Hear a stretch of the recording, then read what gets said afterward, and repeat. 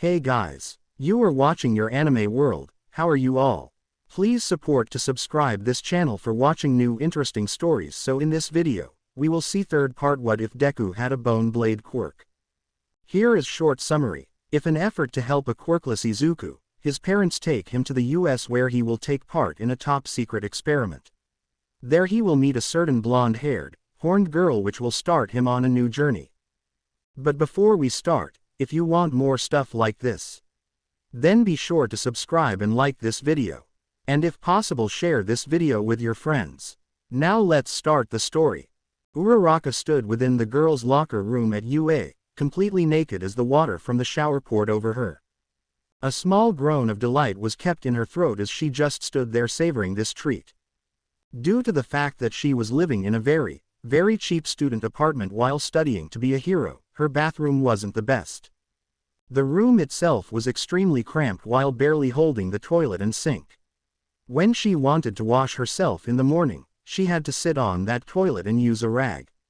Not exactly the most efficient way to clean yourself. Still, it wasn't so bad. Instead of going to the local public bathhouse like the rest of the tenants, she could save money by just coming to UA. At the very least, both places would provide her with water that was reliably hot and not brown. While all this felt great for her, Uraraka couldn't help but feel a slight uneasiness within herself.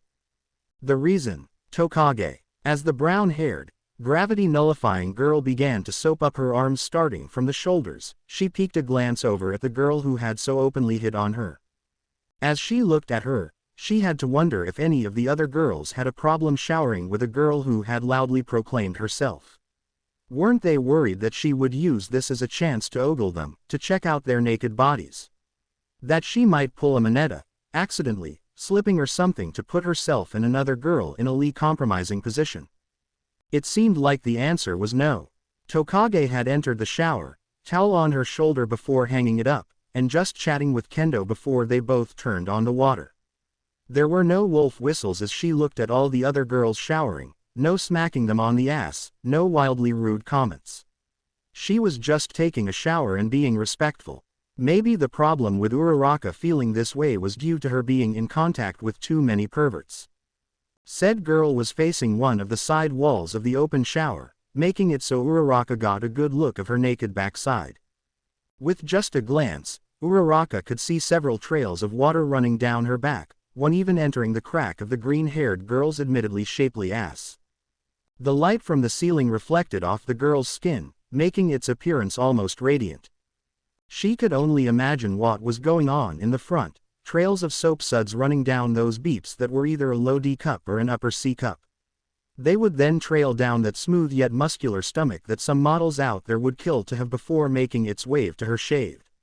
Something that nearly all of the students had been told to start doing when they were informed about their costume due to their skin-tight nature. Then there were the legs. Suddenly, Uraraka realized that this quick glance was moving into staring territory. Wait, had she been imagining Tokage's front? Turning her head, she also understood what she had started doing. She was checking out another girl. Her heart began to beat a bit faster as her face became slightly flushed. She had never before thought of another girl in either the romantic or sense before. Sure, she could admit when another girl was pretty, but that was different. So why was she suddenly feeling this way? Also, she knew she liked guys as she thought Midoriya was cute with those freckles, so much so that, if it weren't for his girlfriend, she might have considered asking him out. Oh wait, she couldn't do to Aizawa. Oh wait again, if she liked guys then why was she suddenly interested in girls? Was it because, for the first time in her life, someone had expressed interest in her and it just so happened to be another girl? Taking a breath, Uraraka looked down and frowned as another thought entered her mind. Out of all the girls here, why had someone as plain as herself caught the attention of someone as amazing as Tokage? After all, the self-disembodying girl was one of only 4 students to get into the school via recommendation and had a very useful quirk. Her grades had to be in a league of their own, just like Yaoyorozu's. And she was super attractive. Meanwhile, Uraraka was the exact opposite. Her quirk was useless, sure, but in areas like construction to make everything lighter. She had had to work her ass off in the entrance exam and had only managed to get into the hero program with a single point. There was always this feeling surrounding her that, at any moment, she would get kicked out by Aizawa. And as for her looks, well. A small sigh escaped her, hands going into autopilot washing her body, as Uraraka began looking around at the other girls in the shower.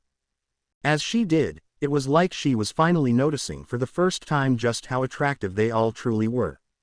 Mina, who was standing next to her, had that striking appearance that seemed both alien and yet not, along with a well-honed body from her years of dancing. The slightly deeper shades of pink on her puffy nipples, the alluring eyes, and not to mention a shapely ass were all features that would make anyone long for her attention. Then there was Kendo. While being more muscular, it did little to distract from her chest and shapely figure. Shiozaki normally had a stern expression, but like the rest of the girls here had that amazing model-like figure along with some additional benefits that would certainly catch a few eyes. Currently she was using her vines to wash her body, slithering around her limbs like various snakes while making sure not to cut herself with her many thorns. The very act itself could be seen as erotic, adding to her beauty. Then there was Yanagi who, despite being completely naked, somehow managed to keep the lower part of her mouth covered with steam. For a few seconds, Uraraka wondered how that was possible before giving up. The ghostly girl was still attractive. All the girls in 1B were just so hot. Then there were the girls from the other courses. Like the Amazon slime girl from General Studies, Katayama. Despite having those massively heavy-looking beeps, Uraraka could see them jiggling alluringly with each step she took. Heck, even Kawakami had this Lolita-like body. Then she looked back down at herself, her hands stopping as they washed one of her unders. Compared to all of them, she didn't feel all that special. She had a round face that a certain member of her class loved to point out and mock her for it. She wasn't fat by any means, but maybe a little too well-rounded. Her beeps were probably too big for her body type, making her look all the weirder. Along with all of her other plain features, it would be hard to stand out in this hero world. So, as she turned her attention back to Tokage, she had to wonder what the girl saw in her. Just then, Tokage stopped in the middle of her conversation with Kendo. She just suddenly stopped, the toothy smile she had fading into something akin to being curious as she turned to look at Uraraka. Realizing that she had been caught, Uraraka quickly turned her head away while her face heated up in embarrassment. Deciding she wanted to get out of here quickly before she could further embarrass herself, Uraraka decided to focus on washing her own body. As she did so, she listened to the conversations around her. "So what do you have planned for tonight, Shroom?" asked Komori, her eyes poking out from underneath her bangs to stare at Kawakami. "Oh, nothing special really. Since I'm free tonight, I'm going to be meeting Shinso at this nice little cat cafe a few blocks from UA, answered the Hydra girl. Though, as she said this, the snake heads coming out of her back rolled their eyes. "Sis, you promised you would meet him there before classes started for the day. We had to work triple time just to make sure we got enough done so you could make it. At least you won't have to worry about your homework during your date. Why couldn't this school have bubble baths? I like bubble baths." Uraraka and Komori just ignored the randomness of the fourth snake sister's head as they both stared at Kawakami. They weren't the only ones since Kawakami's sisters hadn't kept their voices down.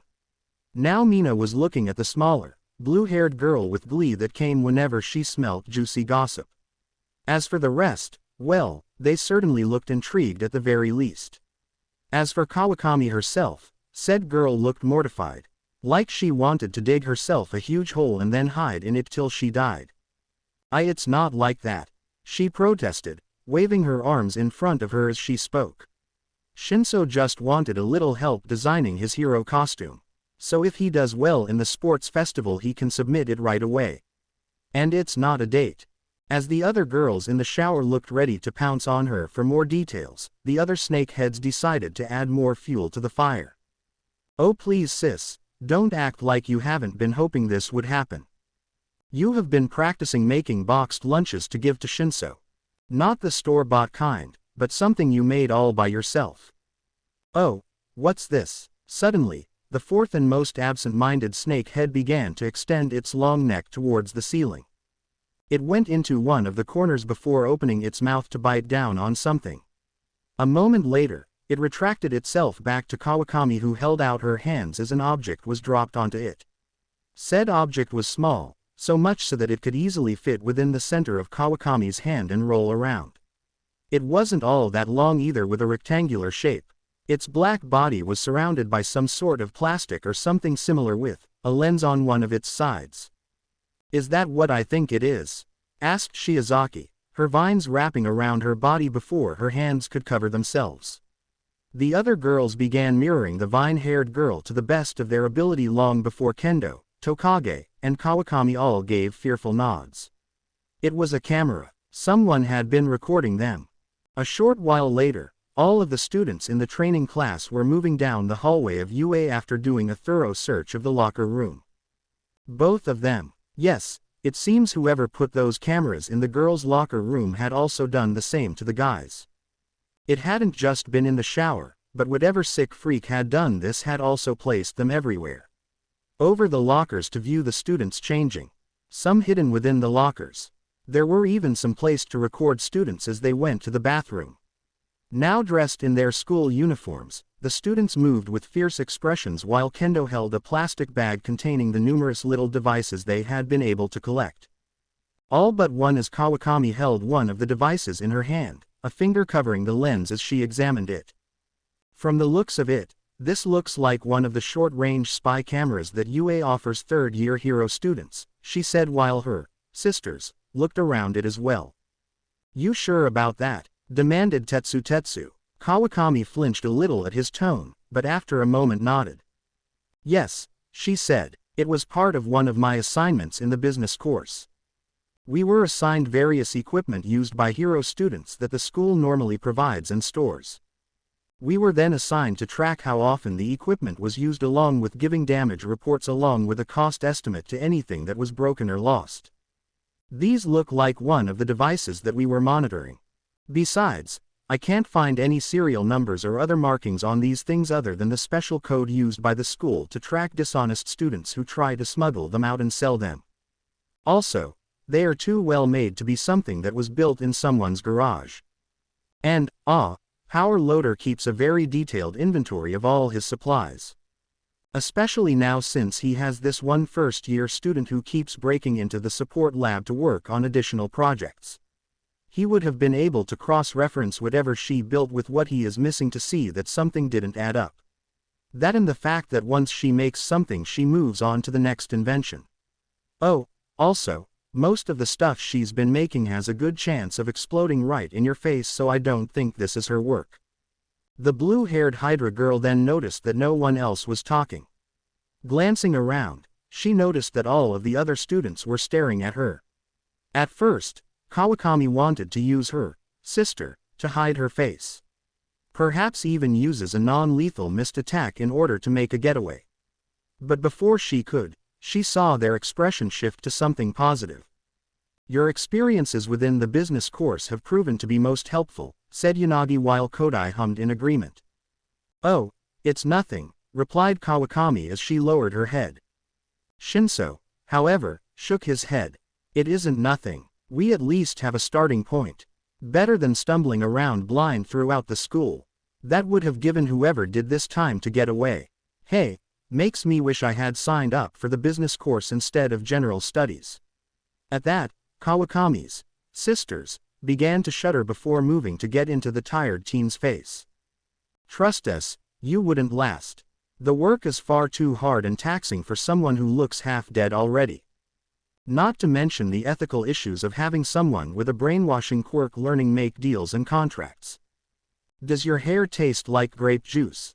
Before anyone could even blink, the fourth head lunged at Shinso's hair before chomping into it.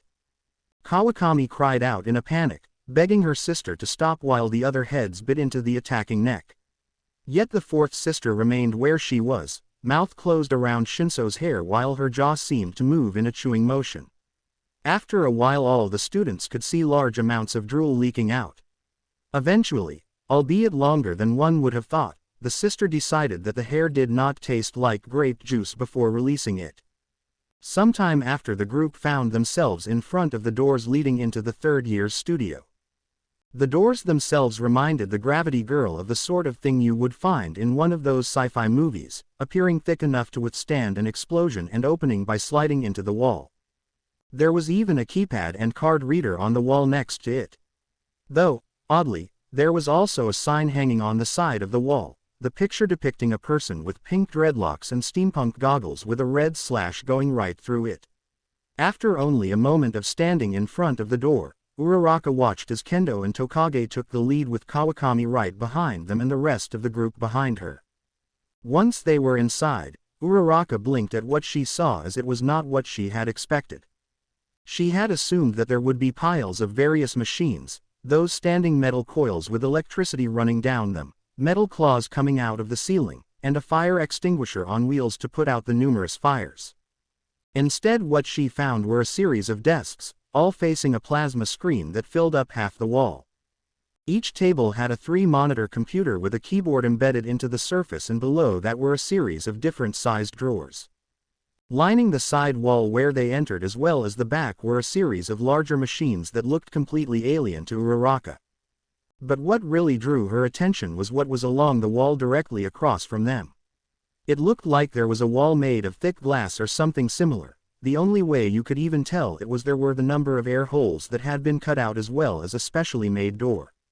On the opposite side of the wall were numerous cabinets of all shapes and sizes, each one containing a different type of lock. Finally, sitting in front of the door at his own desk, was a student. His school jacket had been taken off and hung on the back of his chair, fully exposing his white button-up shirt and red tie as he kept his bespectacled gaze focused on the scenes in front of him.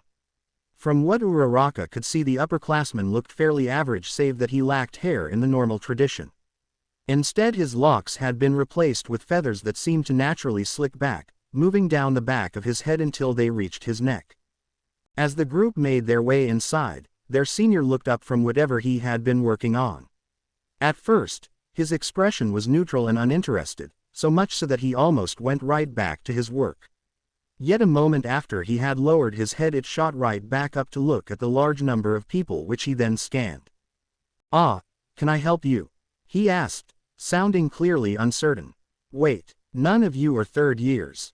If you want to make costume requests or check out equipment to test, you'll need to speak to your own support class." Uraraka watched as Tokage placed a hand on the desk, leaning forward a bit while bending down so that she was not just closer to him but also at his eye level. "Yeah, hi, we're not looking for either of those. We need to speak with whoever is in charge of all the third-year gadgets. Think you can help us with that?" "Then that would be me," the teen said, once more looking over all the students. Like he was trying his best to place them. "I keep track and record the checkouts of all equipment used by hero students for after-hour training.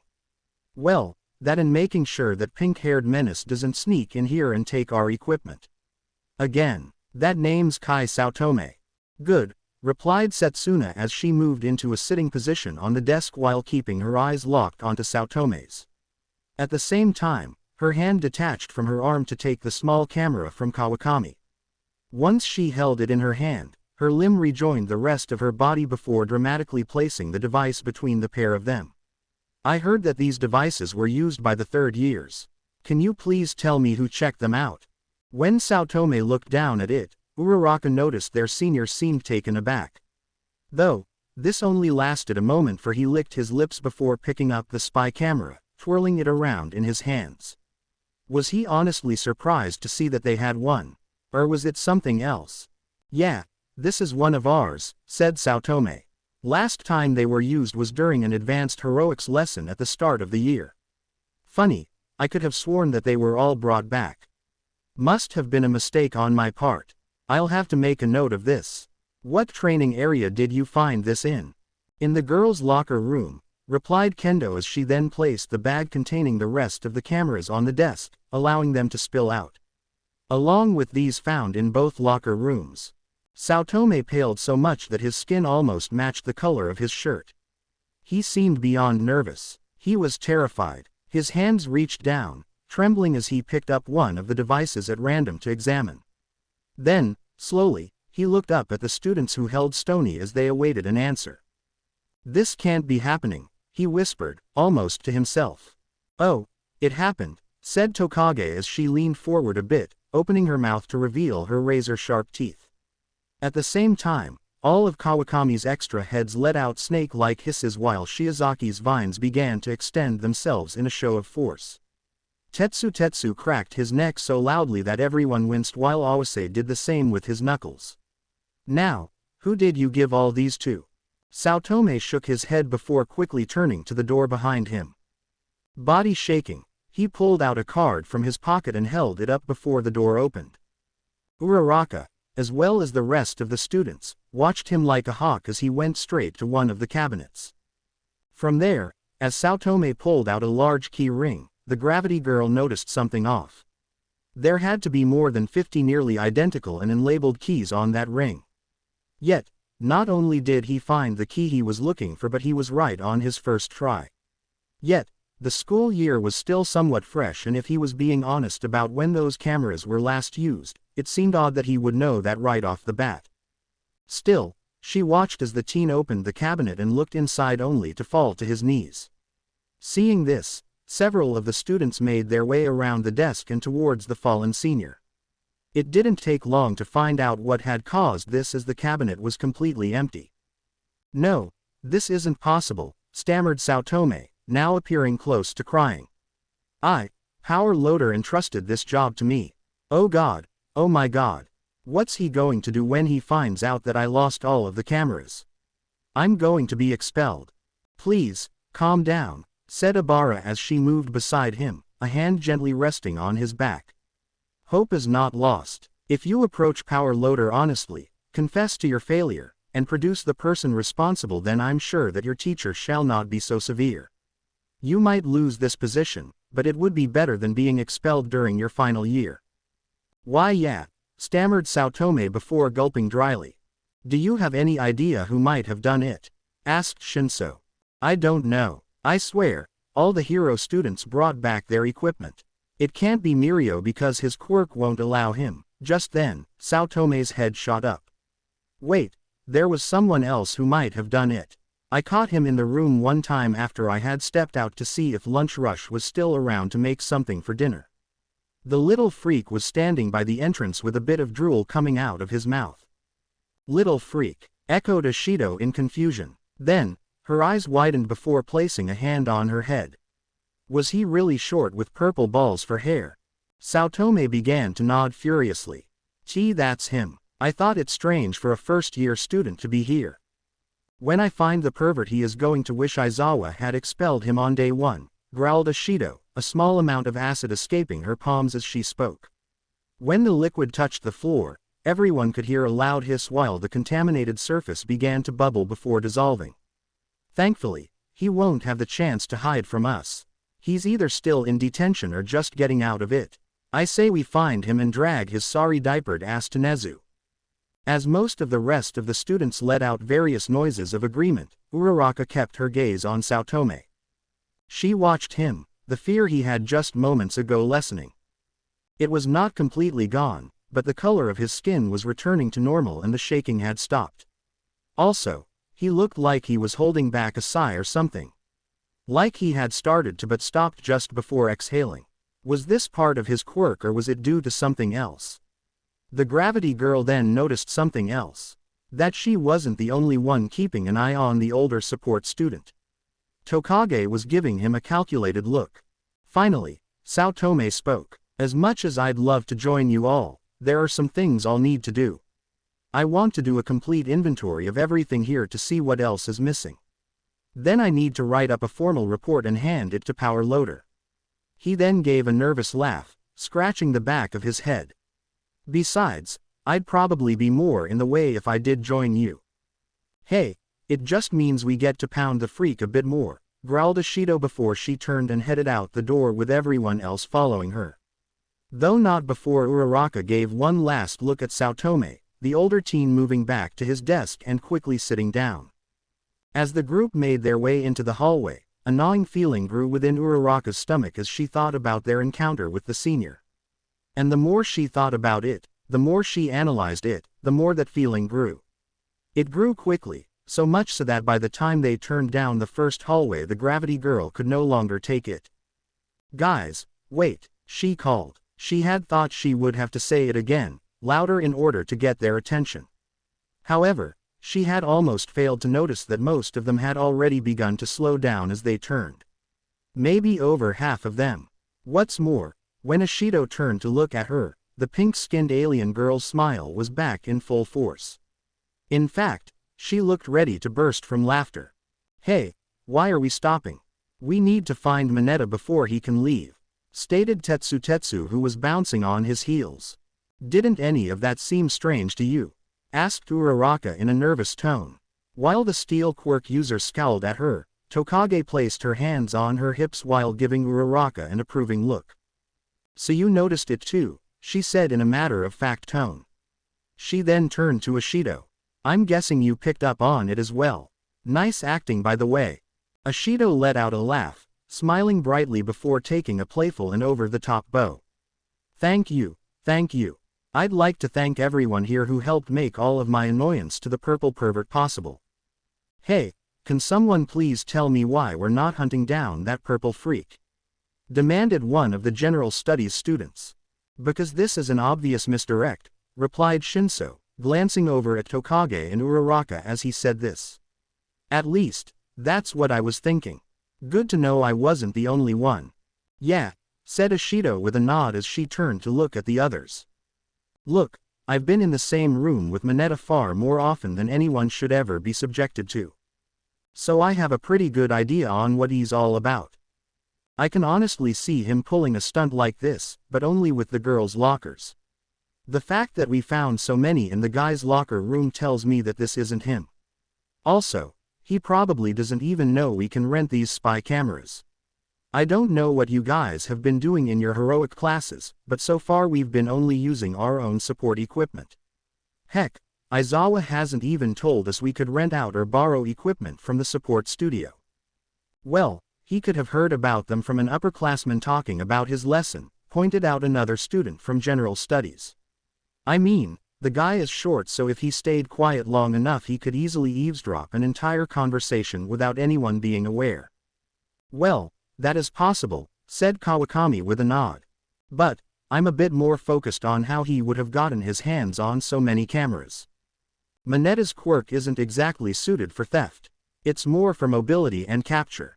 From what we just saw, in order to get into the storage area you would need a special key card, then in order to get into the cabinets there are individual keys.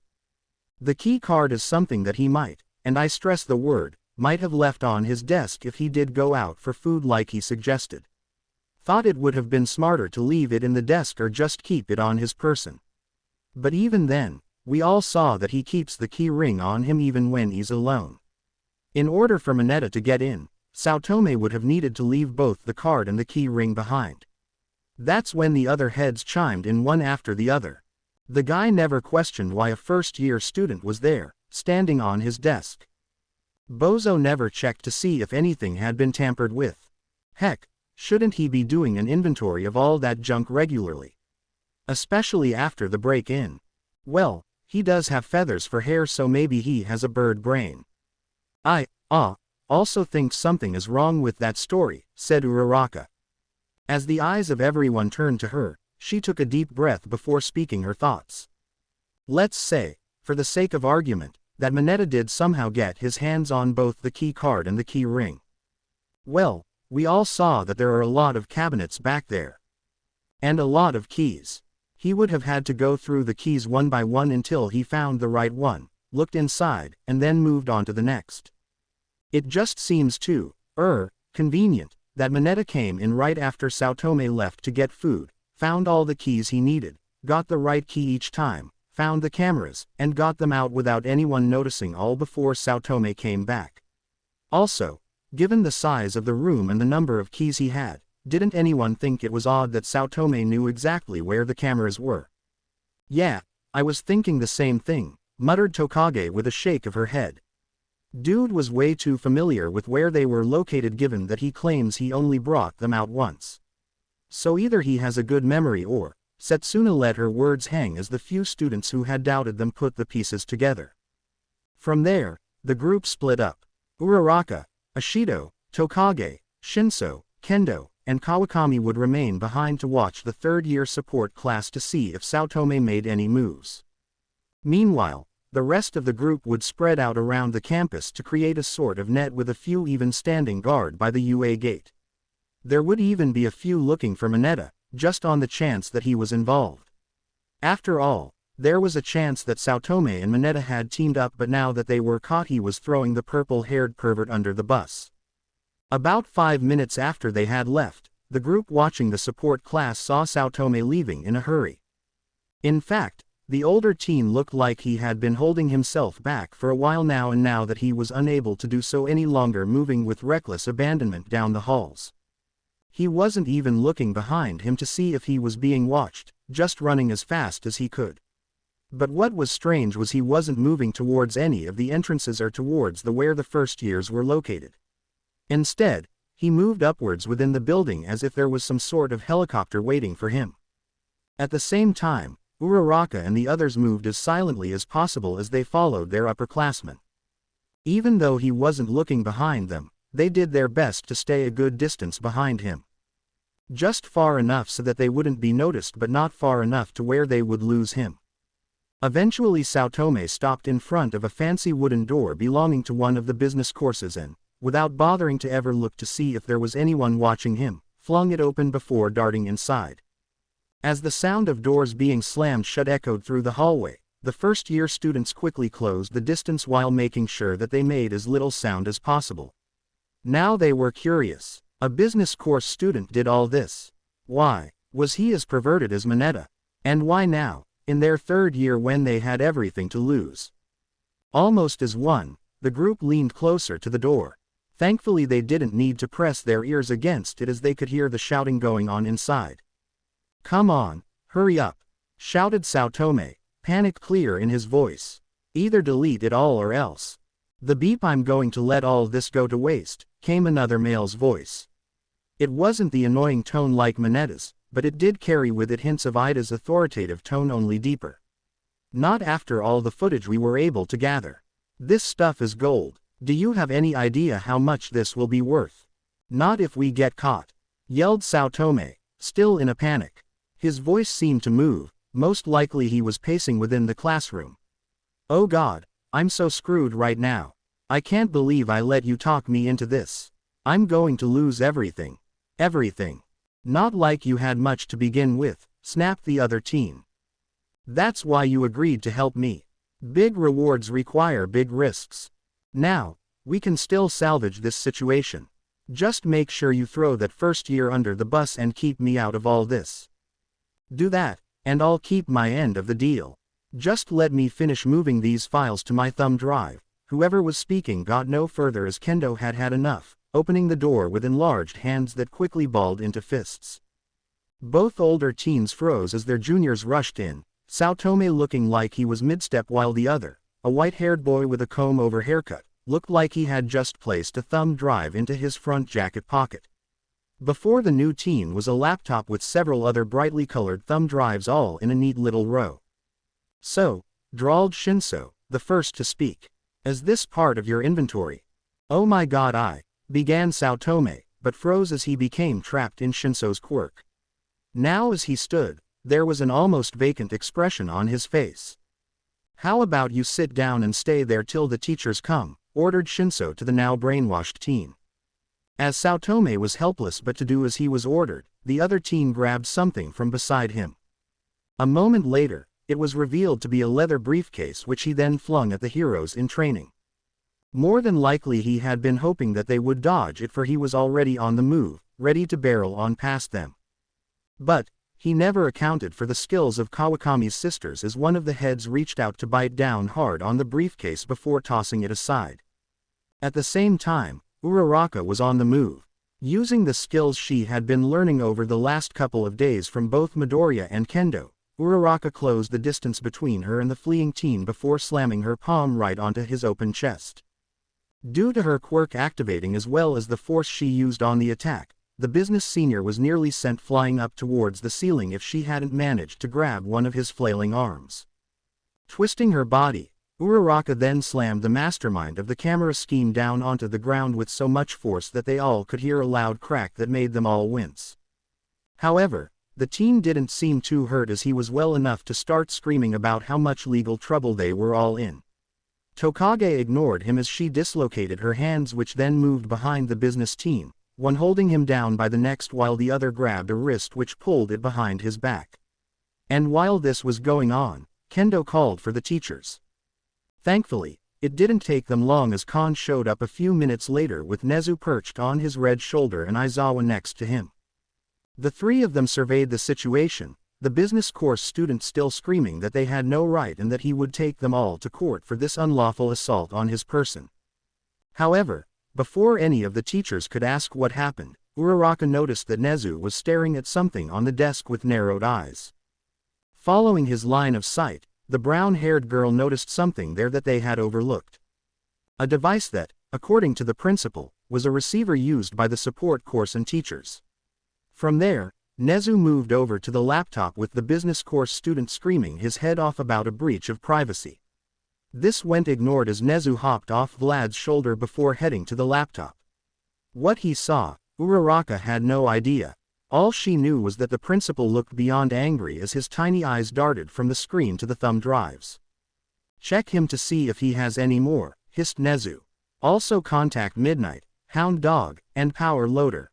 We will need to do a complete sweep of the school grounds. That includes the teachers' locker rooms." The weight of the statement was not lost on any of the students, realizing just how far these two had gone. So, rather than asking questions, Tokage and Uraraka helped bring the mastermind of all of this back onto his feet by means of having the lizard tail splitter girl's hands holding said teen up by the wrists while his gravity was still removed.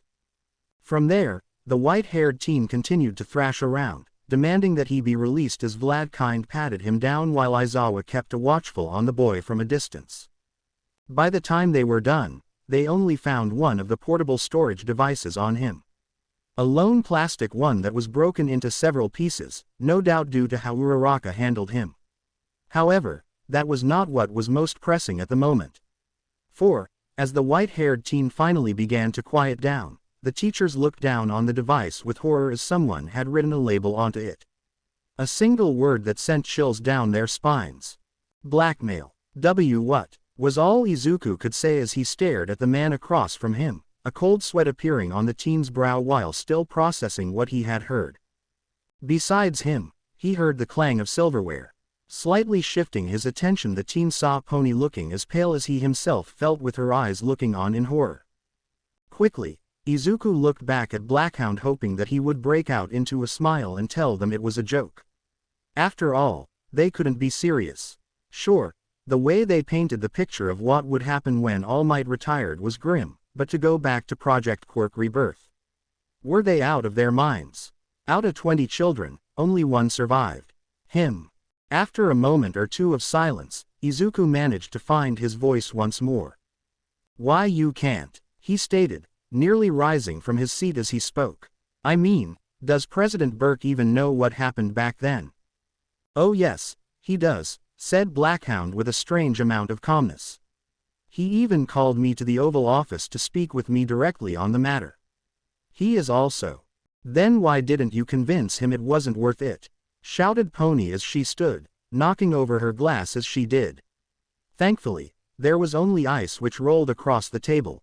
But Blackhound wasn't paying that any mind as he began gesturing with his hands for Pony to calm down. Something that she ignored, placing a hand over her heart. "How could you? Do people's lives really mean so little to you? This is monstrous. This is insane." "Miss Tsunotori," began Blackhound, raising his voice above that of Pony's while his face showed a rare spark of anger. Izuku was about to shout back, when he noticed that Carol was also glaring at them. Her face practically screamed, "How dare you talk about my father like that?" Glancing over at Pony, the teen saw that his girlfriend also noticed this. Slowly, the two of them sank back into their seats. As for Blackhound, one of his scarred hands reached up to rub his forehead before a deep sigh escaped him. Bit by bit, the tension in the room began to lessen, though not completely vanishing altogether. "Pony. Izuku," Blackhound said at last, his face calmer and now more relaxed. "I apologize. I should have asked that you remain calm until I finished explaining everything. Yes, that might have been better given the history the two of you share with the project. And now I've gone and ruined what was supposed to be a lovely dinner between friends." Mr. Blackhound," began Izuku, his mouth going slightly dry. He then took a deep breath before speaking. "Sorry. If you wouldn't mind, I'd like to hear everything." "Thank you," replied Blackhound with a nod, placing his scarred hands on top of each other. "Yes, when I spoke to President Burke he was already familiar with what happened at the project. Not really surprising, as it had been part of a government contract. I'm sure before I ever stepped into that office he had been debriefed on the whole situation by a number of advisors. Though when I did get there, he gave me the impression that this was the last thing he wanted to attach his name to. Whether it was because he found the deaths gruesome or fearing what would happen to his poll numbers should the deaths become far too large to cover up. Maybe even both. Still, he was willing to speak with me as he was with many other companies. Now, even though the project was officially shut down, that didn't mean that we just threw everything away. No, that would have meant that those who didn't make it died for nothing. Since that day, I have spent millions of my company's budget each year trying to figure out how you, Izuku, were the only survivor. And, last year, we were able to confirm with 98% certainty that it was because you were originally quirkless." Izuku blinked at that. "I don't understand," he muttered. "How does being quirkless make it so I would survive?" Blackhound didn't answer right away. Instead he held up his glass of wine, gazing up at the red liquid. "Did you know that the inspiration for this project came from a Japanese boogeyman?" he asked, his tone sounding far off. "I remember hearing whispers about the man in the shady apartment I grew up in. Most of the drug dealers, pimps, and worse would talk about him. About a man from the dawn of quirks who had the power to steal another person's quirk, collecting them for himself but also able to bestow them onto others. More than once, I heard them wondering if the man would pay for a good quirk. This mostly came from the pimps, no doubt fooling themselves into thinking they could make more money from the girls who were past their prime, as they put it." As Blackhound said this last part, a look of utter disgust and revulsion swept over his face before drinking half the contents of his glass, as if what he had said had left a foul taste in his mouth, one he hoped he could wash away. "I bring this up because, while the idea was based on these stories, quirks are not like a piece of computer hardware," said Blackhound, letting down his glass as he spoke. His demeanor was once more closer to that of a businessman, one that was explaining a product of potential investors. "Everyone's bodies are built around their quirk so that they can handle it. For example, if a person has a fire quirk, then their skin needs to be able to withstand that heat to keep it from burning up.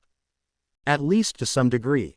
So, if we were to give a quirk to a person who didn't have this built-in resistance, there would be serious drawbacks to using said quirk. This was something that my team understood from the beginning and worked to address. Our solution was to come up with something akin to a retrovirus, rewriting the target's DNA in such a way that would not only genetically transplant the revived quirk into the target but also altering their bodies so that they could handle it just as well as the original. What's more, we added in several drugs that could accelerate the process. We also choose the time when our subject would get this process with the greatest of care. At a time when their bodies were still growing and would have a greater chance to adapt to these sudden changes. The problem is that all of the children that day already had quirks. Rather than having their new changes to the body blend in with the original, they instead began to clash in unexpected ways that we could not have foreseen. Everyone but you, Izuku. You, who were the lone blank slate, were able to accept the changes without any issue. At some point, Izuku found himself placing a hand on his chest. For so long, he had wondered what had made him so fortunate to survive that day. Had he just been the lucky one? That by some miracle he had been spared. A 1 in 100 chance of survival. But now, hearing that it was the thing that he had lacked that saved his life gave him conflicting emotions that he didn't properly know how to describe. There was closure and relief, but also, Izuku shook his head at this before turning his attention back to Blackhound. Are you sure about that? He asked. I mean, I get it. Me being the only quirkless person there is probably the most notable factor. But it couldn't be that simple, could it? Blackhound chuckled a little at that. Izuku, my dear boy, we've been studying what went wrong for years in order to come to this conclusion. Yes, the fact that you were the only quirkless child there did not go unnoticed. So much so that it was the first thing that my team brought up when I asked how it was that you were able to succeed. However, we wanted to be very, very careful with this. We wished to rule out every single possibility. We took the remaining genetic samples of the children we lost, taken prior to their untimely demise, and repeated the process on a much smaller scale. The results were different, though no less deadly. We also tried slowing the process down, giving the samples more time to adjust. At that, Blackhound paused to take a breath. If those had been real people, they would have lasted longer. As well as suffered far longer than anyone should. Blackhound then gestured towards Izuku. At the same time, we were experimenting on your original quirkless samples as well as using the new ones we gathered during your visits to our headquarters. With those original samples, we wanted to see if it was the quirk or the body modifications that you received that saved your life. Let's just say that, no matter what quirk you would have been given, you would still be here enjoying this wonderful steak dinner. As for the samples we received later on, those did not do well at all. It seems like nobody shall ever have more than one quirk. Does that mean you're giving up trying? Asked Pony, very curious. Well, there are a few people still working for me that wish to keep trying, replied Blackhound, frowning slightly, though both teams could tell it wasn't directed at Pony. The most ethically sound idea that has appeared on my desk suggests that we forego the additional body modification. That just giving a person a quirk is simply enough. However, I firmly disagree with this approach, as having a quirk that would damage the user would defeat the overall purpose. After that, I have one scientist that believes that we need to alter the human body more in order so that they will be able to handle the changes. Sadly for him, I do not wish for the human race to become eldritch horrors. Another believes that we simply didn't start young enough. That the process should begin while the infants are in the womb. There we can control the very development of their bodies as well as the quirks they get. I firmly told him no. So quirk rebirth is going to focus solely on those without a quirk? Asked Izuku as he leaned forwards in his seat. This would mean that nobody would ever have to go through what Izuku did. That even a child born quirkless could grow up like any other person in this super-powered society and dream about being a hero. Sure, they might get teased or bullied for not having a natural quirk, but things like that would always exist. Blackhound's eyes relaxed while a smile appeared on his face. That is correct, he said warmly. To be honest, I'm happy that quirk rebirth is being used for its original purpose instead of allowing rich, entitled people to give their children multiple quirks. It's why I approved your father's request to have you placed in the program. I'm glad it worked out.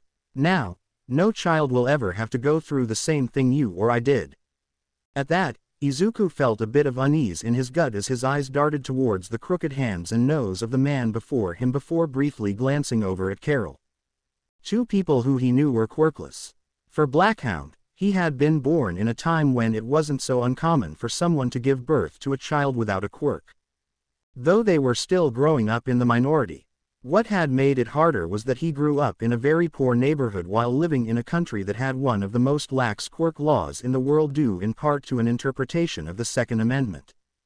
Because of that, Blackhound had been the victim of bullies and thugs to the point where he had been taken by an ambulance more times than he could count. Each scar and broken bone were reminders of the nightmare that he had lived through before clawing his way out of hell.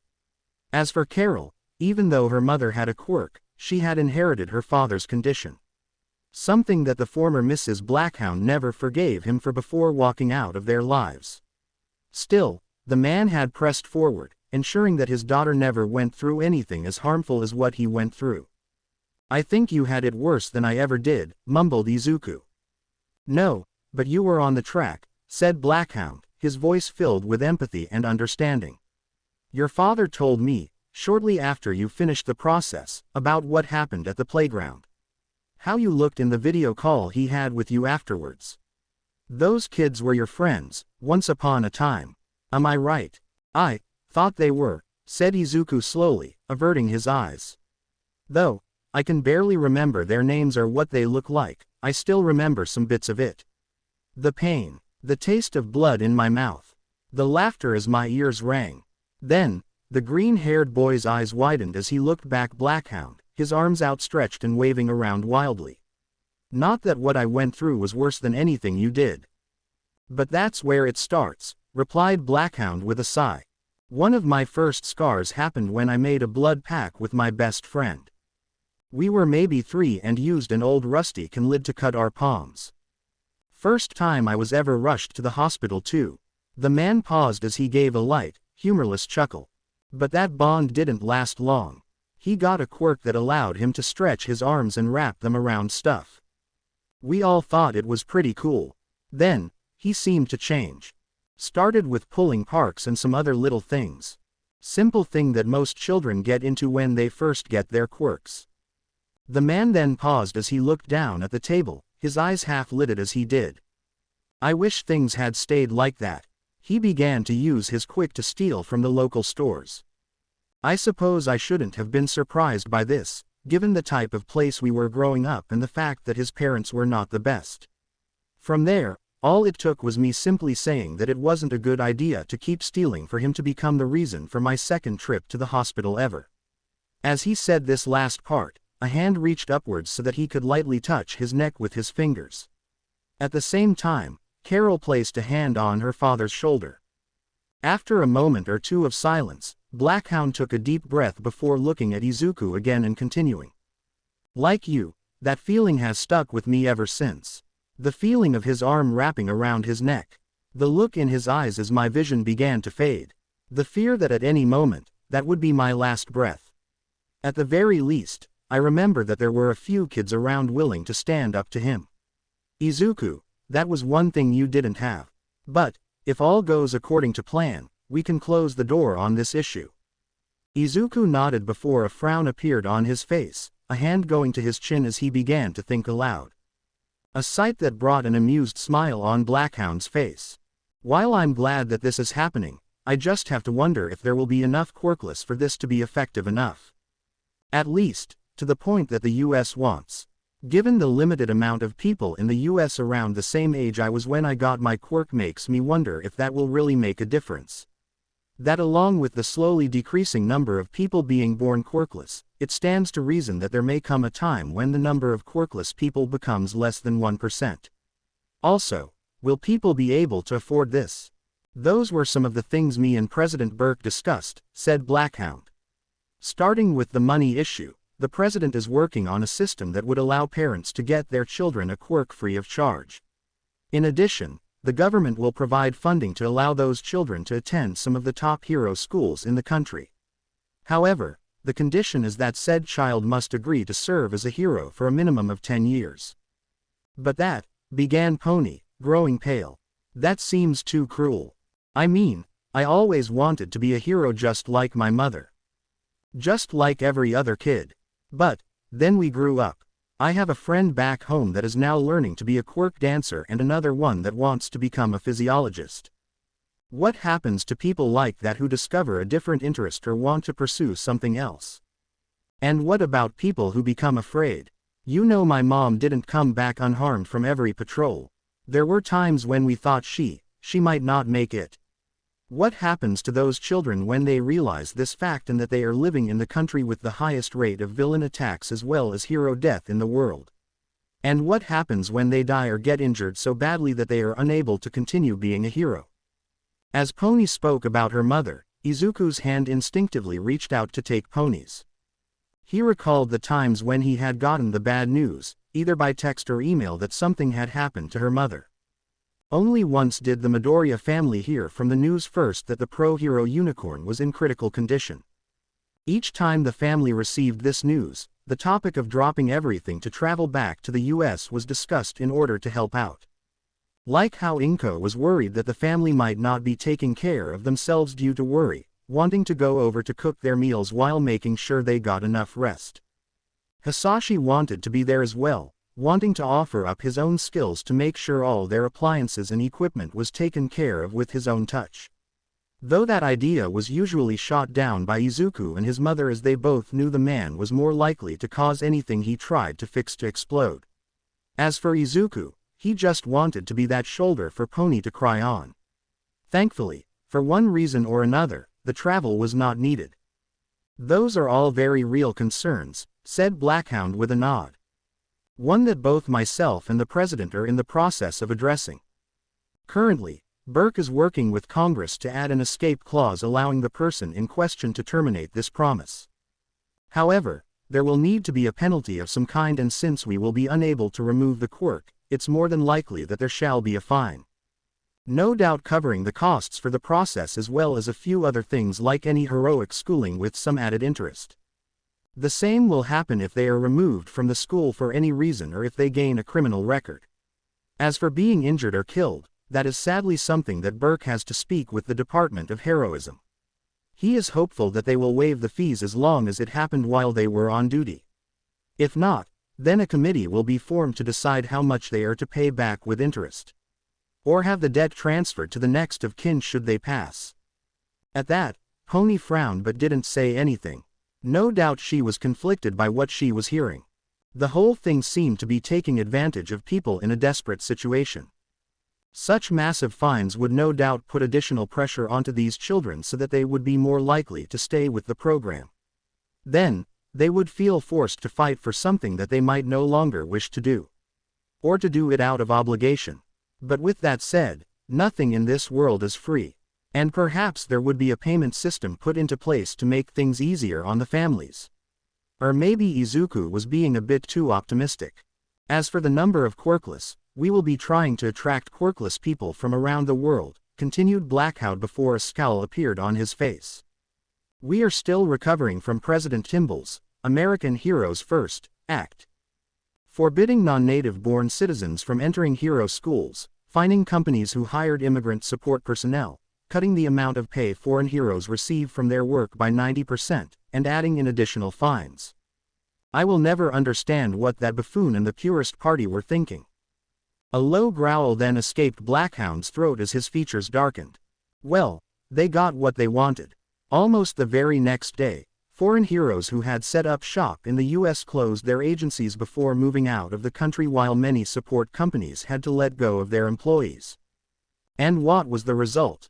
Entire communities losing the only heroes in their area, with the insurance in those areas going up while also disrupting the local economy. Crime rates in those areas shot up, some becoming compared to a war zone. And when things got so bad that governors were calling for military assistance to deal with the problem, what did Timble do? Pretend there wasn't a problem, even as entire cities were burning so much that they could be seen from orbit. He even forbade All Might from setting foot in the country. "Daddy, deep breaths, said Carol quickly as she noticed her father's face turning red from anger. An anger that was shared, though not quite as intense, by both Izuku and Pony. All of this had ended back when the two were one, but that did not mean that they had not been taught about the events in school. Specifically, America's Purist Party. In simplest terms, they were an extremist political party that had gained power due to their stance on immigration. Namely, there shouldn't be any, and that their country belonged only to natural-born citizens. One of the targets of their ire were foreign heroes who had set up agencies in their country, claiming that they were diluting American heroes and bringing with them more crime.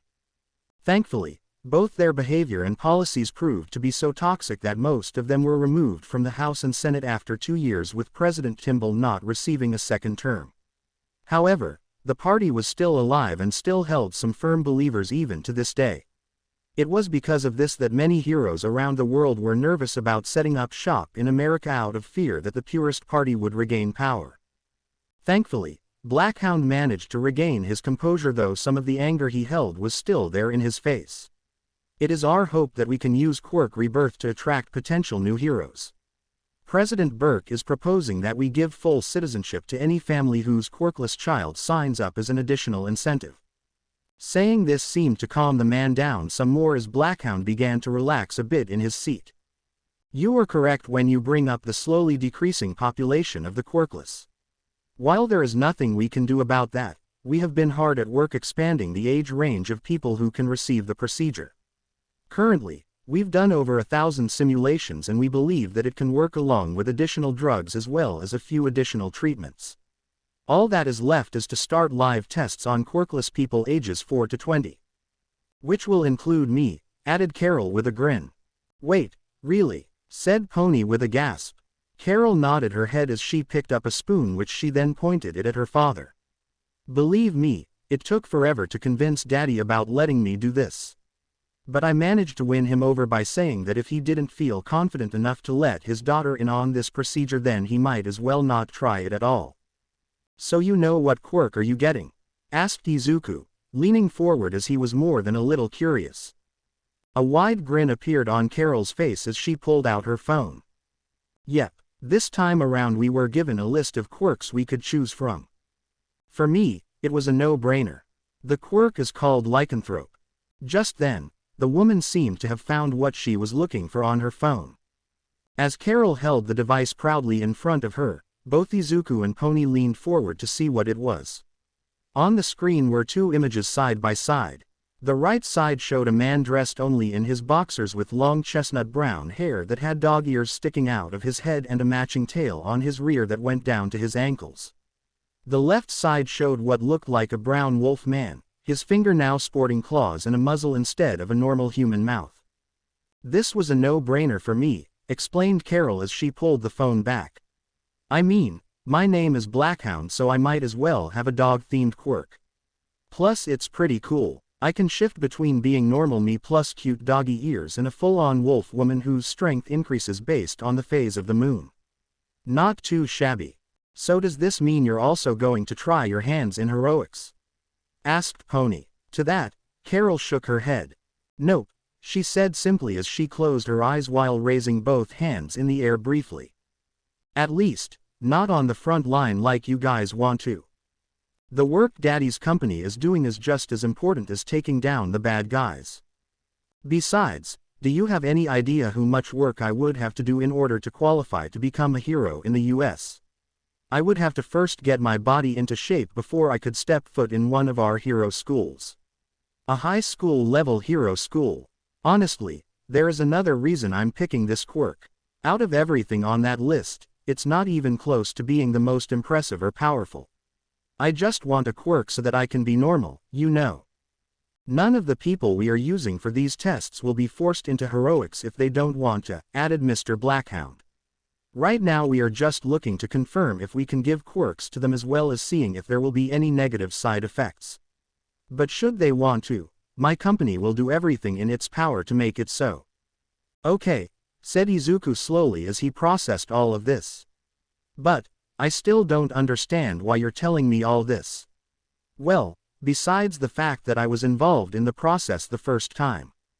Ah yes, replied Blackhound. The man then took a deep breath, exhaling slowly before speaking. Izuku my boy, have you ever wondered why you were allowed to leave the States? You know, after that tragic day. Izuku frowned as he looked down at his plate. To be honest, he had wondered that more than once. These thoughts mainly occurred when he was traveling to and from the States for his checkups. After all, this was a one-of-a-kind process so it would have made more sense just to keep him close. And with the reach someone like Mr. Blackhound had, he could have easily gotten the family their American status. Heck, he could have forged new identities for the entire family as well as getting them a new house with the money he found between his couch cushions.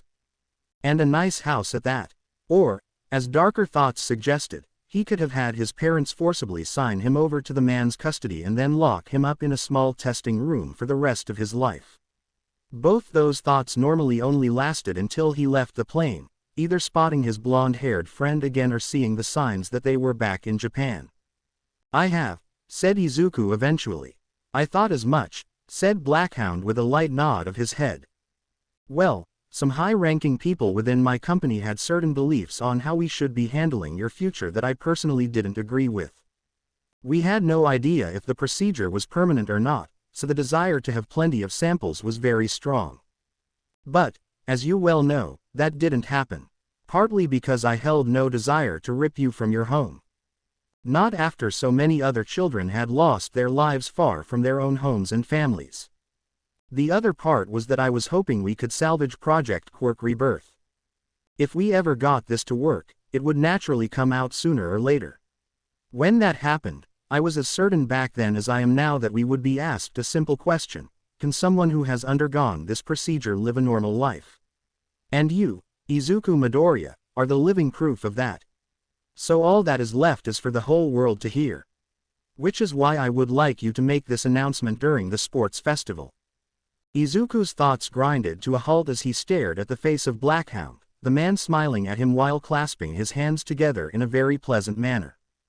However, this did little to reassure Izuku as he felt his world spinning all around him. Had he heard right? The secret of Bone of My Sword was one that Izuku Midoriya had guarded dearly, with only a few people aware of how he had gotten it, as well as one who had suspected something was wrong with it. However, Izuku had not thought of that person for so long that the name and face of the individual had long since been forgotten. The reason he had kept this secret was not just because the company had told him to, which he completely understood why, but also because he was afraid. Afraid of how the world would react, thinking that he was a liar and a faker that had snuck his way into the world of heroes. That's a lot to take in, the teen finally said honestly. As he spoke, Izuku began to imagine what that scene would be like. Would he be giving the opening speech at the sport festival, casually mentioning that he got his quirk via a science experiment? Or would he only mention it if he placed? Already he could see various negative outcomes. The medal being taken away, people calling him a cheater since his quirk wasn't natural. More and more angry shouts began to fill his head, calling him a freak as well as other such things that made his skin grow cold. Izuku, a person willing to take on a zero-pointer without a second thought, was terrified of a crowd and what they would think of him. Maybe it was because the largest crowd he had ever spoken to was a class and not a stadium full of pro heroes and regular people that would be allowed to shout at him and throw things at him. And it would be viewed all over the world. And he wouldn't be focusing on defeating a villain to distract him from these facts. Oh, and he doubted he could fight the crowd without getting into trouble, making him effectively helpless. Yes, I am aware, replied the man with a nod. Now, I can see that you're freaking out a little and I understand. I know I'm asking a lot. I don't, was all the bone-using teen could say, feeling sweat forming all over his body. His hands began to tremble for a moment but stopped when he felt ponies on top of his own. With heavy breaths he looked up, seeing that she was looking back at him with an expression that seemed to say, I'm here with you right now. Don't worry. Seeing that did help calm the young man down as he turned to look at the CEO across from him. Said man's smile was gone, replaced with a look of concern with his phone in hand. Izuku, are you okay to continue? He asked. If not, we can end this conversation right now and I can arrange to have you taken back to your dorm. And no, I'm fine, stammered Izuku. Like I said, it's a lot to take in. I mean, I kind of get it, the sport festival is the most watched event in the world. Not to mention some of the biggest heroes and heads of support companies will be there in person. Yes, said Blackhound as he set his phone down. Now, I'm not asking you to make this announcement before the crowd as part of the opening speeches or anything like that. Knowing you, you've no doubt watched the events that happen at the end of each day of the sports festival. Specifically the live interviews that are given to the top 3 participants. Blackhound paused, watching Izuku, who gave a slow nod as he did begin to calm down. The interviews he was talking about were more like press conferences held in a large room with almost 100 reporters from all over the world. Each day of the festival, the top-placing students of that year would be asked question after question, getting their first real taste of what it meant to be a pro in this situation. Sitting with them would be their homeroom teacher and any family that happened to make it there that day, as well as any friends in attendance as well. While it was still intimidating, it was leagues better than doing it before a crowd. Of course, you won't be alone, continued Blackhound. If you decide to go along with this, I am planning on being there for the sports festival along with Carol so that we can help the press better understand by answering any questions that you yourself are unable to answer. Naturally, After this, reporters from all over the world will do some digging. That is part of their job after all. They will look into every record of you that is on file, checking to see if there is anything they can use. They will talk about everyone you have ever met. Classmates, teachers, doctors, the bus driver, the people who work at your favorite restaurant. They will look into anyone they can, searching for proof that something is wrong. To find something to drum up negative press for the sake of ratings. And what will they find? Your life, my boy. The best proof that anyone can give that not only is this procedure safe, but that you can live a healthy, normal life without anyone being any wiser. I do not doubt there will be conspiracy theorists out there who will claim that I have pulled all the strings, but as long as the major news networks only report the truth, it should die down with time. And that truth will be heard all over the world. That parents will no longer have to live in fear that, as minor as it is nowadays, that their children will be born quirkless. Blackhound then stood up, reaching out a hand towards Izuku. Izuku, I know you have your own reasons for doing well in the sports festival. But, should you succeed and make it to one of the pedestals, would you loudly declare to the world that you are here to mark the end of the age of quirklessness? Though the blanket of night had been draped over the city, sleep and rest eluded to so many for various reasons. The nightlife was in full swing, with people of all ages gathered at their favorite haunts. Middle schoolers and high schoolers found themselves drawn to the nightclubs that were made with them in mind, karaoke bars, and even arcades. There were even those young people who were in the middle of cram schools, studying their hearts out in the hopes of getting into the school of their dreams. Then there were those college-age people, from their late teens to late 20s. Those people were hitting the other clubs, dancing and partying the night away.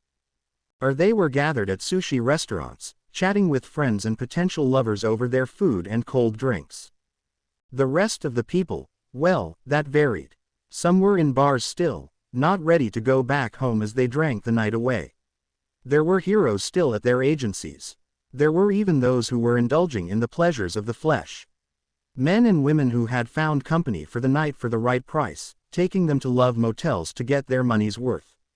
There were also a few clubs, BDSM, and strip clubs to provide a stimulating night. And of course, there were the people on the street. Those women who worked the night stood at the corners or the entrances to alleyways, watching people of all ages walking by trying to find the right mark.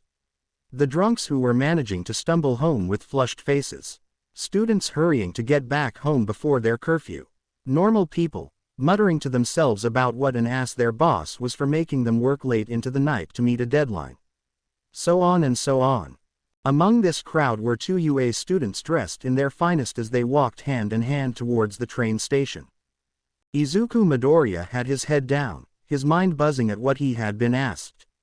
For him to place within the sports festival, not just for the honor and the benefits that it would bring for a future hero student like himself, but also to make an announcement that might change the world as they knew it. There were so many reasons why he thought Blackhound was in the right, how this would make the world a better place. But, at the same time, fear gnawed at him the same way a dog did to a bone. It's a lot they're asking, said Pony suddenly. Izuku turned to look at his horned girlfriend. She was not looking at him, her head downcast while her normally bright eyes were half-lidded. It was clear that she, like him, was feeling the weight of what they had heard. So, do you think I should do it? Asked Izuku. I'm conflicted, replied Pony slowly, a deep sigh escaping her lips as she spoke. On one hand, I can see that Blackhound's heart is in the right place despite it mostly helping out the USA. Izuku, you know what the suicide rate for quirkless people are like in the States. They're freaking insane. What makes it all the worse is that most of them happen during middle and high school. Not to mention the murder rates, crime, and discrimination all aimed towards a group of people who have a hard time fighting back without weapons. It's sick. Not only that, but this will be giving us more heroes. Not weapons like guns in every household, but trained people who know how to use their quirks to fight villains without killing them as well as assisting in disasters. Even if those people do change their minds later on and decide that they don't want to be heroes when they grow up, they'll at least have better options. But on the other hand, have you ever read or seen Dr. Seuss's The Sneetches? Izuku shook his head. It's a story from an old pre-Quirk writer. I had this elementary school teacher that liked to play as the old animated shorts. The story is about these two groups of creatures called Sneetches that lived on a beach, ones with stars on their bellies and ones without. The ones with stars thought they were the ones who were superior since they had the stars. Can't remember what they did, just that they were real bullies and jerks. I really wanted to use my horn cannon on them. Hearing that made Izuku chuckle a bit, watching as Pony became a bit more animated as she spoke. How her free hand balled into a fist while her expression heated up when she spoke about these star-bellied creatures. It did seem odd to Izuku that they would discriminate against another group over something so trivial. Did those stars on their bellies do anything like a quirk? Could they shine a light out of it? Create a floating, star-shaped disk that they could ride the waves over? Could they use those stars to punch holes into other realities? Then one day, a man came in this weird-looking vehicle, continued Pony. He stopped in front of the starless Sneetches claiming to have the answer to their problem. That he could give them stars on their bellies. So the starless Sneetches paid him and he did what they asked. He had them step into a machine that, when they came out, had the same green star. So I guess that was it? Asked Izuku. I mean, now you couldn't tell who was born with a star on their belly from those that just got one. Meaning there's no reason to treat them differently. Pony, however, shook her head sending her blonde locks from side to side. No, the ones who had been born with stars became upset, that they were special first and didn't want to lose that. But, they realized the same thing you did. How could they tell each other apart? That's when that same man showed up, offering them the solution to their problem. They stepped into a different machine, this one removing the stars. Without them, they began to strut around claiming to be superior again. So, on it went. The ones with stars would have them removed and then the ones without would have them put on. Just kept on going until they ran out of money. Then the man left. It was only when none of them could even remember that they realized just how silly they had all been and agreed to share the beach they all lived on. Pony let out another sigh as she held up her free hand. Look, I'm not saying that Blackhound is like that man who profited over changing the Sneetches. What he's doing is more than a cosmetic change. It's just that the quirkless might end up trading one form of discrimination for another. That we'll have parents taking their kids to get a quirk so that they'll have a normal life, or someone like Carol who does it just so she can feel normal, only to have the world shunning them because their quirks aren't normal. Remember how quirks upturned society when they first showed up? What if something that bad happens? What if something like with the Sneetches happens to the world, where people are still trying to separate those who originally had quirks from people who didn't? That's possible, admitted Izuku, who nodded in understanding. Pony's concerns were valid. He could imagine how those people felt, finally getting that chance to be normal in hopes of escaping a nightmare they were born into. But, what would they do if the nightmare didn't end? What if things continued to be bad just in a different way?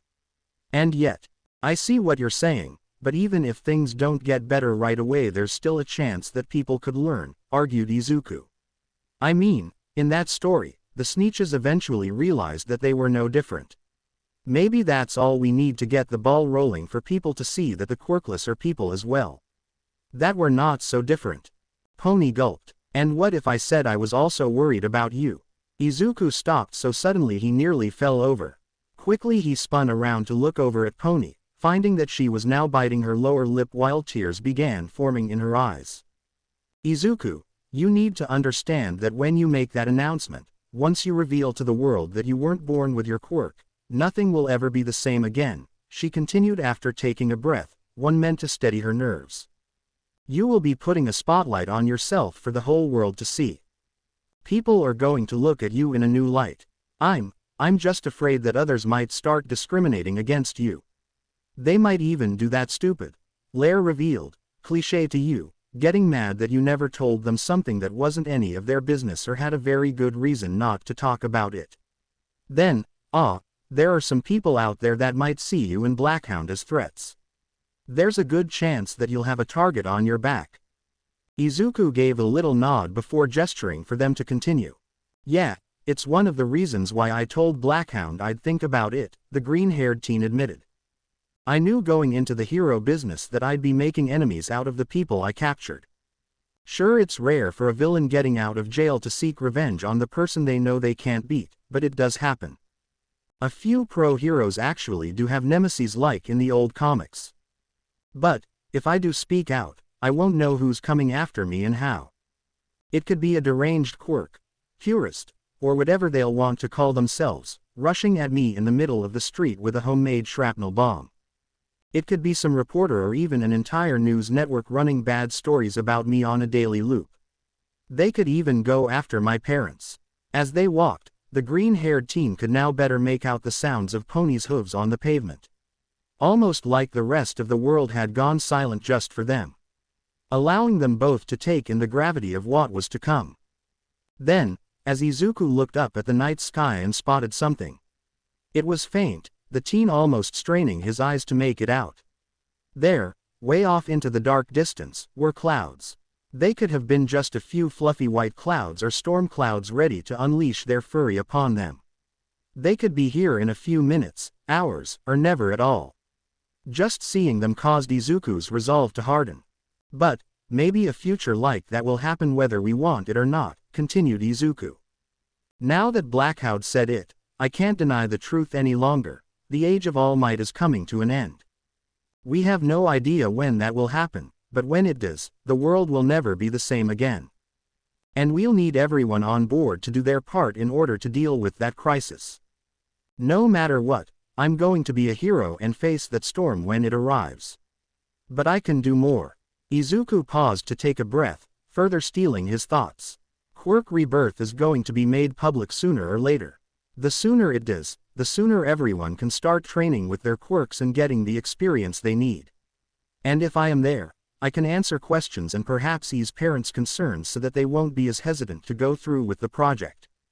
Yeah, I know, replied Pony, her hand squeezing Izuku's a bit more tightly now. So many people, all the scientists who have worked so hard for so long to make this a reality. I don't want everything they've done to go to waste. And there are so many quirkless people out there praying for a miracle. But at the same time, by this point, the pair were at the station waiting for their train to arrive. As Pony's words trailed off, she looked at her boyfriend with eyes that conveyed her feelings. That she valued his happiness and well-being just as much as everyone else's combined. And that feeling was conflicting with her heroic desires so much it was beginning to tear her up inside. As Izuku looked into her eyes, he began to think about how he would feel if the situation were reversed. If it had been Pony to be the one to undergo the Quirk rebirth process and was now being asked to expose herself like that. He thought about all the hate mail, vile threats, harassing phone calls that the more deranged out there might send. How some people at school might view her as less than a hero. He had more faith that their own class wouldn't do it, not after all they had been working on since they started training. He would have been more worried about how those jerks in 1A would react. Though, as much as he hated to admit it, there was the chance that people could surprise you in the worst of ways. After all, hadn't that been the case with him when he was little? While he couldn't remember their faces exactly, he knew he had friends that had turned on him the moment they found out he was quirkless. Then, Izuku's thoughts moved to the more violent routes things could take. The more Izuku thought about it, the more he began to share Pony's inner feelings. Despite all the good that might happen, despite all the hard work people had put into this for years, he wanted to put the person before him first. To make sure she was happy. But, a hero had to put the needs of others before their own wants and desires. So did that make him a bad hero in training? Without saying a word, Izuku moved behind Pony. His hands moved, wrapping around the horned girl's waist as he held her close. He could feel her relaxing with him, content in this moment of embrace. Together they stood there, swaying slightly in silence with Izuku occasionally beeping her neck as they waited for the train to arrive. When it finally did, neither seemed to mind the rush of wind that was kicked up as it came through nor the noise it made as it came to a stop. I still have some time to make up my mind, whispered Izuku into Pony's ear as the doors to the train opened. Together they moved into the train that was, thankfully, mostly empty. Only a few people were there. Two of them looked like an older couple, their eyes closed as they swayed with the movement of the train. The third, and final, person on the train was a girl who looked around the same age as they. Though her attire was far more exposing. The girl was wearing a matching two-piece outfit of something shiny black that Izuku had no idea what it could be. The neckline of her blouse had a V-shaped cut that exposed plenty of her side S as well as showing that she wasn't wearing a bra. The top clung to her, almost like a second layer of skin, and stopped about half an inch below her beeps, allowing everyone to see her pierced belly button. Her skirt was also shiny black and cut so short that, if she bent over, her panties would be visible. If she was wearing any, that is. But it wasn't her appearance that caught Izuku's attention, rather that was something he noticed after her quirk drew his attention. The girl seemed to have the ability to change the color of both her hair and skin. When he had first looked at her, the girl's skin was almost pale while with black hair almost looking like a doll or something. But, as she scrolled through her phone, her skin took on a color closer to bronze while her hair turned red. Both hero students moved to the opposite side of the train, sitting next to each other with their foreheads pressed gently together so that they were now only looking at the other. Like this, the rest of the world could better be ignored as their hands continued to be connected. "Izuku," whispered Pony as the doors closed, her lips so close to his own that he could still smell the steak sauce and sautéed onions on her breath. "Did I ever tell you why I want to be a hero?" "Just about the same amount of times that I've told you my reasons," replied Midoriya, a slight smile on his face when he saw Pony start to pout slightly. "But I love hearing it. So go ahead and tell me again." That got a blush from the American girl as she wiggled just a little bit closer to him while the train started to move. "It was mostly because of my mom. For as long as I can remember, she went out every morning and came home late at night looking worn. Then, when she put me to bed, she would tell me that the streets were still safe for me and my friends to play on. And that never changed, even as I got older. Well, she did change it up, telling me that the streets were safe for me and my friends to hang out on, but you get the idea. You remember the times when she would take us to her agency whenever you visited and we would sit there, watching as she and her sidekicks trained. Until they looked like they were ready to pass out," whispered Izuku. "They put their all into their training. And, somehow, they just kept going. Yeah, that stuck with me," continued Pony. "That as well as all the times when my mom was rushed to the emergency room. It was always scary. The longer we couldn't see her the more I began to panic. No matter how many times I was rushed there, that feeling never got any easier to bear. But, while we waited, one of the nurses would change the television to the news. Most of the time I would see the aftermath of the incident my mother had been in. See the people she saved, how happy they were, and listening to them praying for my mom to recover quickly. Dad would often laugh, saying out loud that mom was too stubborn to die until the job was done. I never knew if he was talking to the people on the TV, me, or just reminding himself. But, he was right. Mom always pulled through, and, as soon as she got the green light, she was back there on the streets working hard to make sure we were all safe. Then, one day, it just hit me. My mom and all the other heroes out there, they have all worked so hard to make sure that we're safe. So that we can have days where we can go to the playground to play, walk down the street to the mall without worrying about a villain attack, and just going home at the end of the day safely." Pony paused for a moment, her grip on Izuku tightening slightly. "The last thing I want is for all that hard work, all the blood that was shed for us to be safe to go to waste," she continued. "No, all the hard work that every hero who has ever come before us shouldn't go to waste. Crime, hatred, villainy, it's never going to go away. That's why we need to work as hard as we can, give it our all so that people like my mom can know that everything they have done in their lives wasn't for nothing." Pony then cupped Izuku's cheek with a gentle caress before pulling him in for a beep. One that was gentle and light. A beep that Izuku let out of longing when Pony pulled away, her blue orbs staring into his green ones. "Izuku, I want you to know that no matter what road you choose, I will stand by you. If you feel that you can do more good by telling the world how you got your quirk, I'll support you. If you can't let all the hard work that so many people put into this go to waste, then I'll support you. If you feel like you'll be throwing away all the hard work that you put into training both your body and your quirk by doing this, I'll support that as well. Just as I know that you will support me if I ever need it. To that, Izuku nodded before they went back in for another beep. A longer one this time, filled to the brim with passion that both worked hard to contain. If they didn't, both knew that Pony would have straddled Izuku's lap by now. "Aw man, I thought they'd never let us go," exclaimed Setsuna. Ochako turned her head to look at the green-haired girl walking next to her, both dressed in their school uniforms as they made their way down the courtyard of UA towards the exit. As the sharp-toothed girl spoke, her arms were raised high above her head toward the twinkling stars above to stretch her limbs. An act that caused the 1B girl's beeps to become more pronounced, making Ochako blush heavily before turning her head to look away when she noticed this. "Why yeah," the gravity-removing girl managed to say. "It's, pretty late." Ochako winced as she said this, for more reasons other than the fact that it was obvious. Yeah, it was late. No doubt all the half-priced bento boxes at her local grocery store had been sold out by now, along with a dozen or so other half-priced options. Now she had to figure out what she was going to do about dinner. Well, maybe she could check her apartment to see if she had any instant ramen she could cook up. All she needed to do was spend some money on some cheap bottled water and she could cook it up. The problem was that those were her emergency food rations and she would prefer not to use them so soon into the school year. Plus they didn't really fill her up all that much.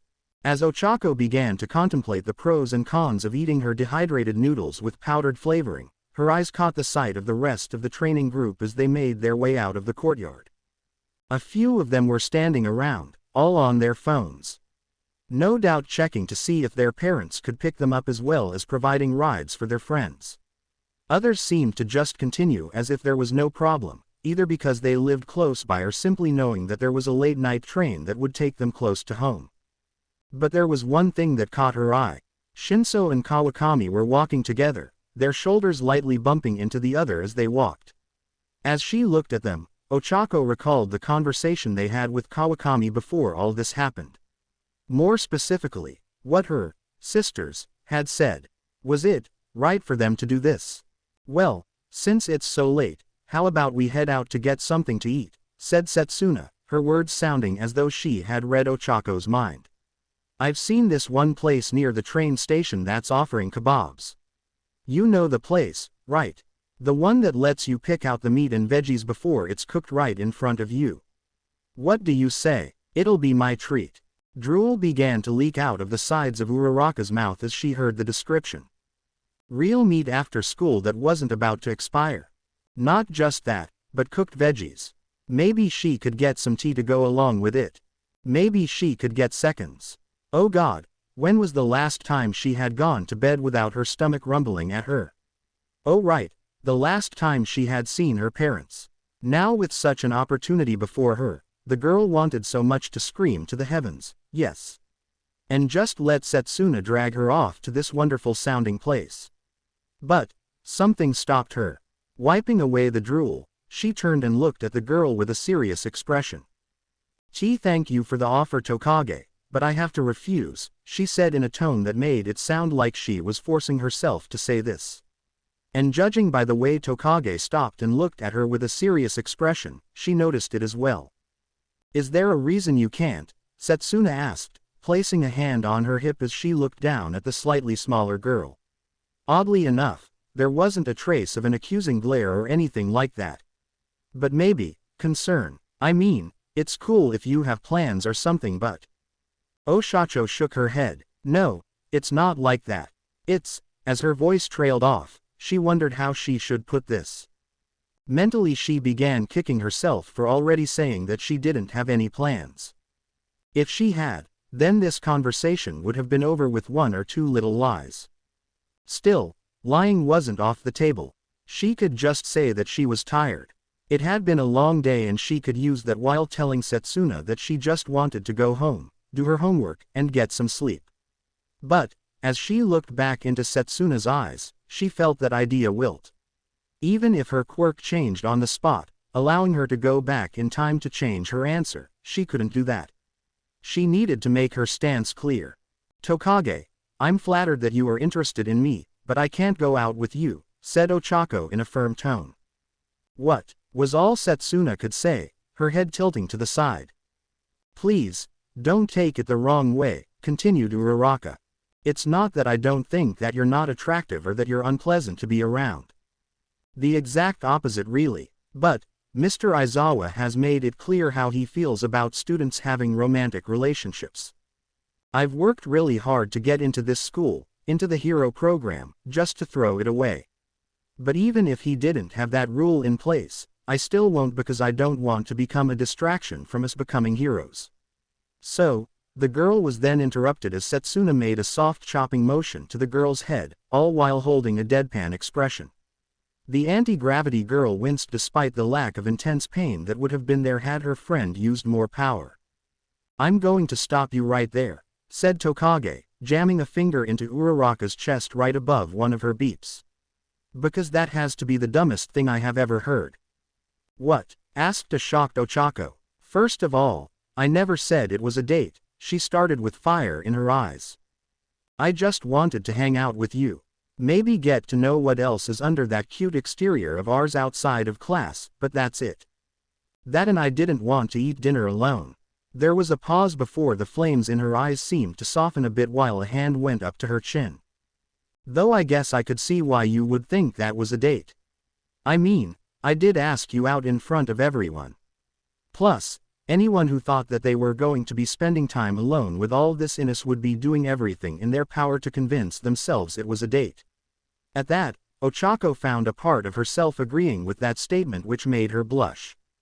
Then Setsuna's expression became more firm as she regarded the other girl. But, while I can understand that part, it's the idea that I don't take my own studies seriously that pisses me off. Honestly, it's a bit disrespectful to both of us to assume that you would ever be a distraction to me. The green-haired girl then placed a hand on Uraraka's shoulder before leaning down a bit so they were looking each other in the eyes. And before you say anything, I want to ask you something. Given how hard you worked to get in here and wanting to be the best so much that you would ask another class for help, would you allow yourself to be distracted by me?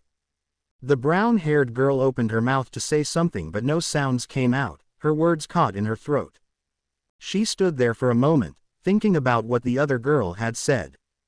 Truth be told, when Aizawa had told them that if he caught any of them dating he would immediately kick them out of the hero course, she had secretly agreed with him. It had been a fear of hers that she, the weakest student in the class, would just be a distraction to her potential lover's hero career. Or any other career they were pursuing here at UA. The last thing she wanted was to drag someone else down with her. But she had never considered the reverse.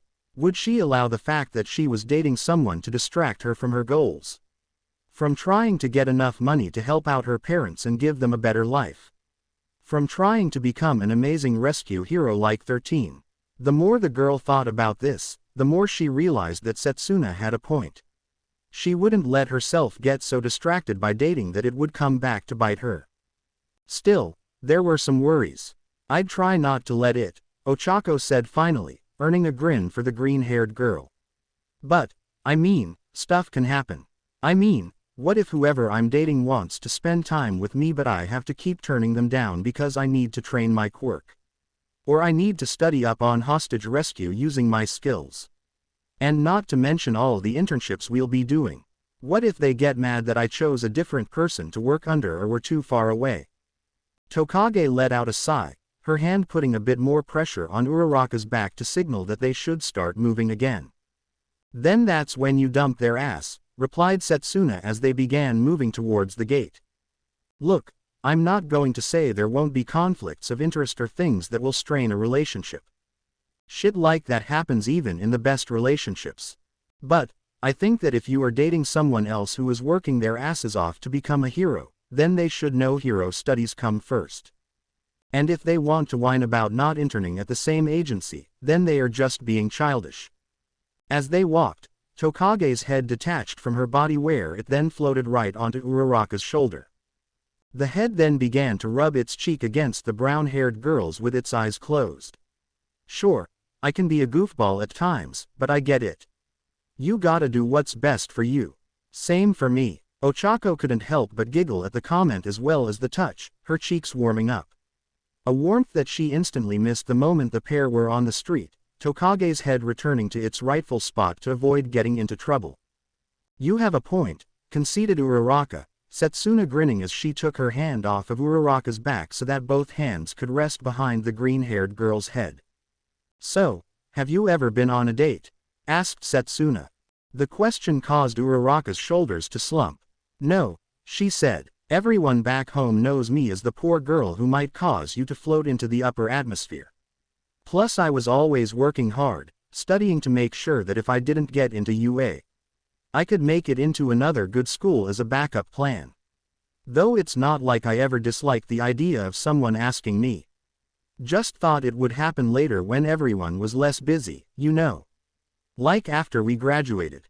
Tokage gave that a good-natured laugh. Yeah, and like the real world is going to be less busy, she stated with a snort. After we graduate from here, nearly all of us are going on to be someone's sidekick doing the grunt work and being called in at all hours until we get some seniority. Then once that happens, we'll be too busy trying to make a name for ourselves. Going solo, that's going to be a nightmare and a half trying to get the endorsements to create your own agency. Not to mention that every step of the way the media will be watching you. Honestly, people like Midoriya and Tsunotori have the right idea.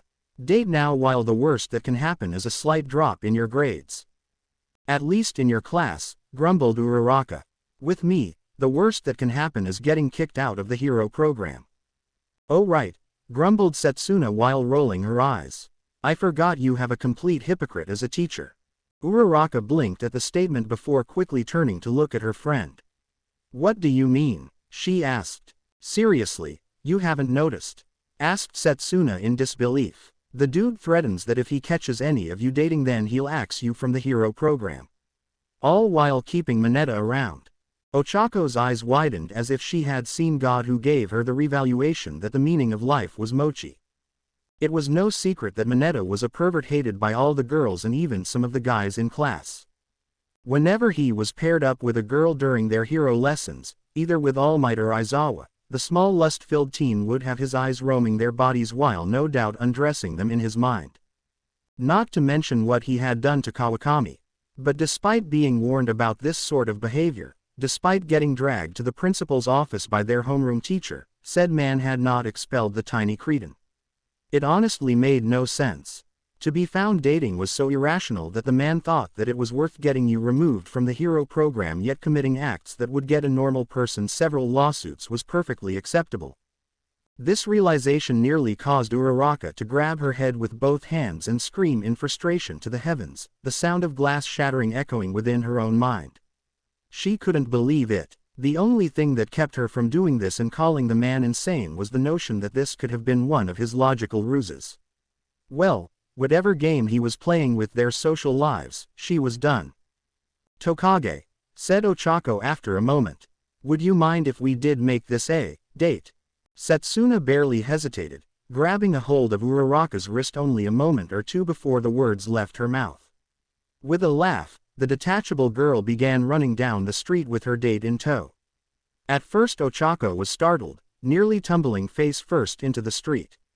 It was only due to her instincts and training that she managed to prevent that before she too was racing down the street using up what little energy she had left in her. As they ran, Uraraka felt all her worries leaving her as her eyes fixed on the back of Tokage's back. Yeah, it didn't matter if the food was good or bad at the restaurant because she was still going to have a good time with someone who was very attractive and a great friend. If Aizawa found out somehow, demanding to know what was going on between them, she would say to his face that she had gone on a date. And if he did kick her out of the hero program, then she would fight it with everything she had. She would go to the principal stating how unjust this all was. Though she hoped it wouldn't come to that and her transfer would come in before he ever caught wind. Then she and Setsuna could laugh at the expression on Aizawa's face when he realized that she had dated someone under his nose and there was nothing he could do about it now. Izuku was in one of the more passionate beeps he had had with Pony up to this point. Wet sounds escaped their lips as they stood there in the hallway, Pony's back pressed against the wall next to the door that would bring them privacy. Yet that was forgotten in the moment as Izuku held onto his girlfriend's hips, feeling one of her legs wrap around one of his own as they pressed into the other. Reverberated into the other's mouth as the American girl's fingers ran through his hair. Then Pony broke the beep with a gasp, feeling Izuku's hand moving lower. Her wide, blue eyes stared at the boy's freckled face, wondering if he was going to be taking things up a notch out here. But that thought died a moment later when his hand left her body, instead reaching over for the door handle to open it. Relief washed over the blonde as she returned to the beep, the pair sidestepping toward the opening. Inside the room was dark, lit only by the moonlight that was slowly being obscured by clouds. Yet neither of them paid this minor detail any mind as Izuku used his foot to kick the door closed before a hand left Pony again to stumble its way into locking it shut. Once they both heard the soft click of the lock that would ensure their privacy, Izuku's hands went to work showing their skill. The one that was still on her hip moved down her leg until he could no longer feel the fabric of her dress, slowly moving under and upwards to reach her ass. Pony edged when she felt his fingers as they slipped under her panties to touch and squeeze her bare flank. At the same time, his other hand had moved to her beep. There he cupped and lightly squeezed her milky mound with tender affection, all while pressing against her so that she could feel his erection pressing against her through his pants. A feeling that caused her to become moist. The American girl closed her eyes, groaning as her boyfriend continued to pleasure her. The attention she was getting from her beeps was sending tingles of pleasure coursing through her while the warmth she was feeling from her ass was seeping into her bones. But she knew he could make her feel so much better once there were no barriers between them. The horns on Pony's head lifted off, doing her best not to have them launch at their normal speed and go crashing through the ceiling. A difficult task to be sure as her mind was awash in pleasure and longing, but she managed it as a new pair of horns instantly grew. Twin horns shakily lowered themselves, trembling in the air whenever Pony's breath hitched or escaped her lips. Something that was becoming more frequent as Izuku's lips had made their way to his neck where they nipped and beeped. "Oh God, Izuku! Oh God!" she edged. Breathing harder, she managed to look away from her lover towards her horns that were now resting close to her shoulders. Slowly the horns moved, pressing against her skin and under the dress in a manner that would help remove it from her body. It was slow going, to the point where a part of her mind screamed at her to just cut the damn things to ribbons. Thankfully the girl had enough sense not to listen to that part of her, not wanting to explain to her parents why one of her best dresses had been destroyed. Soon enough, the dress was falling downward before being caught in the space between them as it pulled around their waists. Though that was easily remedied as Pony took a step back to allow enough space between them for the orange creamsicle dress to pull around her hose. Now she stood before him, dressed only in lacy panties whose color matched her eyes. Her heart almost skipped a beat when she saw the hungry look in Izuku's eyes, the green-haired boy licking his lips. Izuku moved forward to close the distance once more, his lips making contact with her skin right above her beeps.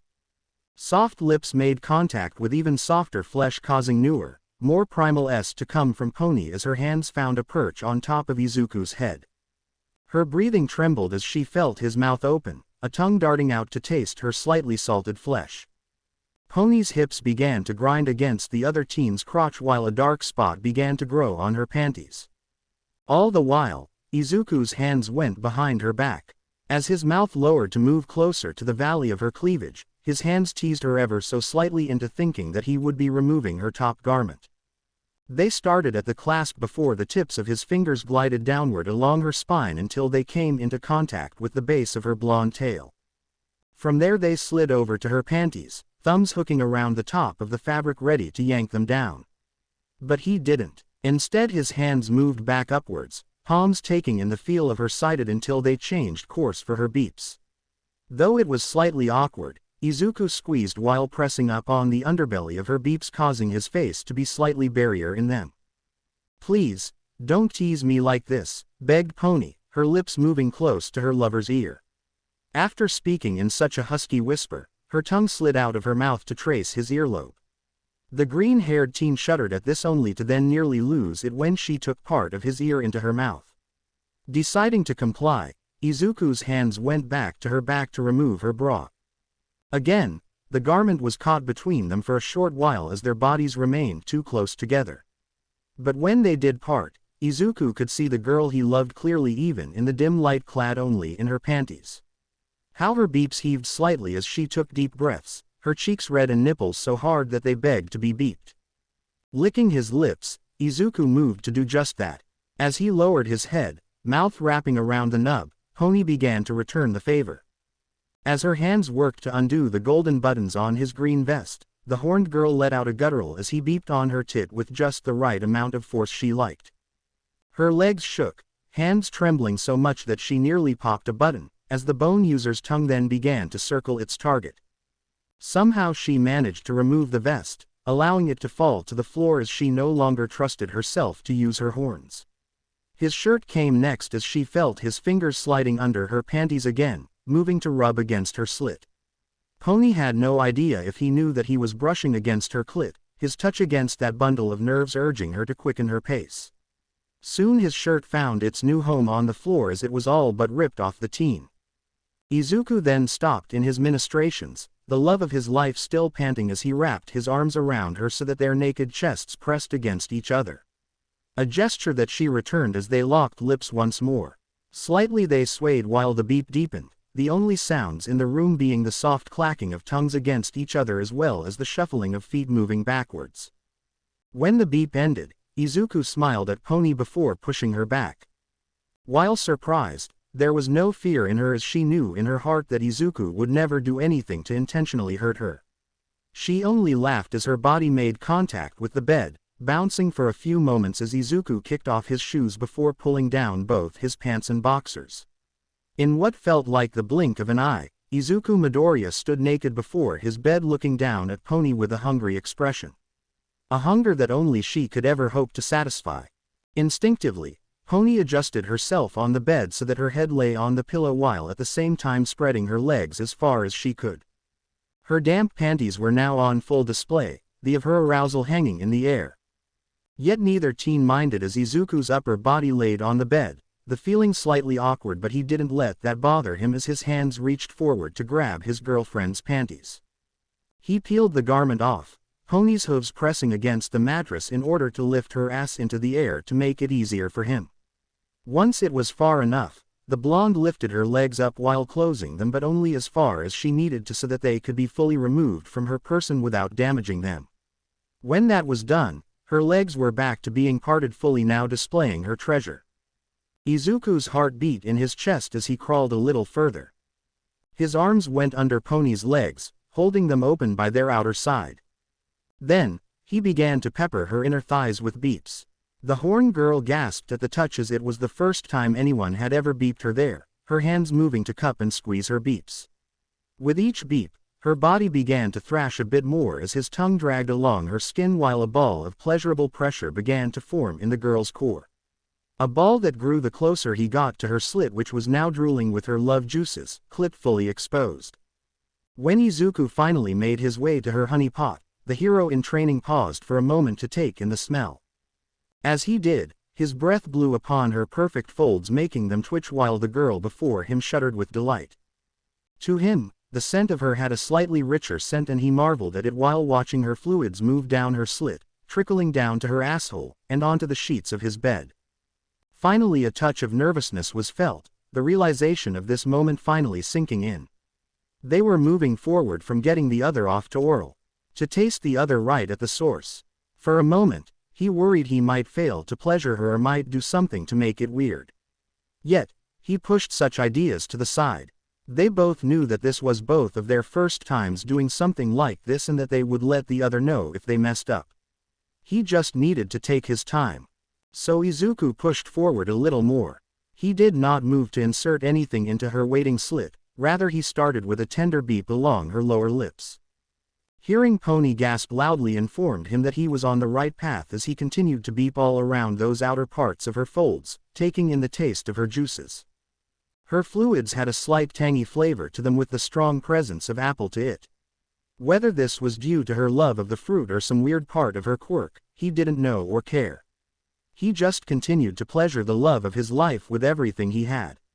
Pony's hips were shaking, hooves sliding across the bed as he learned his way around her.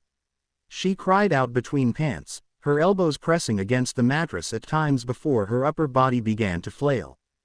Eventually, Izuku took it up a step. His arms uncoiled themselves from around Pony's legs, bringing them forward so that his fingers could spread her folds wide open. For a moment, he stared wide-eyed at the pinkish tunnel before him as if committing it to memory. Then he dove forward as far as he could, his nose next to the hood of her clit as his tongue slid down into her depths. Pony thrashed wildly now while half-formed sounds escaped her, beads of sweat seeming to appear all over her body. That feeling of pure pleasure began to grow and compress at the side time as her lover's tongue slid deep inside her. The walls of her velvety tightened around the invader. But Izuku's tongue refused to be pushed out as he lapped at her juices, savoring her flavor as much as the texture of her inner walls. He let out long hums that reverberated within her, sending the girl's mind into a new spiral of delight that she had no idea she was capable of. All while the ball of pleasure inside her seemed to tighten up. Pony knew what it was, what that feeling meant. But she had never felt it like this before when she had taken care of her own needs. The closest moment she could compare this to being that time in the shower when Izuku had made her come. It also scared her. As if sensing she was ready, Izuku pulled out of her slit before giving her clit a long lick. Pony's mouth opened in a silent scream, her eyes rolling in the back of her head while her body went rigid. Another lick to her clit and Pony was sent flying off the edge and falling into a cavern of pleasure. Her orgasm was strong, juices launching out from her which at first collided with Izuku's chin before he lowered himself to collect more of her fluids. She rode the wave of pleasure, stirred on as Izuku went back to eating her out. When it was all said and done, Pony's body was trembling. Faintly she could hear rain pounding lightly against the window over the sounds of her own pants. Raising her head slightly, she saw Izuku looking up at her with her juicing dripping down the lower part of his face. His freckled face smiled at her, warming the horned girl's heart. Even more so as he began to crawl his way over to her, his rock-hard member swaying as he did so while precum dripped from the tip. He was hard, clearly in need of his own release. Release she would give him. As he moved to her side, Pony knew what he had planned. To cuddle her after her orgasm, holding onto her as he waited for his erection to soften. It was all in his eyes, those warm and loving green eyes she could easily pick from a chart holding all the green eyes on the planet. She knew by heart their every inflection. And as much as she wanted to have him hold her, there was something she wanted far more. Once Izuku was next to her, Pony got up as well to use her hands to guide him into a sitting position against the wall. As he settled into position, one of her hands reached over to his cock to begin stroking it. Perhaps her memory was wrong, but it seemed harder and thicker than the last time they had done something. Or perhaps they were simply more aroused. Still she slowly pumped him, keeping the teen hard while feeling his precum slide down the shaft and over her fingers. For some reason, the feeling sent shivers down her spine. Carefully, Pony positioned her body so that she was laying on her side so that her face was directly in front of Izuku's member. This was a little tricky as, while she was doing this, she never stopped her stroking. At one point, she nearly fell over, tugging on her lover's cock causing him to hiss. He had moved to get up, though that had been more because he wanted to make sure that his pony girl was okay. Thankfully she had managed to stop herself while telling her love that she was okay. In the end, hand propped herself on her elbow as she continued to stroke his still hard cock with her hand while more of his transparent fluid coated her fingers. Like this, the scent of his arousal was much more powerful than it had been in the shower, no doubt due to the fact that there was nothing dissipating the intoxicating aroma. The smell seemed to mesmerize her as she looked on with a seemingly blank look while her hand continued to jerk Izuku off, all while his smell seeped into every corner of her brain. After a moment or two, she slowly moved towards the member in her gasp, the scent becoming more powerful to her the closer she got. As she did, her mind went back to when she had just started puberty and learned what was. When she was within range, her tongue darted out to tentatively lick the head. The moment contact was made, Pony's eyes widened as if she were experiencing a sensory overload while the wetness between her legs returned with a vengeance. She had read a few times online the different views on the taste of a man's sperm. Some loved it, gushing over the taste and texture. Then there were those who detested it, with many not even willing to put up with it for the sake of their partner. And, of course, there were those who had no strong feelings on it one way or another. Well, Pony now knew which camp she belonged to, as the taste was now a close favorite of hers. It was strong, salty, and somehow utterly addicting. It was like she was back in that moment where you try a meal for the first time, that first bite cementing into your mind that you needed this food to give life meaning. In a somewhat delirious state, Pony continued to lap up as much of the precum as possible. Her tongue swirled around the head several times, feeling a sense of joy when she noticed her boyfriend's eyes close while also feeling him shudder. The girl then lowered herself, lapping along his length with wild abandon as her head bobbed up and down. Then once, her upper lip and cheek would get smacked by the organ which accidentally coated parts of her face with her saliva mixed in with precum. Just feeling that on her face gave her such a thrill of delight. Eventually, Pony could not hold herself back any longer as she wanted to get a direct line to his fluids. Raising her head up, she beeped the tip of his cock once more before taking it into her mouth.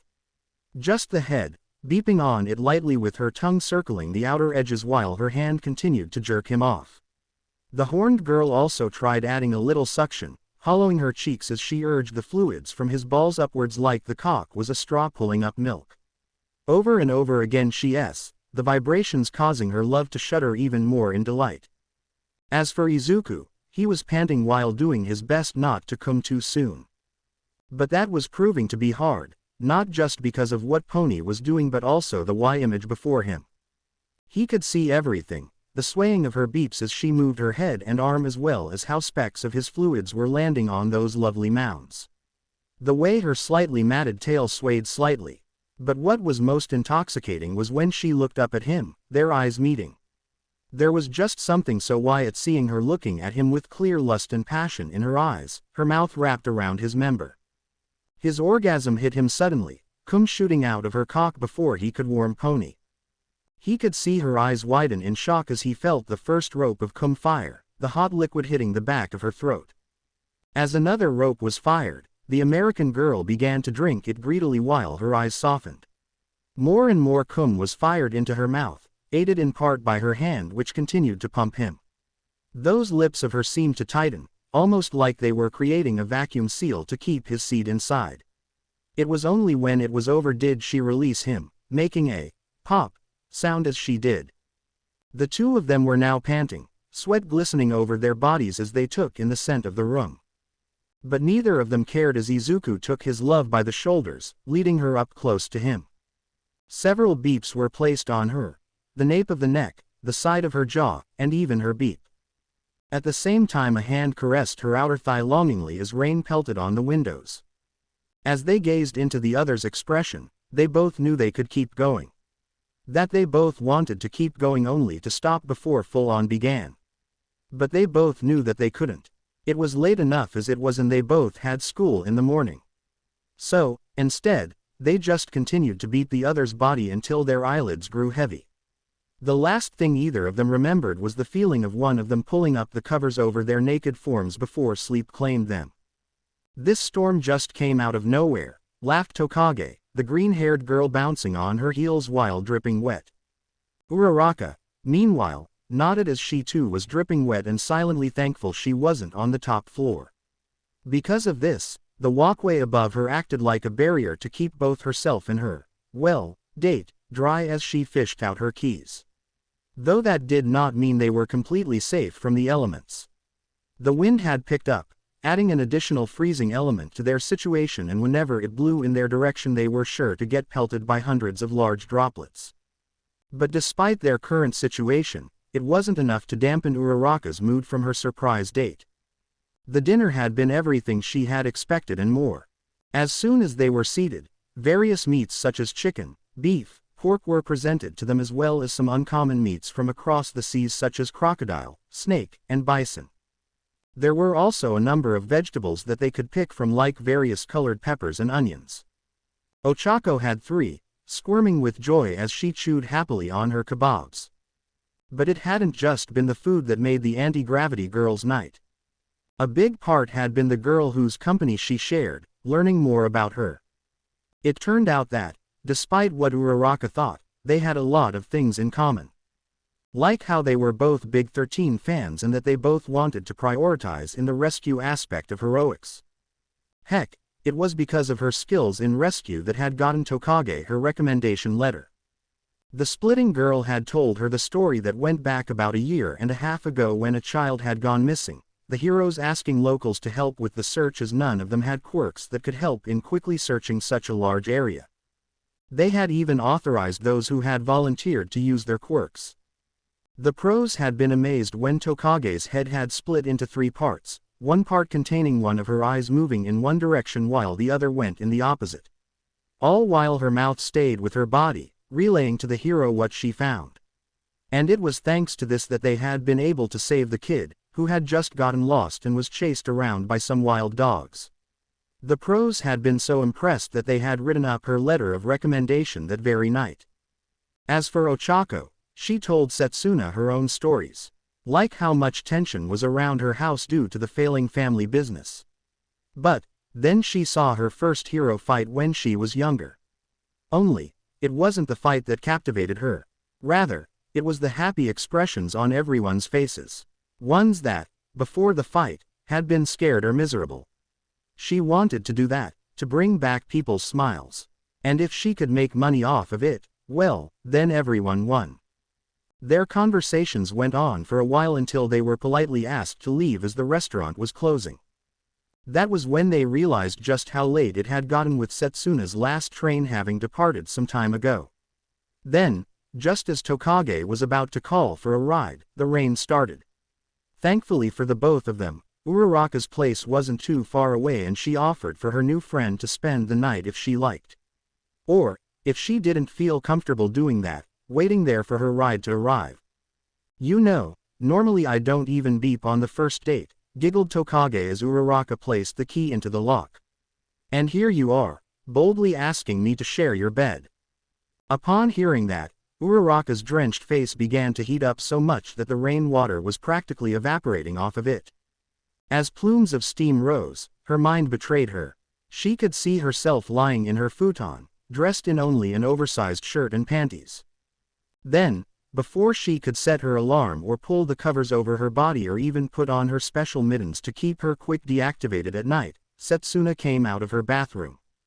The girl stared up at the image of Tokage who had a hand resting on the doorframe, naked as she was in the shower at school. The sharp-toothed teen then got on all fours, crawling over to the brunette like some sort of predatory animal all while her beeps swung hypnotically. Due to the small size of her apartment, it didn't take long for Setsuna to close the distance and make it to the edge of her bed. Crawling up to her legs, Setsuna spread them wide before lowering her head to her panties to bite the. And no, it's not like that, stuttered Uraraka, shaking her head to dispel the image. Though, in truth, there was a part of her that wanted to know if her mental Setsuna was going to pull down her panties with her teeth or just rip them off. Come on, just messing with you a little, laughed Tokage as she patted her friend on the back. Meanie, was all Uraraka could say, huffing up her cheeks as she did so, which only made her friend laugh more. Then, she sighed as she realized that she should have expected this. So, without further ado, the brunette opened the door to her apartment. As the two stepped inside, Uraraka flipped on the single light switch and felt a sense of relief when it worked without flickering or anything like that. Now, her small one-room apartment was fully lit, showing the mix of kitchen, living space, and bedroom all in one. Near the door was the old oven that had a 50-50 chance of working on a good day with the microwave that parents had given her sitting on the counter next to it. There was also a mini fridge which, while not holding much, was the second newest item in the room. Her futon was folded next to the sliding window with a few of her other outfits lay neatly folded on the other side of the room along with a couple of boxes. Hanging above them were her 2 spare uniforms, as well as an extra hanger for the one she was wearing. The only other door in the room led to the toilet and sink. Okay, let's get you out of those wet clothes, said Uraraka as she took off her shoes before making her way to the boxes. I think I have a few towels in her as well as a bathrobe you can use for the night. As she opened the first box, she began to wonder if she should say something like, "You can change in the bathroom if you want. You know, for privacy." But then again, hadn't they all taken a shower together earlier? Plus it was really cramped in there. Then again, that was before she had gone on a date with her, so maybe that would make it more awkward. Only knowing Tokage, it might only be awkward for the anti-gravity girl. "Hey, Uraraka," said Tokage, her voice stopping another fantasy that the brunette was about to have of her friend slowly undressing before her. Quickly, Uraraka turned her head to see that Setsuna was by the sink and, judging by the way the handle was turned, she had the water turned on. Sadly, no water was coming out while the mossy green-haired girl frowned at the sight. "How much are you paying for rent?" "Oh, started Uraraka as she pulled out the towels, handing them over to the other girl as she mentioned the price. Tokage just gave her a look, the towel hanging limply at her side, while Uraraka just began talking about what a great deal it was. How a friend of their family had managed to help them out so much, paying less than half the going rate on a room like this in such a big city. Sure, it wasn't the greatest, but it gave her everything she needed to survive, and that she only needed to deal with it for the next 3 years. She could do that. All while she said this, she knew what the other girl would say and do. Tokage would. "Uraraka, you can't seriously believe a word you're saying," said Setsuna, cutting off Ochako's train of thought before it began. The funny, playful tone that Uraraka had come to associate with her was gone, replaced with a seriousness that matched her expression. What do you mean?" asked the girl, who was thrown through a loop. Every person who had ever visited her had acted the same, surprised by how antiquated the place was in comparison to the rest of the city. Yet when she explained her reasoning, the looks, they had never faded, but they just smiled and nodded before telling her that she had a good deal. Tokage, however, was not doing that as she began to quickly unbutton her top. "I'm saying that this place is a hellhole," she stated, taking off her beep before she began to dry her chest off. "Look, you can say what a great deal it is, but truthfully you're still getting ripped off. The locks on this place are so outdated you could break in with a rusty pin. There's a puddle forming near the sliding door, meaning it's not properly sealed. There's no running water. The water works in the bathroom," said Uraraka, glancing over at the puddle near the window that was slowly growing. Thankfully, she had a few things in her boxes that should help. But, for some strange reason, she added, "Usually. There's no landline." "No," continued Tokage as she went into the bathroom, but cut herself off after turning on the water in there. When she came out, her hand was covering her mouth while her face was pale. No doubt she had seen the brown water. Without saying a word, Setsuna then checked the mini fridge. As she opened the door, shouting could be heard from the room next door, the walls so thin that you could hear everything easily. The voices belonged to the guy who was renting the apartment next to her, a student of a nearby school, and his girlfriend. Apparently, she had found out that he had been cheating on her, with the proof being the panties in his room that didn't belong to her. Several crashes quickly followed, along with a high-pitched scream from the guy, along with a thud before the door slammed shut, dust from Uraraka's ceiling falling to the ground due to the force. By this time, Setsuna had finished checking on all of Uraraka's food supplies, her expression just as pale if not more so. Turning around, Tokage just looked around the small apartment with more disgust than anything else before walking over to the other girl to place both hands on her shoulders. "Uraraka, this place isn't healthy for you. Living this way isn't healthy for you. I don't know how you are going to survive your first winter here, let alone 3 years. Began Uraraka, feeling like she wanted to back away. But her feet refused to move out of the hold the other girl had on her. No doubt her full stomach agreed with this full-heartedly. But deep down, she knew the truth, causing the threat of tears to begin forming in her eyes. Then, when she spoke again, her voice was shaky. "It's all I can afford in the city." Tokage raised an eyebrow at that. "Didn't you even look into getting a room at the dorms?" she asked. At that, Uraraka gave out a humorless laugh before swiping away her friend's arms. "Yeah, right. Like I could ever afford those prices," she said. "My family, we're all making sacrifices just so I can be here at the best hero school in the country. Perhaps even the world." And we weren't all that well off to begin with. Look, I'm still using a flip phone just to save money. With everything that my family is doing for us, I can't just go complaining to them because I'm a little inconvenienced.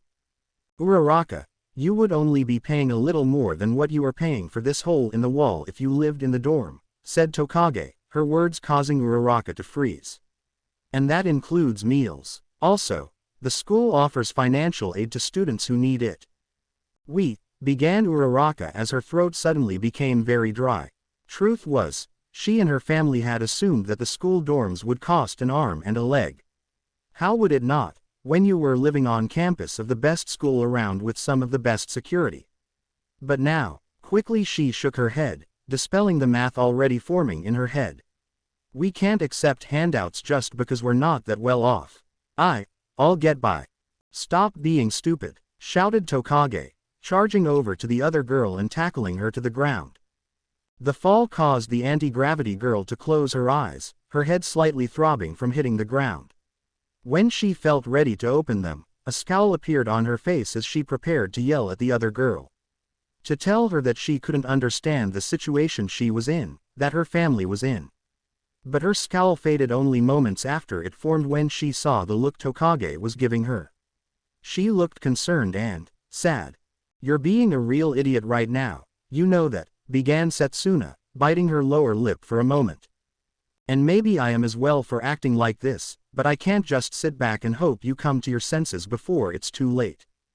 Do you have any idea what will happen if you continue to live like this? Eating almost expired or instant foods, skipping meals just to save some money. The only water being that crap in your bathroom. Living in these conditions. Even if you get a meal at school, you still won't be able to perform at your best. Your health, your well-being is just going to deteriorate. It's probably what's been affecting your performance since the first day of class. What are you going to do in the winter when this place becomes an icebox? I doubt this place even has a heater. What happens when you get sick? So much so that you don't have the strength to get to your phone. Is your damned pride worth that? Making the parents you love so much worry that their last call from you might be your last. Not from a villain attack or an accident, but because you're making yourself sick for their sake. How do you think they'll take that?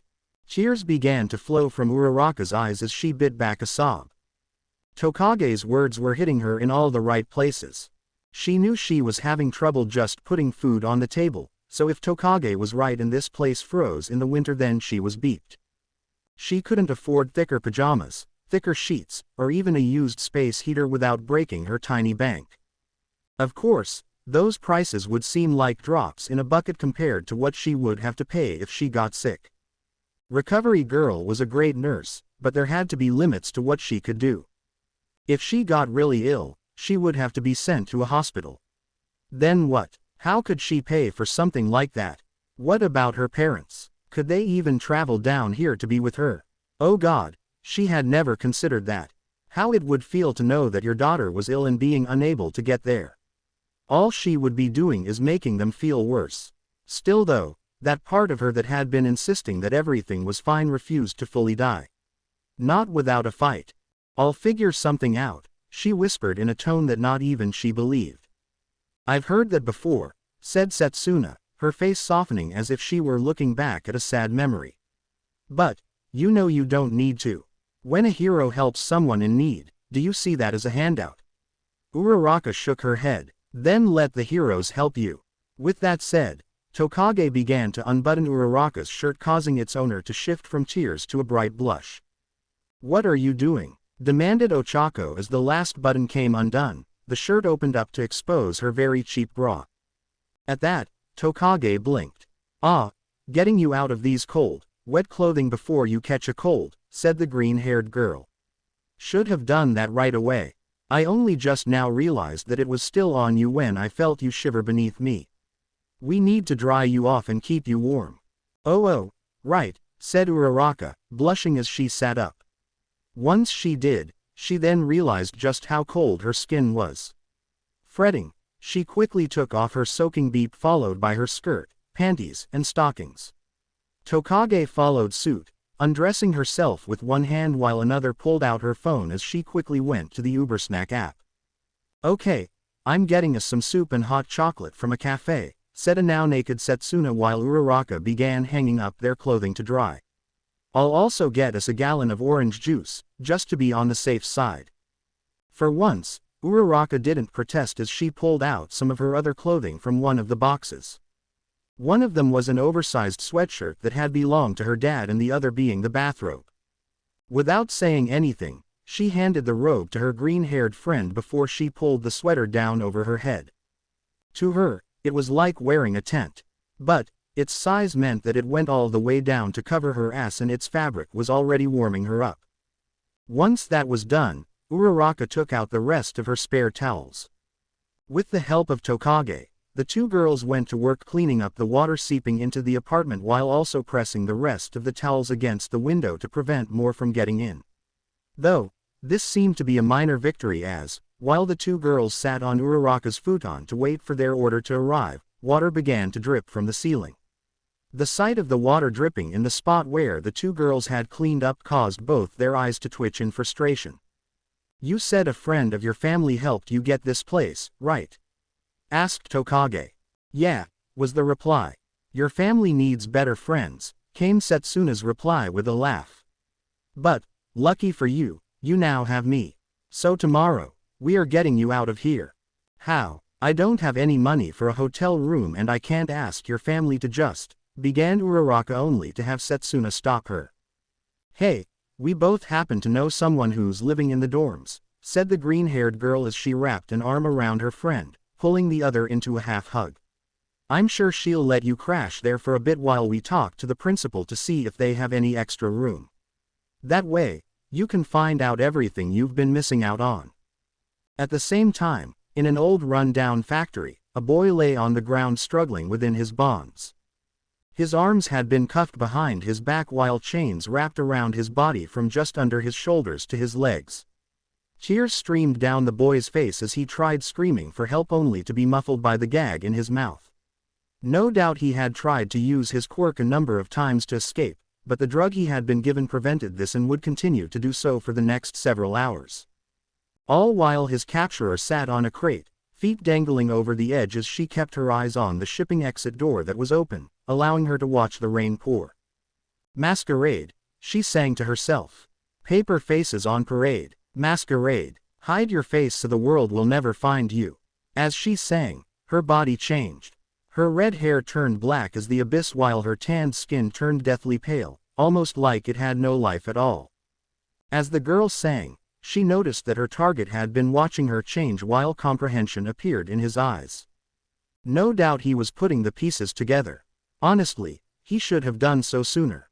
It hadn't taken her long to discover based on his social media posts what sort of girl appealed to him. How all his favorite teachers and female heroes had red hair, the brighter the better. How he had commented that women with a slightly more tanned look to them were why. Never once did he question the fact that a girl, one that just so happened to be his ideal fantasy, happened to strike up a conversation with him outside his heroic prep school. Not once had he batted an eye at all her carefully chosen flattery, stroking his ego as they walked further away from those around him. He was practically begging to be kidnapped and hauled away. Since he had been brought here, she had not spoken to him directly as she knew what was going through his mind. That he was hoping that she would go into some monologue, explaining everything in detail just to gloat or just how hopeless the situation was. He would gather the information, tucking it away until he could escape. But that was not how matchmakers worked. To them, their targets were nothing more than quirks that wealthy heroes and elites wanted to add to their bloodlines wrapped in a flesh suit. Well, most of the time. More than once, she had received a job from a pro-hero asking for a cute plaything to have some fun with before disposing of them. And she had a couple of people who wanted her to capture some mutants to hate beat before killing them. Not like the reason mattered to her. Male or female, it didn't matter as they would always be in this situation. The only difference being that the guys struggled in vain while the girls just sobbed. As she continued to sing, she thought back to when she first became a matchmaker and stupidly thought how ineffective they were being. That they should just capture people with a wide array of quirks and milk them for their seed or rent out the wombs. That way they won't need to go hunting as much. Thankfully, She hadn't voiced her stupidity before she realized why they did what they did. Keeping that many people would be a chore. Cleaning, feeding, taking care of them like pets would be a full-time job. Not only that, but they would need a big facility that would come under scrutiny. It was best to remain mobile, passing their targets onto their clients as soon as possible. Also, she would be out of a job if they did that. Just then a white van backed up into the shipping bay. The door opened to reveal an African man wearing a silk white button-up shirt, a black vest and matching pants, dark glasses, and, finishing the look off, a cane. "Bravo Masquerade," said the man, his accent a tad on the thick side. Everyone knew her as Masquerade. Not even she recalled what her real name was. "You're late," was all the girl said as she hopped off the crate. Sorry for your troubles," he said, pulling out a large folder full of cash out of nowhere. The man's quirk was called pocket space. Basically, he had a tiny pocket dimension that only he had access to. And by tiny, she meant 21x20x29. It was why he was called Mr. Pockets and why he was in charge of exchanging the money. Was he the man in charge? Masquerade couldn't say as no one seemed to know who was in charge. Nor did she care. Quickly she opened the folder to see that all her money was there. "Okay then, I'll be off," she said. "A moment of your time," said Mr. Pockets, moving his cane in front of her right as she was about to pass him by. She glanced at him, but the African man just kept his gaze on their prize. "We are going to want you to stay in town for the next couple of weeks. There is a chance we might be making some money on the sports festival. Specifically, the first years. If that's a joke, it's not funny," said Masquerade dryly.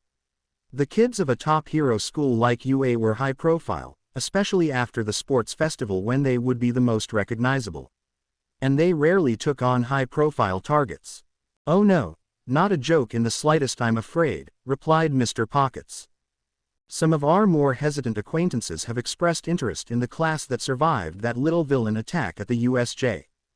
They're waiting to see their quirks in action to find out just how powerful they are and if they would be a good fit for them. Well, all but one. A certain overseas client who has done business with us before is interested in a specific girl. One he has had his eyes on for the last couple of years. If she vanishes, the heroes will be wasting time searching for those League of Villains fools." "And you're saying all this in front of a target because?" asked Masquerade, though she had an idea why. She just wanted confirmation. "Oh, that's simple," replied Mr. Pockets with a grin. "It was purchased by the Shihasaikai. They're purchasing a wider range of quirks for experimental purposes." At the same time, Aizawa sat at his desk as he finished up the expulsion papers on one Ochako Uraraka. Uraraka was interrupted from a dreamless sleep by a familiar sound. Before she even opened her eyes, the first sensation that struck her was a warmth that surrounded her. It just seemed to wrap itself around her like one of the hugs that her mother would give her, only somehow better. But before her mind could just snuggle back into that warmth and let herself get lost in it, she had to figure out what that sound was because it wasn't stopping. Doing everything in her power to keep her eyes shut, Uraraka began to go over everything she could think of to identify the noise. It wasn't the alarm, that much she knew for certain, as the noise it made was more of a screechy, high-pitched static-like noise. A noise that was created due to the thing's age, as the timer on the old radio alarm clock was one of the few things that still worked on it. Nor was it the second alarm on her old flip phone. Not only was it the wrong noise, but it was too close. She always placed it in the kitchen to charge during the night, forcing her to move across the apartment to turn it off. With those two options crossed out, what could it be? It wasn't the sound of construction outside. Perhaps her neighbors got something new or... "Sorry about that," grumbled a voice very close to Uraraka's ear as she felt her futon shift. Fear consumed her being as the sound ended while the warmth was pulled away. Realizing she wasn't alone in her bed, Uraraka opened her eyes with a start, only to find Tokage sitting up right next to her. For a moment, Uraraka could only blink as her heart began to slow down. Tokage was sitting there, yawning widely, allowing Ochako to see the girl's jagged teeth. As the green-haired girl continued to yawn, one of her hands detached from the rest of her body before floating not too far from them towards a phone placed on one of the boxes containing Uraraka's stuff. As the disembodied hand turned off the alarm, its owner arched her back while her arms stretched upwards. It was then that Uraraka noticed what Tokage was wearing, one of her spare shirts that she used to sleep in. A gray top that clung nicely to the lizard girl's body that had the planet Saturn pressed right over the girl's beeps. Below that, Tokage was wearing spare sweatpants that had once belonged Ochako's father. All sorts of questions rumbled around the tired girl's mind until her attention was pulled away by the pounding against the sliding window door. Upon seeing the pounding rain striking it, helped by the powerful winds that slightly rattled the glass when it blew, as well as the barrier of towels that were placed on the floor to prevent the area from flooding, it all came back to the anti-gravity girl. She recalled the incident with the cameras followed by her impromptu date with Tokage. She recalled the rain that seemed to come out of nowhere along with Tokage missing her train, leading to her inviting the green-haired girl to spend the night. The talk they had when Setsuna had seen her living conditions. After that rather emotional talk, things had calmed down. The two had done their best to dry themselves off, placing the used towels along the sliding door after they were done. After that, the two had gotten changed before sitting together on the futon with the blanket wrapped around them, sharing body heat to stay warm and hopefully prevent them from catching a cold. There they sat, just talking about this or that and only getting up when the food Tokage had ordered finally arrived. After they had finished with their soup, Uraraka placed the extra orange juice in the mini fridge to be used the next day before they went to bed. A blush appeared on Uraraka's face as she looked down, recalling that. She recalled how they had snuggled close together, keeping the other warm throughout the night. How they were so close, making Uraraka glad that they had dressed for bed. Given how her mind was acting right now, she doubted she would have put up much of a fight had Tokage suggested bare skin-to-skin contact to keep warm. From there, with their naked bodies lying under the blanket, it wouldn't have taken much to light the fire of passion and lust. "Sleep well?" asked Tokage, her voice coming out as a purr right into Uraraka's ear. "Or did you stay up all night staring at the beauty beside you?" Well," stammered Uraraka, feeling her brain crashing and needing to reboot several times as she felt her rosy cheeks burning up and spreading to the rest of her face. As steam began rising from out of her ears, Setsuna let out a laugh. "Come on, I'm just messing with you," said Tokage between her chuckles as the disembodied hand still holding her phone returned to her. When it reattached, she glanced down at the screen before letting out a groan. "Damn, I forgot I set this to my normal wake-up time. We could have slept in a bit longer." As Uraraka slowly, very slowly, began to calm down, she watched as Tokage got up from the bed rather than just lying back down. With another loud yawn, the disembodying girl made her way to where her school uniform was left hanging along with her B-pan panties.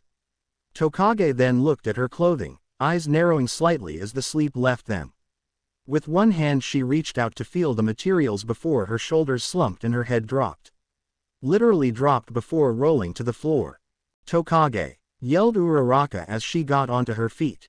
Ignoring the pounding on the wall from her neighbors, she rushed over to her friend's fallen head. "Are you all right?" A groan escaped Tokage as her head began to float around. "I'm fine," she said. "My clothing is still damp and cold, but it's nothing too serious. I've made it a habit to always keep a spare uniform in my locker ever since middle school in case of situations like this. And with all the craziness that could happen in heroic lessons, I figured I should also keep some spare underwear in there as well." Uraraka found herself nodding in amazement at what she heard. While Uraraka did have her own umbrella, that could only protect her so much from the rain. In a situation like she was in now, she would have been drenched the moment she got onto the street. Even if it wasn't raining that badly, if she tripped or a car ran over a puddle and splashed her, it would have resulted in the same situation. She would have had to sit in class, dripping wet while pervs like Mineta stared at her body through the damp clothing, while Ida chastised her rather than helping. She could also hear him berating her, saying how disrespectful it was to dirty the seat that so many prior heroes once sat in. No doubt she would then have to listen to Ida chastise her for sitting in class all wet. Aizawa would then wake up, see her dripping wet, and then tell her to get changed in the school's gym uniform. Of course, he would also do his own chastising and tell her that she was wasting time or something like that. The only person in their class who would have gone out of her way to help would be Ishido. But that would only be if the alien girl got to class early and had a solution. Yeah, maybe it was a good thing she was trying to transfer out of 1A. As for the underwear situation, that was also a good call. While their hero suits were made to take a lot of punishment, they couldn't protect their bodies from everything. And given all the different training areas they had on campus, the Lake Zone in the USJ, people like Midoriya and Kamakiri who had quirks that allowed them to cut down their opponents, and so on provided ample opportunities for an underwear malfunction. Heck, if Mineta ever discovered a way, she was sure he'd try something just so he could stare at her chest hoping to see the outline of her beeps or something like that. But, if she had that, why did the girl look so miserable?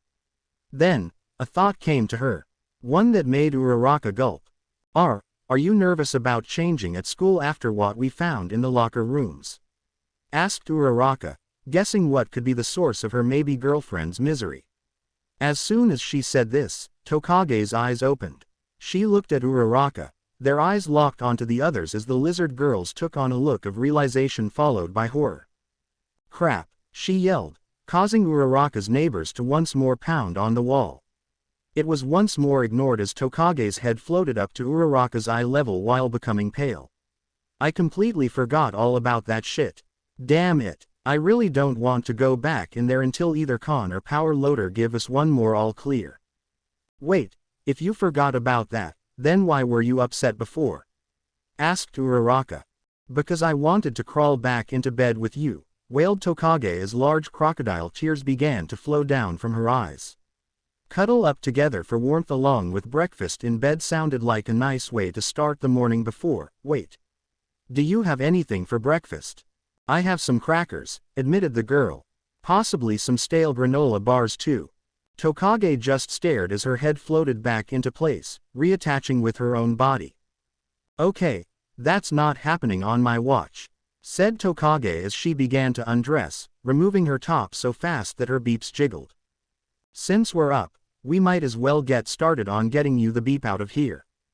As soon as we're done getting dressed, we're heading out towards school and picking up something along the way.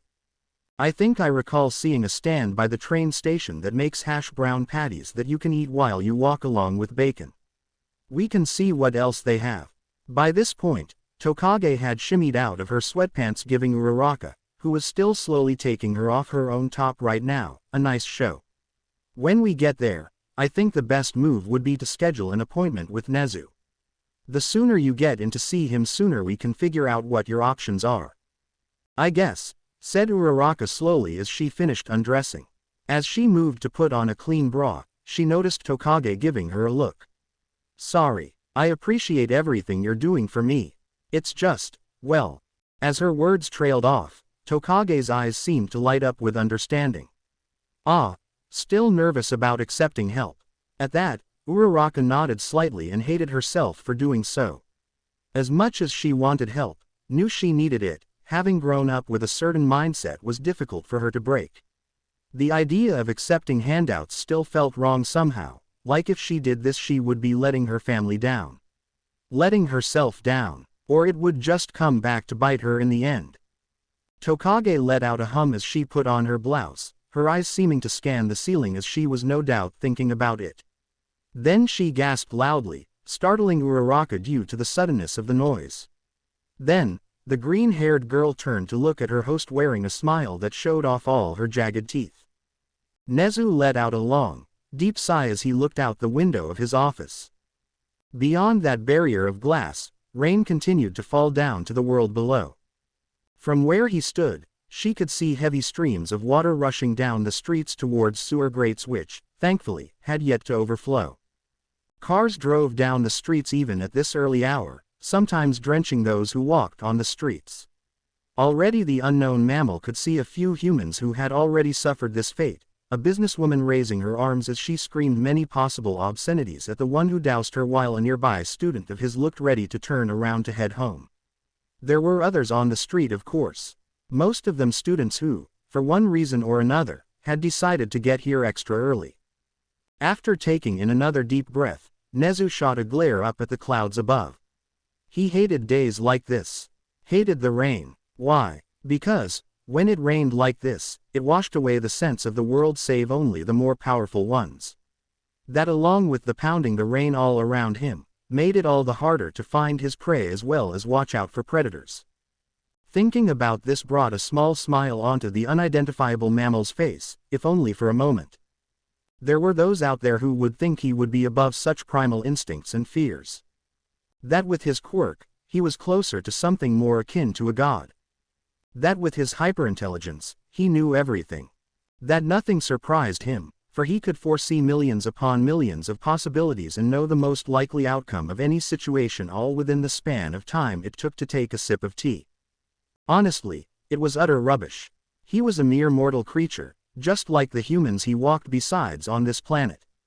Just like them, no matter how logical the mind was, there would always be those primal feelings encoded into their need to survive. Furthermore, it was laughable to believe that anyone knew everything. He could make his plans based on the information he had as well as come to the most likely conclusion. But that was just it. He could only use the information he had. After all, if he was all-knowing, then it was possible they could have prevented the USJ incident. Then there was their most current security issue. Remembering that darkened Nezu's mood, the fur on his back rising slightly only hidden due to the suit he was wearing.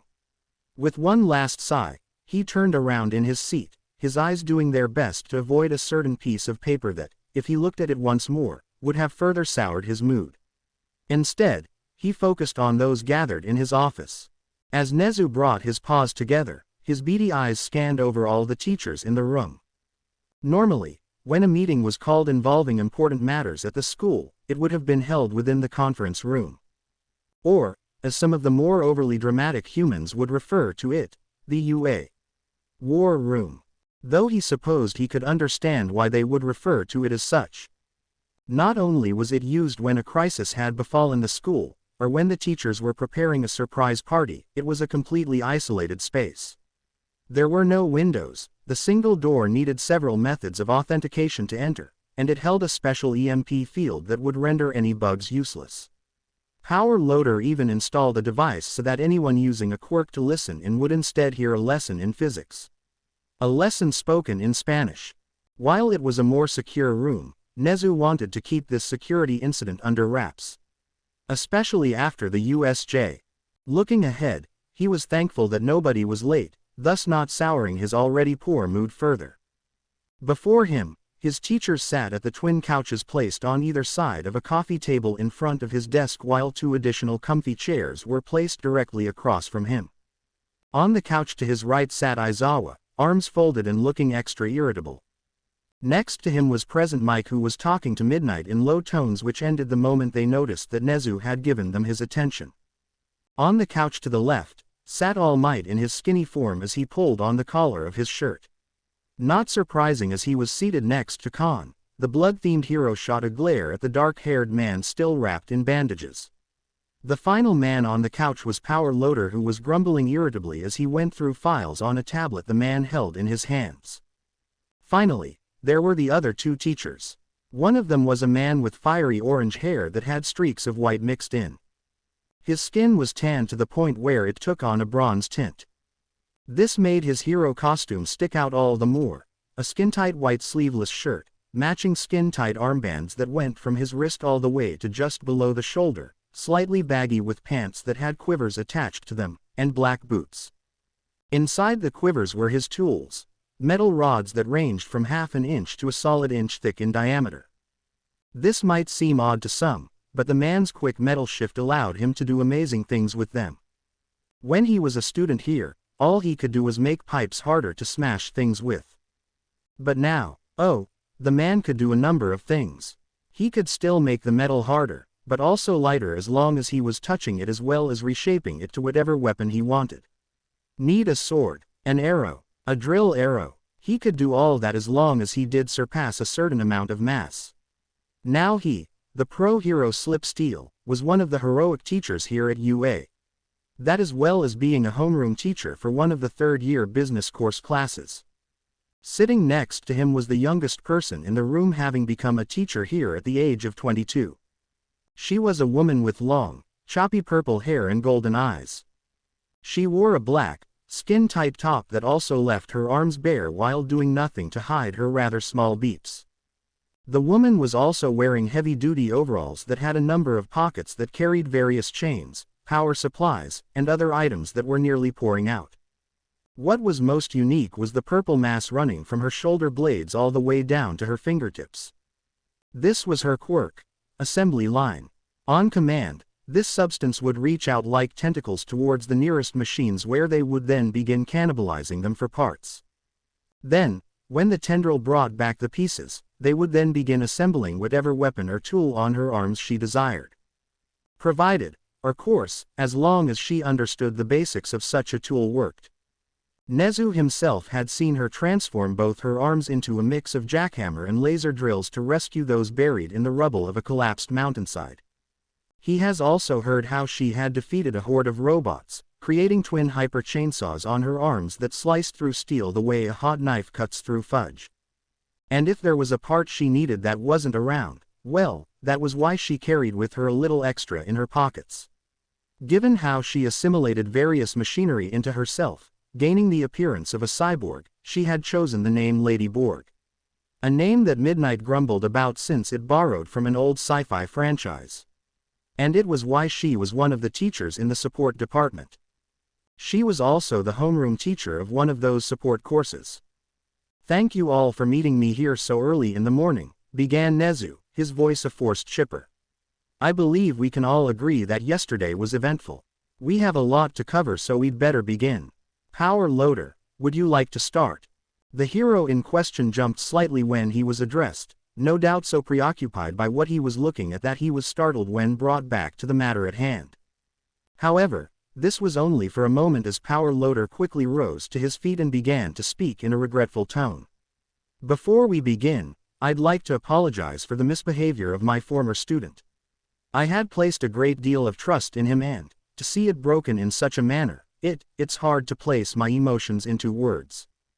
"Don't go so hard on yourself," said Lady Borg, waving off Power Loader's apology while leaning back in her seat. "I was the one who recommended the little shit. We gave him our trust and he just wiped his ass with it before tossing it to the side." "She's right," added All Might. "It's never wrong to place your faith in another," says the man who was late to the USJ because he didn't believe in the skills of the local heroes, grumbled Aizawa. This caused All Might's gaunt cheeks to flush while blood could be seen running down his cheeks. The skinny man then raised a bony finger, ready to continue, but an unusual ally came to his aid. "Drop it, Aizawa," growled Khan, more like a dog than a man. The sound even made Nezu slightly timid at that moment, yet he kept his composure. "You know the situations are as different as night and day. But, if you need it spelled out to you, I'd be more than happy to educate you." Yes, All Might should have trusted more in his fellow heroes. There is no excuse for that. But, I will say this, he did not know them. At least, as far as I know, not personally. There are extremely few people out there that can name off the quirks and effectiveness of every hero in the country. Not even one of my best students can do that. And since he was there, saw a crime in progress, didn't know if there were other heroes in the area or if they could handle the situation, he decided to proceed. Add in the fact that no one knew that the USJ would be attacked that day, his actions were nothing more than well-meaning irresponsibility. Aizawa let out a grunt at that, while All Might turned to look at his fellow teacher in red. The number one hero then gave Khan a thankful smile which was lost as Khan's eyes never left Aizawa. As for Saotome, he was someone who his teachers had prolonged contact with, continued Khan.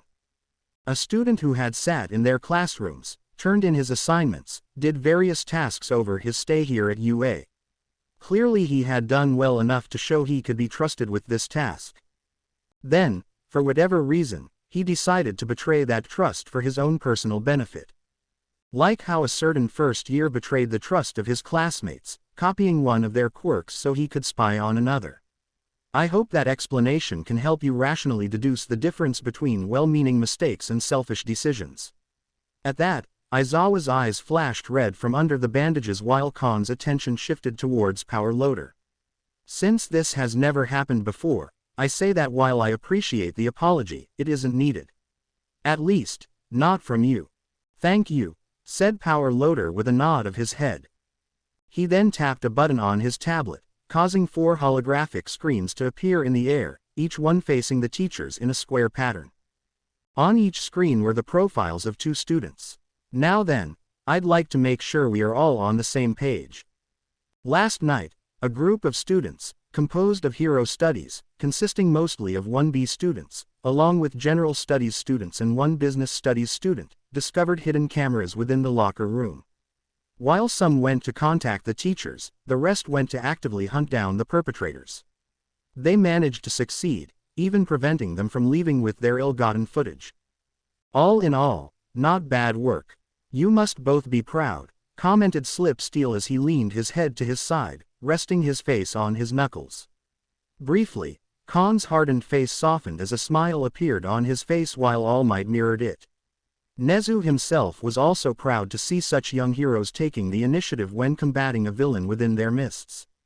Yet, the small mammal didn't miss how Aizawa's eyes seemed to harden at that statement. Before you are the 2 boys they caught, continued Power Loader. Formerly of the support course as Kai Saotome, 3rd-year student. Quirk. Feather hair, a cosmetic mutation quirk that gave him feathers instead of hair. Interned at 2 well-respected support companies here in Japan as well as doing a work study at one of them during his last summer. Power Loader gestured to the other file on the holoscreen, formerly of the business course, Ichiro Fujita, also a 3rd-year student. Quirk.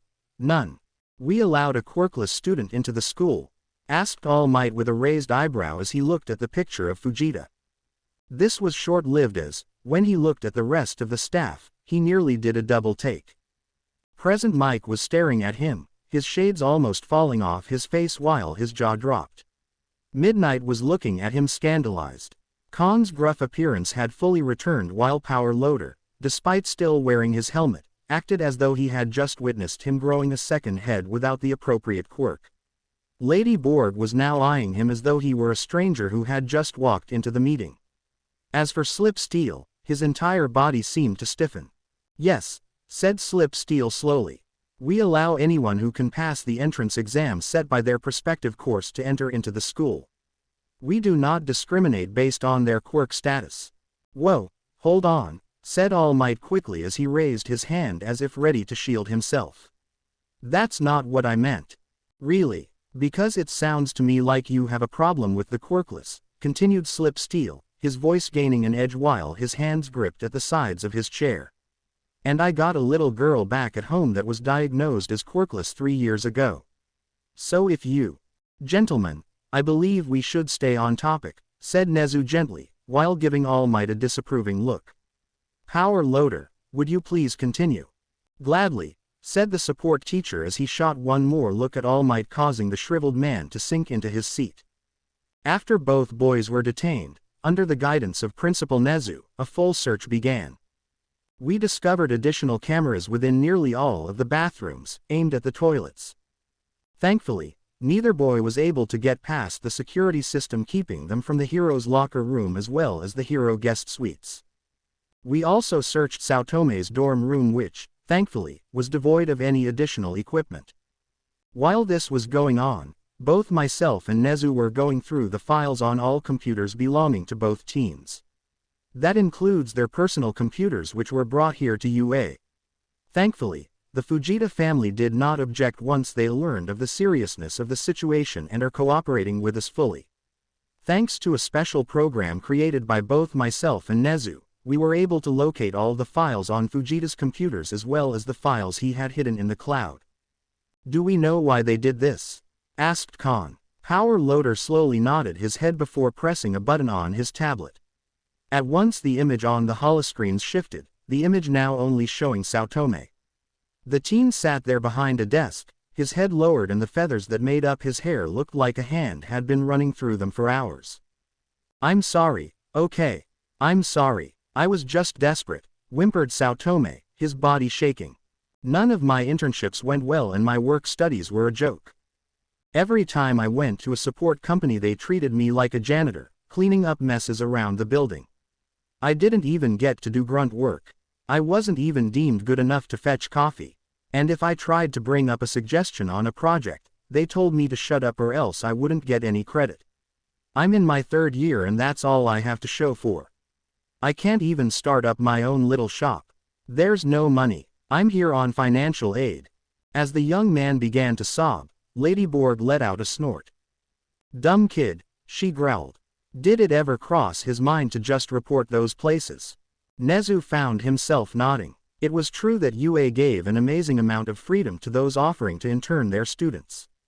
Some heroes, for example, would simply do the basics of showing their interns how to handle themselves on patrol, paperwork, and so forth. Others would train their students, showing how to use their quirks in various situations if they could. And while there were those who would use their interns in commercials or modeling and the like, there was still something for the students to learn about hero culture. As for business and support students, it was very rare for a student to be in the process. Those who thought they would be working on the latest gear or helping with important paperwork were in for a wake-up call. However, there were certain lines that, if crossed, would bring the school's wrath upon any entity that abused the trust they placed in them. Such as using their students as a free workforce in an unrelated field or pleasure. However, they could do nothing if the students don't come forth. Sighing to himself, the principal picked up his tea as he began mentally planning his next moves. First he would need to confirm what Saotome had said by talking to the other students who had interned at these companies.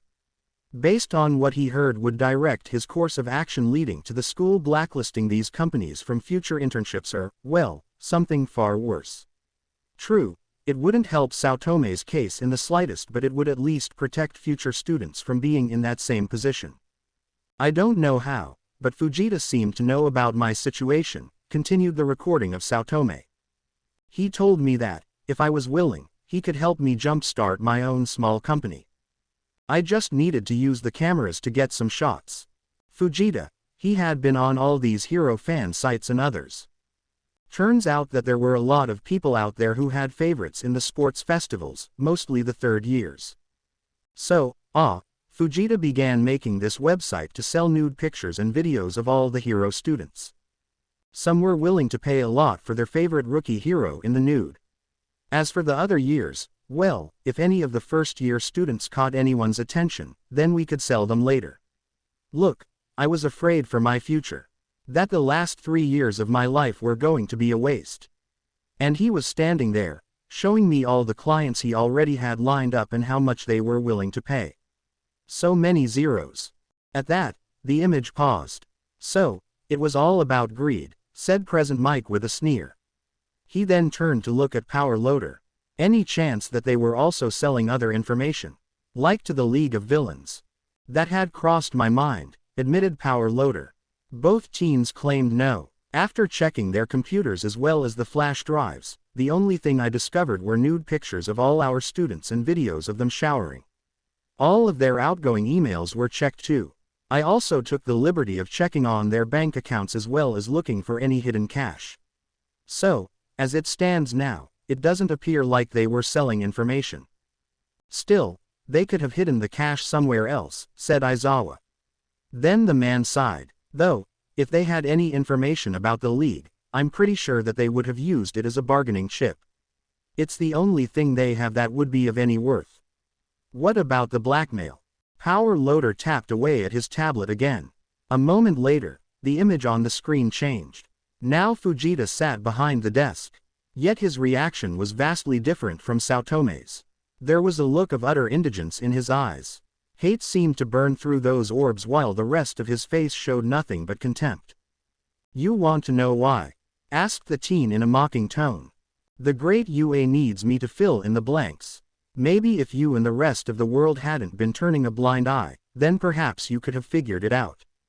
I'm nothing more than the token quirkless kid you let in through your pearly gates so that you can tell the world, see.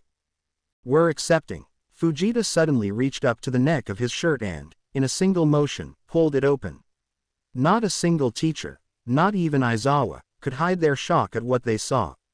His chest was dotted with various marks, some looking very much like they were caused by cigarette burns. Others looked like burns caused from flames to boiling oil. Cuts and various other things could all be seen. Nezu felt certain that there were more. It's been like this my entire beeping life, continued Fujita, his voice becoming hysterical. People have done this to me, treating me like I was subhuman, all because of an extra joint in my pinky toe. Yeah, that's it. And you know what? I thought it would end when I got here. Sure, the physical abuse stopped, but that's it. I'm always being looked down to. Always the butt of a joke. People acting like it's some miracle that I manage anything despite my handicap. Do you know how many times I was turned away from my internships? Last year, I took a half-day trip for my internship only to be told at the front desk that there had been a mistake. Bet that was a joke for them, or they finally looked at my quirk status. Didn't want the freak around polluting the area with its lesser-developed presence. So yeah, I planned on profiting off my classmates. Why not? There are so many heroes out there that are nothing more than attention-seeking whores that I doubt they would have minded the additional exposure. Heck, I even found some blackmail on people who won the genetic lottery and planned to use it. Because that's the only way I'll ever have power over them. I could make them sign a contract with me, or just extort them for money, and I would have savored every moment that they had to obey the one they deemed the genetic failure. Then, once I got enough money and power, I would make everyone who ever hurt me look down at me, pay. At that point, the image paused, allowing all the teachers there to let this new information sink in. All Might, for his part, was staring up at Fujita like he was seeing a complex puzzle. It seems as though years of abuse warped this young man's sense of right and wrong, said Midnight after a while. She then turned to Slip Steel. Did you know about the internship incident? I did, replied Slip Steel. Fujita called me right as he was leaving the building. I told him to wait a moment, that I was going to call them to see what was going on. According to the company's HR department, they had accidentally accepted too many internships. They did promise to make it up with him, saying he would be guaranteed a spot next year to make up for wasting all that time traveling. Since I didn't have any proof that it wasn't a mistake, all I could do was tell them that I would hold them to that promise. Naturally, I told Fujita about this, but he was rather dismissive. Figured he was still angry and needed some time to cool his head. But after seeing all this, it would make sense that he won't believe me. Doubt he trusts anyone with a quirk. Regardless of his past, that does not excuse the fact that he committed a serious crime, said Aizawa. The man then turned to look at Power Loader. I am aware that my student damaged the drive containing the blackmail material. Were you able to recover anything? Some, said Power Loader as he went back to his tablet. Most of the drives Fujita was using were cheap. When the blackmail drive broke, most of the data was either corrupted or lost. I did manage to piece together some of the data. Once again, the image on the screens changed. Now the staticky footage showed Tagata within a toilet stall, sitting there with his pants around his legs. Both of the teen's hands were pressed against the side walls of his enclosure, face red with sweat running down his brow. The teachers could hear him grunting and groaning as the sound of something was continuously hitting the water. It didn't take a genius to figure out what was going on. Then, it happened. Tagata suddenly phased through the toilet, sinking halfway through it before realizing what he had done and deactivating his quirk.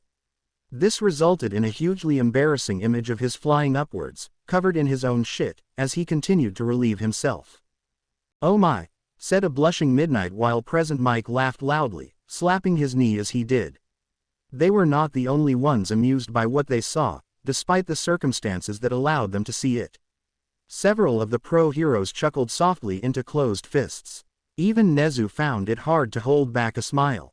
The only one who seemed unfazed was Aizawa. The next scene they watched caused the room to become more sober. Najire was in the shower, back pressed against the wall as she squatted down in a manner that kept her legs spread. One hand was groping her beep, fingers teasing the nipple, while her other hand was vigorously fingering her. She was ing something as her hips bucked, obviously close to her release. This was all I was able to get, said Power Load, the holoscreens vanishing as he spoke. Though I might be able to retrieve more missing data if I had more time. You should make it a priority, said Aizawa. We need to know everyone who was caught so we can expel them. Everyone groaned at the man's go-to response, not like he seemed to care. If they were reckless enough to do anything in a public area that could be used against them, there is no way they'll ever make it as pros. It shows they are not aware enough and are prone to poor decision-making. I'm afraid I must disagree with you on that, said Nezu before picking up his teacup and taking a sip. As he drank, he could feel the eyes of the erasing hero falling upon him. Not like he cared, nor was he surprised by the man's decision. The principal had seen it coming ever since he had seen the blackmail drive, and the papers he submitted earlier only further cemented the man's course. The only way that we were made aware of their actions were due to illegally obtained footage using our property. I feel it would be best to simply let the matter drop.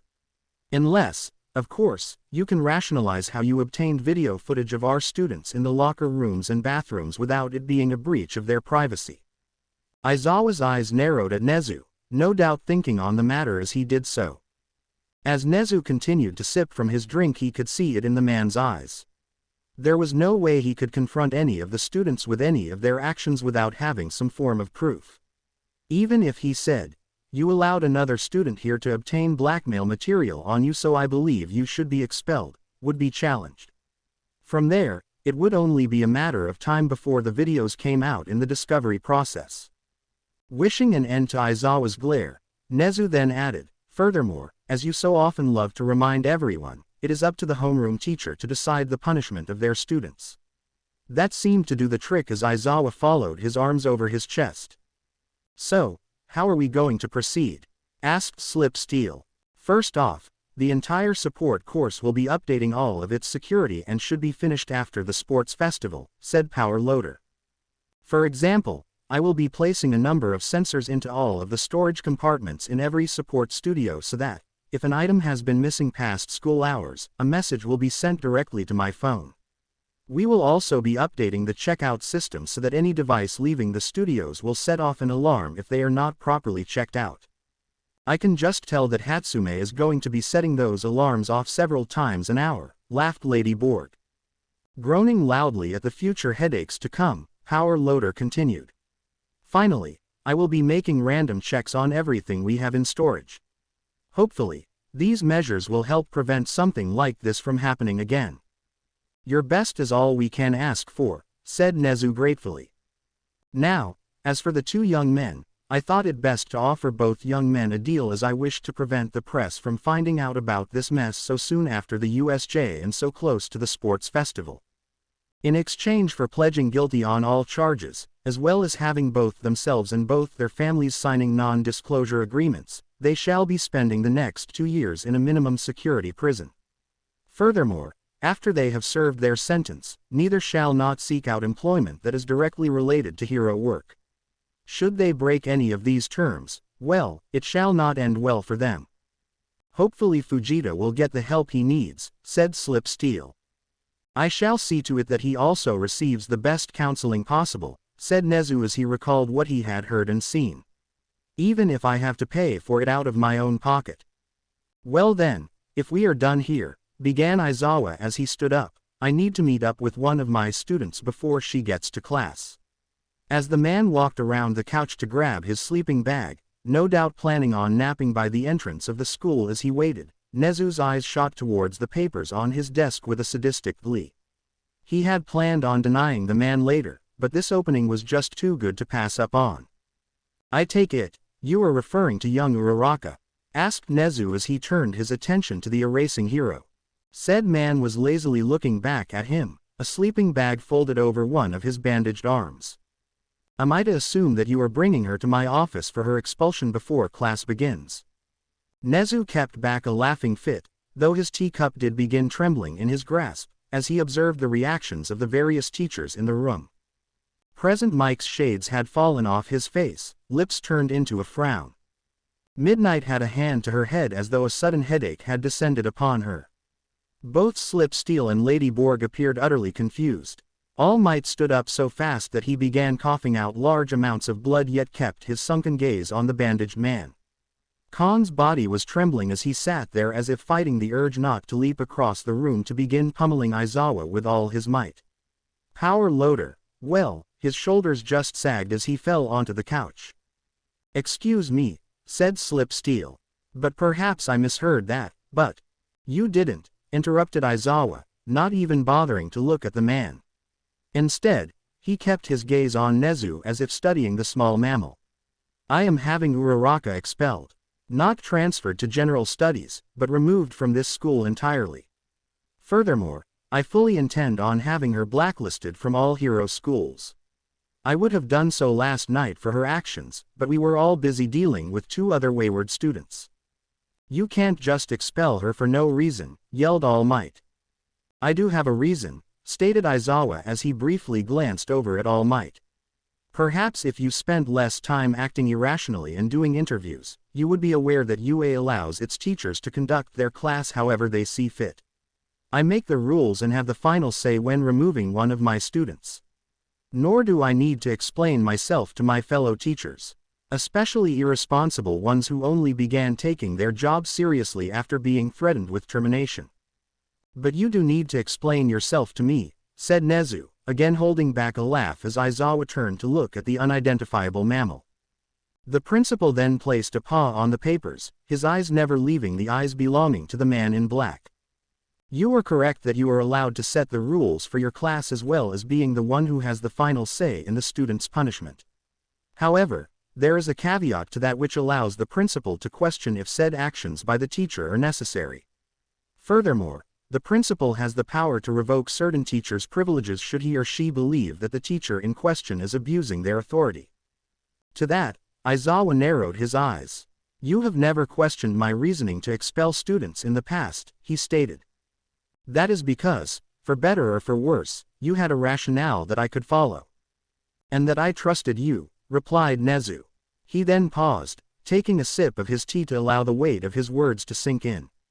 Given how you have stood before my desk and defended other students from the threat of expulsion, I hope you can understand why I, even with my high-specs Quirk, am having difficulty with your decision. So I would kindly like you to explain your reasoning to both myself as well as your fellow educators. I would greatly value their input on this matter. Aizawa stood there, his eyes locked on his boss for several long seconds. It was as if he was trying to will Nezu into dropping this, to just give in with the man's wishes. When that didn't work, he glanced around the room, though it was clear by the man's posture that it wasn't because he was nervous about what they would say.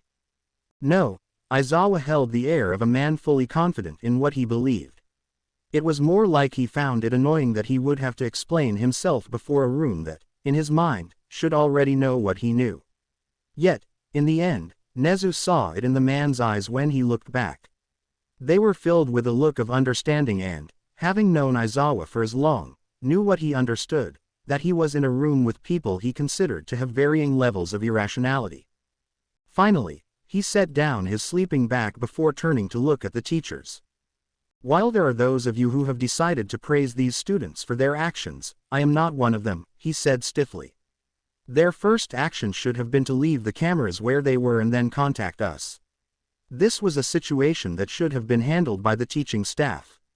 Instead, they went off on their own like vigilantes of justice, thinking that they could have solved the crime on their own.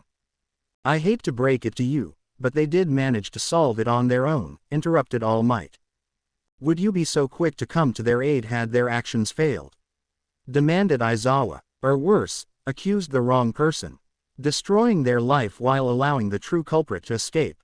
All Might's cheeks flushed, but he did not back down. We are not dealing with what ifs here, the man stated. We are dealing with what actually happened. But, if that's the game you wish to play, then allow me to join in. What if during the course of the investigation, those 2 boys began covering their tracks? As you are so fond of reminding your students, rational heroes know that time is precious. While I am certain that we would have found them in the end, they could have hidden their ill-gotten gains before that point. Regardless, they should not have done what they did in the first place, said Aizawa firmly. I do not tolerate vigilantism, nor does it have any place within my class. Normally, I would have simply sent both Uraraka and Ashido, another one of my students who aided in this childish behavior, to general studies had it not been for what happened during their ill-thought-out escapade. Uraraka went to engage Fujita in order to prevent him from escaping.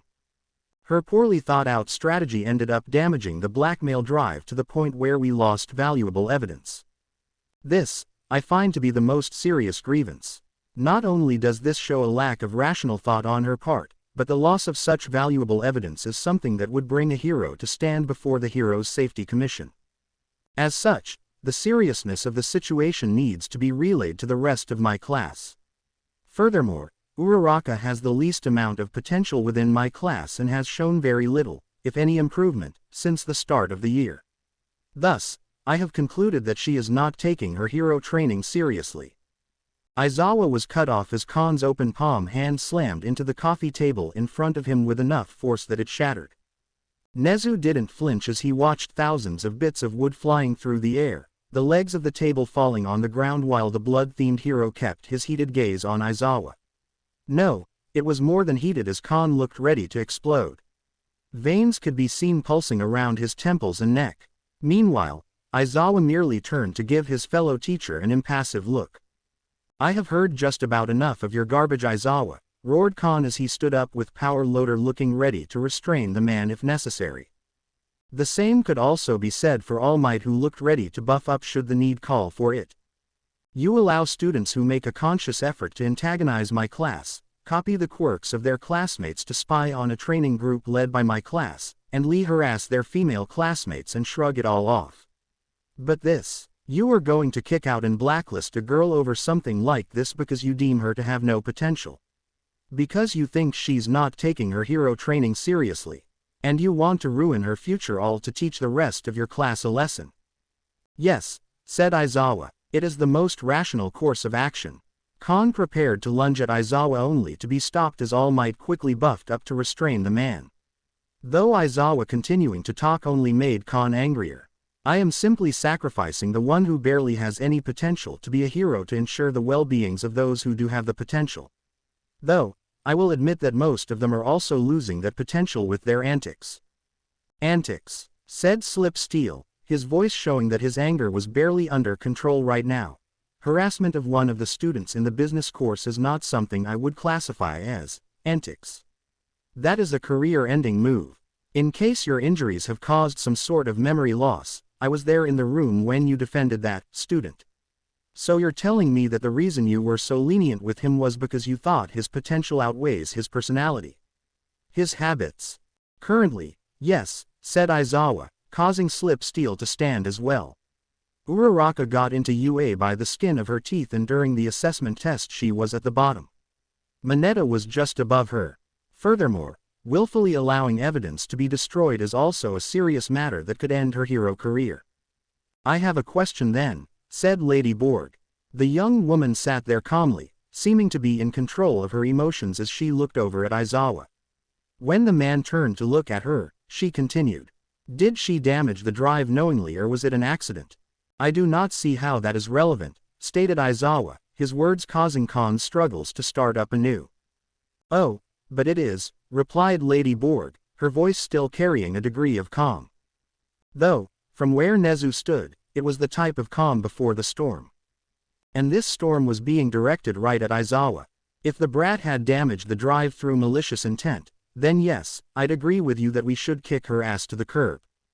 Seriously, who would ever trust a hero who destroys evidence just because it was embarrassing to them or they had some connection to? But accidents do happen. Property damage is something that is expected when dealing with villains. We can try our best to minimize the damage, but most times we certainly can't prevent it. The same goes for preventing damage to evidence, especially if we don't know that the villain is carrying it. That is why the Safety Commission investigates such incidents." She then paused, looking Aizawa up and down. "Tell me, have you brought this up with your class yet?" "Rational students would have known better before now," stated Aizawa flatly, his words angering Khan to the point where he nearly slipped out of All Might's hold. "I plan on giving them this lesson after informing them of why Uraraka is no longer among them. Though, To keep the matter quiet, I wasn't going to go into specifics. A disapproving noise escaped Lady Borg's throat before she turned to look at the now muscular hero. All Might, have you brought this up in your classes? Sort of, replied the number 1 hero. Most of my classes thus far have focused on combat, trying to reach the objective within a certain amount of time. However, these objectives have ranged from warheads to preventing files from being stolen. Nothing as fragile as what happened last night. I had planned on doing something like that later in the year, after they had gotten more used to fighting with their quirks. So it's something that Uraraka hasn't learned yet, said Midnight before turning to look at Aizawa. Honestly, I think you are blowing this way out of proportion. It was an accident. Plus, we were able to get at least some of the files on the drive and there was plenty of additional evidence. And furthermore, stop acting like she's not doing everything in her power to get better, yelled Khan. You keep going on about her faults, but what have you done to help correct her issues? How she improves is not my concern, stated Aizawa coldly as lightning struck outside, the thunder and flash of light seeming almost perfectly timed. Unlike you, I don't hold my students' hands like they're children. I expect them to figure things out on their own. If they are unwilling to put in the extra work to do something as simple as that, then they don't belong here. Besides, it's that oaf's job to teach them as well. Well then, guess you were too busy napping to know that she has been trying, yelled Khan, spit flying through the air. She went to everyone in your class asking for help. In the end, she had to beg my class to help her train. And you know what? That girl who you claim to have no potential is giving it her all every day that she comes in to train. She's pushing herself just as hard as any of my students who have been training like this for over a week. I can see that she'll make a great hero. Maybe if you bothered to look. Khan, that is enough, said Nezu, his voice calm as another bolt of lightning struck outside. The other teachers in the room turned to look at the principal just at the right moment as a flash of light caused his features to become obscure. Young Uraraka will not be leaving us. Upon hearing that, most of the teachers relaxed. Present Mike gave a smile and a thumbs up while Midnight allowed her shoulders to relax. Slip Steel allowed a smile to appear on his face before sitting back down in his seat while letting out a sigh. Khan stopped struggling with All Might, allowing the other hero to deflate before sitting back down as well. However, Khan remained standing, his eyes locked onto Aizawa's while Power Loader took a few steps back. As for Aizawa himself, he just shot an annoyed look at Khan before turning to stare at Nezu impassively. I hope you have better reasoning for this decision, said Aizawa flatly. Other than being your boss? Asked Nezu in a jovial tone. Then yes, I have 4. Number 1 was already touched upon by your fellow teachers, which calls your judgment into question. You have allowed far worse to occur in your class without the threat of expulsion. Let us take young Monoma's behavior from last night. Not only did he copy the quirk of a fellow classmate, which based on his own statements acquired it without consent, but he used this quirk outside of class in order to spy on 1B. When the copy wore off, he stood there exposing himself to a large group of students. Aizawa, you defended all of this saying it was a rational application of quirks to gain information on his opponents. Rational my ass, roared Khan as he looked over at Aizawa with heat in his eyes. I'm all up for class rivalries since they can help push our students. But I draw the line when they begin breaking school rules. You can't just claim that breaking the rules one moment is rational and then going overboard when enforcing them the next over a mistake. I stand by my decisions, was all Aizawa said. Reason number 2, continued Nezu, has to do with the USJ incident. Rumors are already spreading around the school about there being a spy amongst us.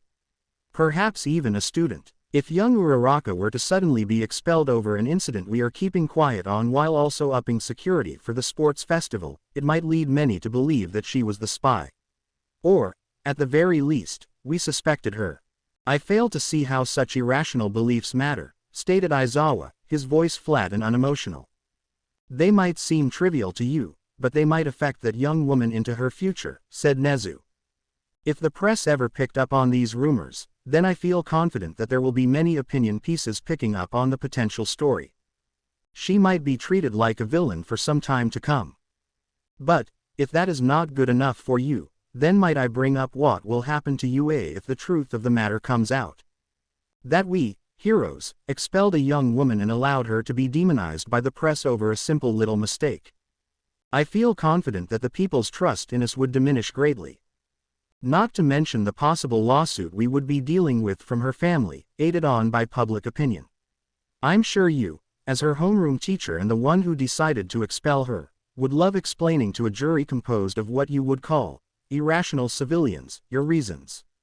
At that, Aizawa let out a sound of annoyance at two of the things he hated most: the press, something that would eat any hero alive after one misstep, and juries. Now, speaking of the spy, this leads me to the third reason. One that involves the League of Villains, continued Nezu, all humor and goodwill in his voice gone. Now, there was only a cold, emotionless tone directed at Aizawa. If there is a spy, the news picks up on any rumors of young Uraraka's dismissal from UA, or just word of mouth. I am sure that the League will hear about it in due time. This can go either one of two ways. The first is that they seek revenge for their failure at the USJ, killing a former student who will no longer be under our protection and was there during the attack. This is extremely likely, given the childish nature of the leader of the attack. However, if there really is another person behind the scenes, then there is a chance that young Uraraka will be approached by them asking either to join or to sell information in the event there isn't a spy. Why? Any additional information that she could provide even if there is a spy would help them in the future. And if she refuses, then we go back to their first option. So, expelling her brings forth the possibility of her death or turning her into a potential enemy.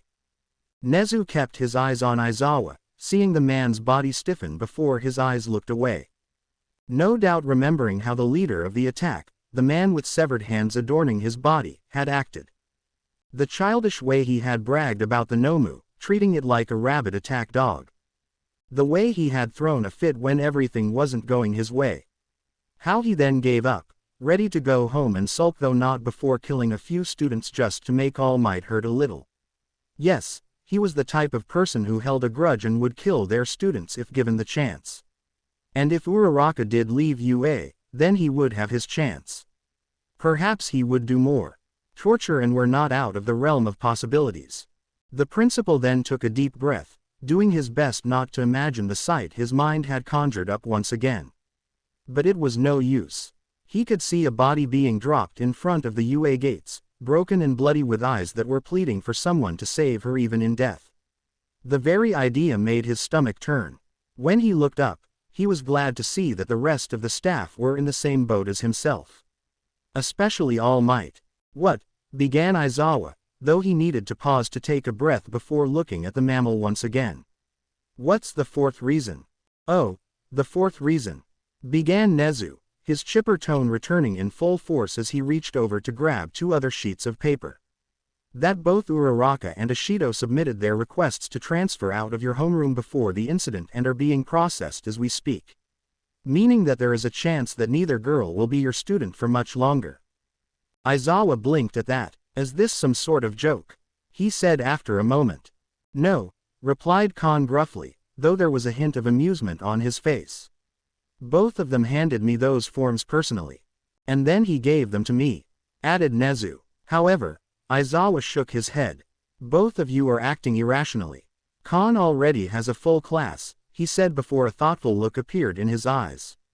Though neither Nezu nor Khan could see it, they could practically feel the smirk that appeared on his face. Though there is a simple way we could fix that.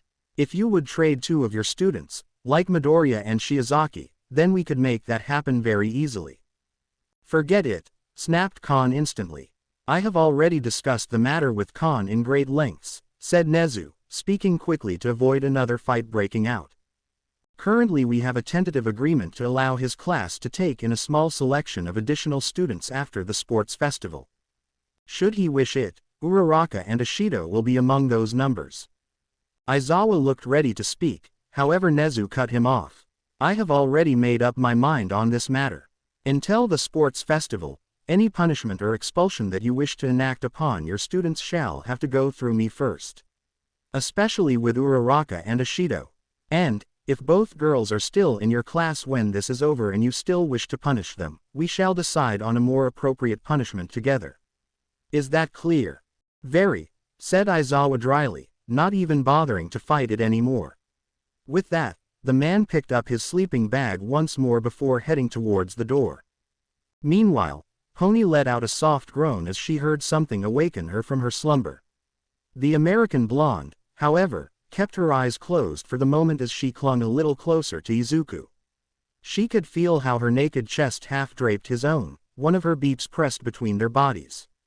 Pony could feel her legs wrapped around one of his own while Izuku had an arm wrapped around the small of her waist, never releasing their hold on the other while they slept. As Pony nuzzled her face into her love's chest, breathing in his scent, she began to realize that the noise she was hearing wasn't the same noise her alarm made. It was her ringtone. She was getting a call. Was it her parents, or one of her friends back in the States who didn't know what time it was here in Japan? Slowly, Pony pulled herself up by her arms. Like this, her back arched downward, causing Izuku's arm to slide down her ass while her beeps jiggled nicely. Looking down at the sleeping face before her, Pony was sure that Izuku would have found this pose very erotic had he been awake. Though she didn't stay in this position for long as she managed to untangle her legs before sliding out of bed to find her phone. Not that it was hard, as the light from the device acted like a signal in the dark room. After picking up the device, the horned girl winced when she got a better look at the display. It was really early, as in she could get another hour and a half of sleep before needing to get up.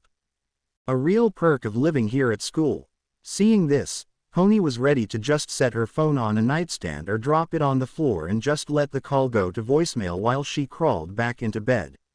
And, if she couldn't fall back asleep, then maybe she could try waking Izuku up like they did in some of those more erotic mangas she had read. That was until she noticed the name of the caller displayed on the screen. Now somewhat more awake, Pony backed up until she fell into a sitting position on the bed. As her finger ran over the accept icon, she felt Izuku stirring behind her. Hello, began Pony with a yawn, really hoping that this was just an accidentally call. That her friend had accidentally, through sleepy eyes, tried to hit the snooze button or wanted to give herself 5 more minutes of sleep but instead went through her contacts and called her.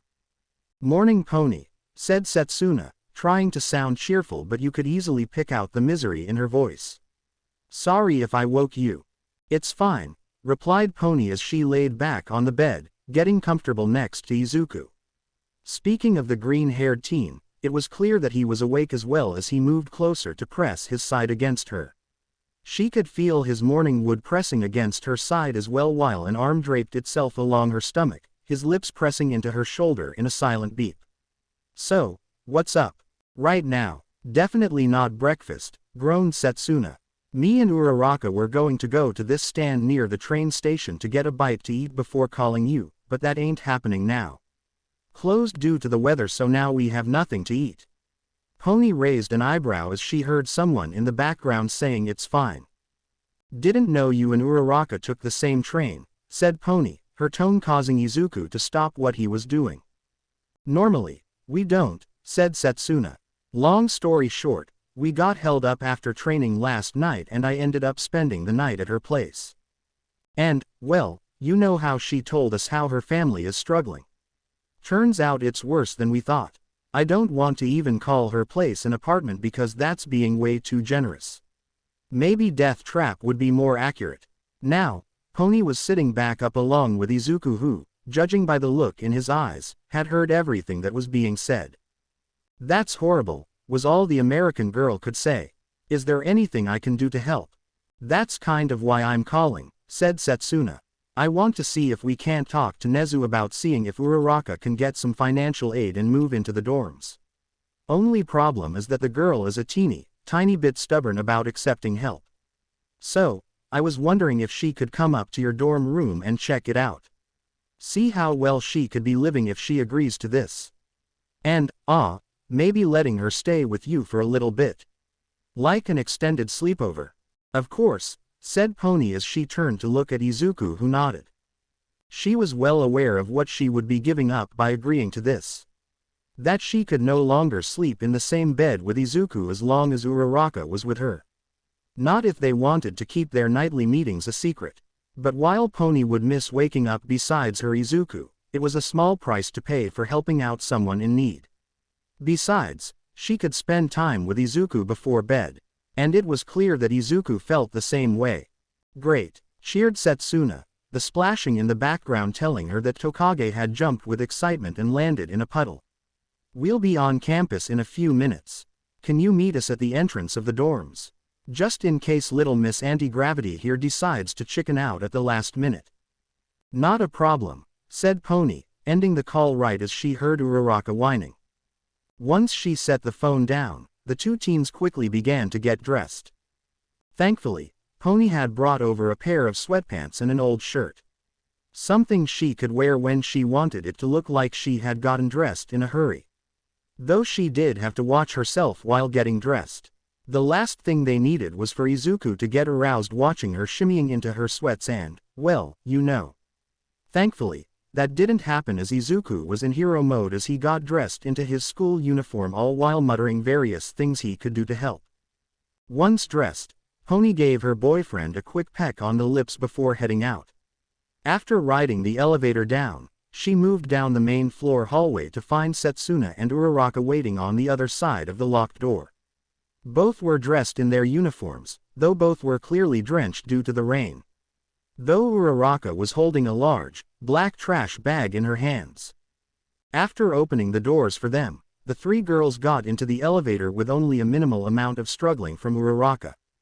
Struggling that ended when Pony activated her quirk, her horns flying around to take hold of the girl's sides before lifting her into the air. When they reached the correct floor, the doors opened to reveal Izuku standing there looking as though he was about to head down. After another quick peck on the lips, Pony released Uraraka from her horn's grasp before taking the 1A girl by the hand and dragging her towards her room. "Are you ready?" asked Pony when they reached her door, turning to smile at Uraraka as her hand reached out to touch the doorknob. "I guess," replied Uraraka, glancing around as if she were considering making a break for it. Not that Pony thought she would, seeing as Tokage and Izuku were still down the hall near the elevators and she had no idea what was down the opposite hallway. Also, Pony could remote control her horns to just pick the girl back up before bringing her back.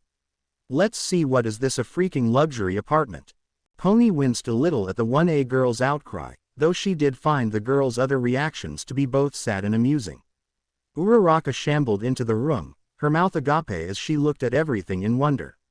When she saw the containers of apples she actually inched her way over to them before nervously giving them a poke, as if she thought the act would cause them to pop. The brown-haired girl then looked at Pony, silently asking permission to have one. "Go ahead," said Pony as she closed the door. "They're meant to be eaten after all. Plus they're fresh. I got them, yes." The American girl cut herself off as she watched Uraraka grab a Honeycrisp in one hand while taking hold of a Granny Smith in the other. The moment the girl opened her mouth, Pony could see drool escaping while a look of savage hunger filled the other's eyes. Then, she began to eat. The girl just took a big bite out of one of the apples, tears filling her eyes as she quickly chewed. Uraraka's stomach then made a loud noise which ended as soon as she swallowed, moving on to the opposite apple as soon as she did. "Okay, looks like it's time for pancakes," exclaimed Pony as she moved towards her kitchen. In an instant, she pulled out a skillet as well as the mixing bowl and box of instant pancake mix. At the same time, Uraraka looked like she was choking on her apples. It took a moment, the same amount of time it took the horned girl to get butter out of the mini fridge, for her to set the fruits down and begin pounding her chest. "No, why you don't have to," began Uraraka between deep breaths. "Yes I do," stated Pony firmly crossing her arms over her chest. "Class 1B is a team. We look out for each other. And you are unofficially one of us. You'll need more than a couple of delicious apples if you're going to be giving it your all today. Now watch a pro at work." With that, Pony brought her hands together to make a hand sign as if she were a ninja or something. Secret American Shinobi art. Pancake surprise. Uraraka watched in stunned silence as Pony's horns shot off her head, another pair instantly regrowing and then detaching from her head as well. In pairs the horns began moving around the room, one set moving over to the sink while the other stayed near Pony.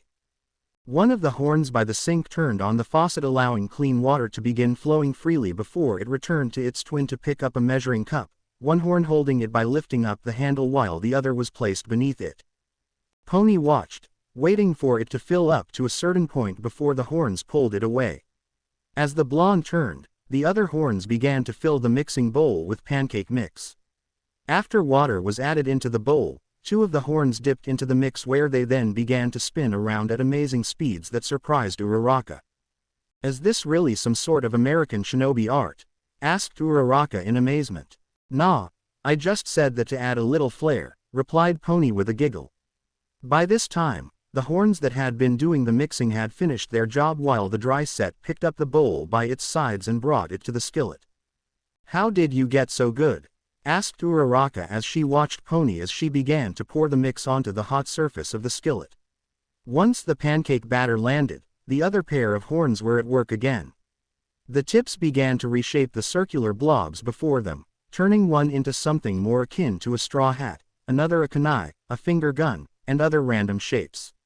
She even made one that was shaped like Mickey Mouse. "It's something me and my mom worked on," said Pony, watching the food being cooked before her.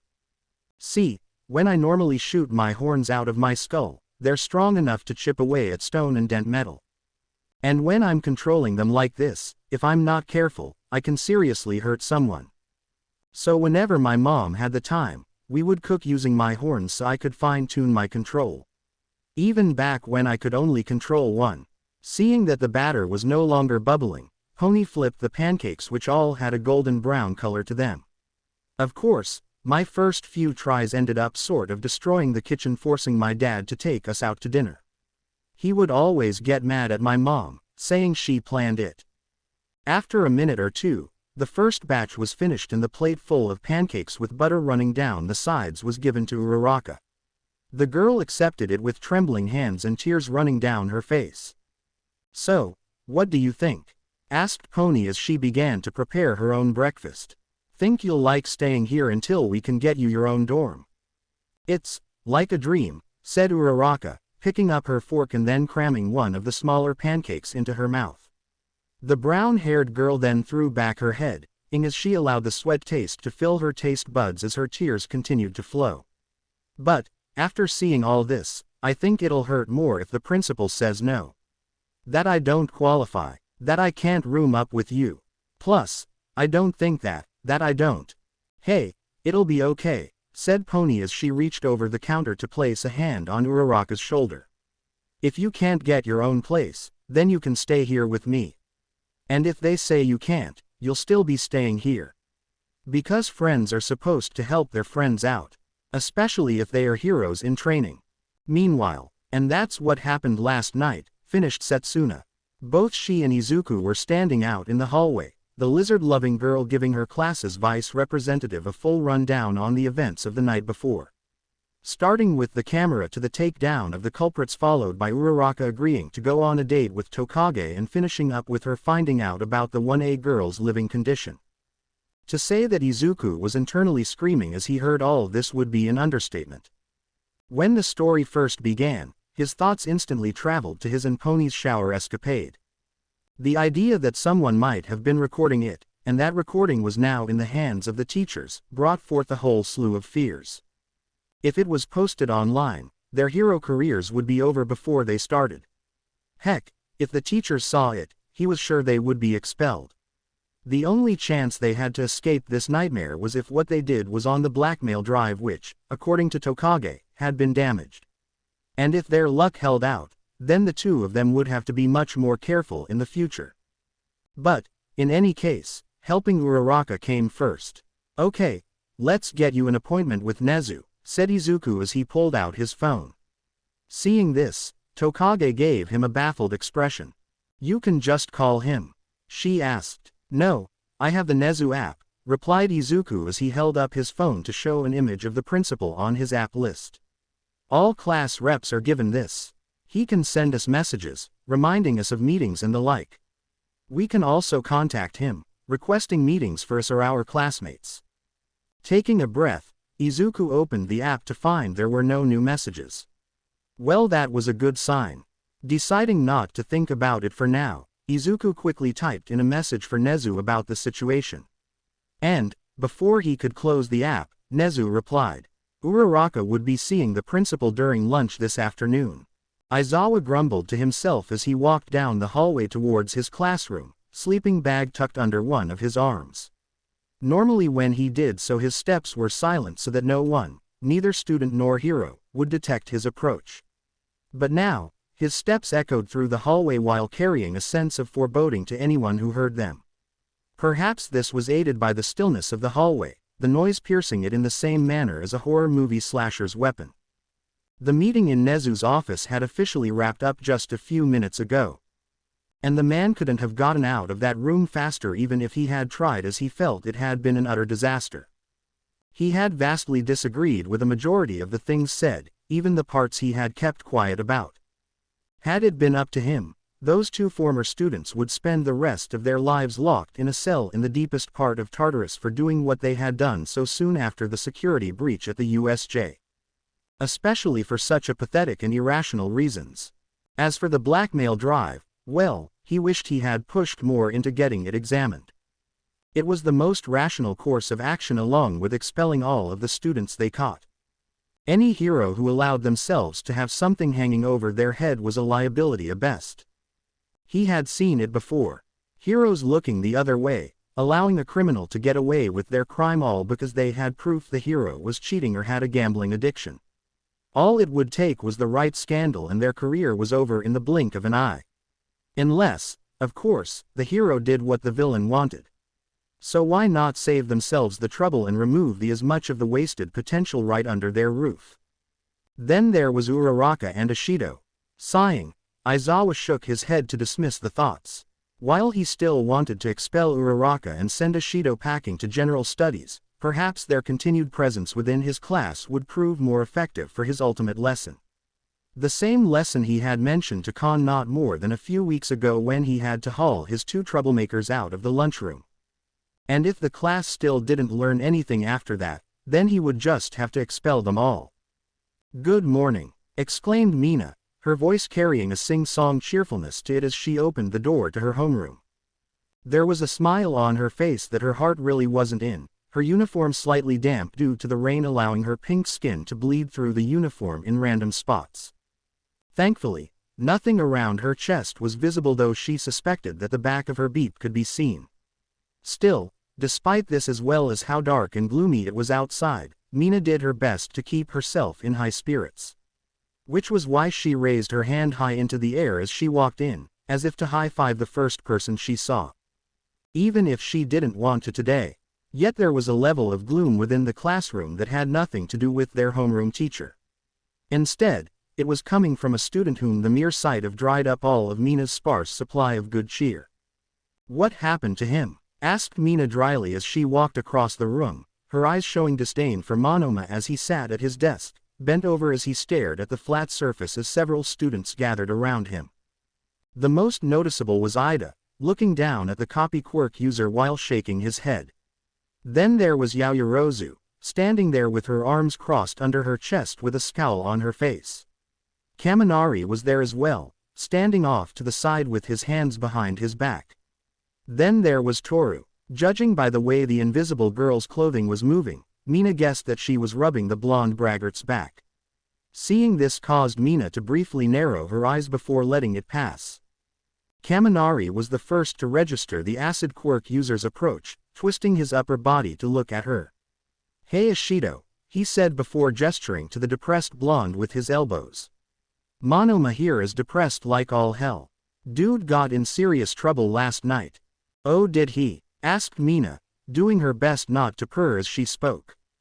"Yeah," said Toru, her voice indicating that she felt sorry for Monoma.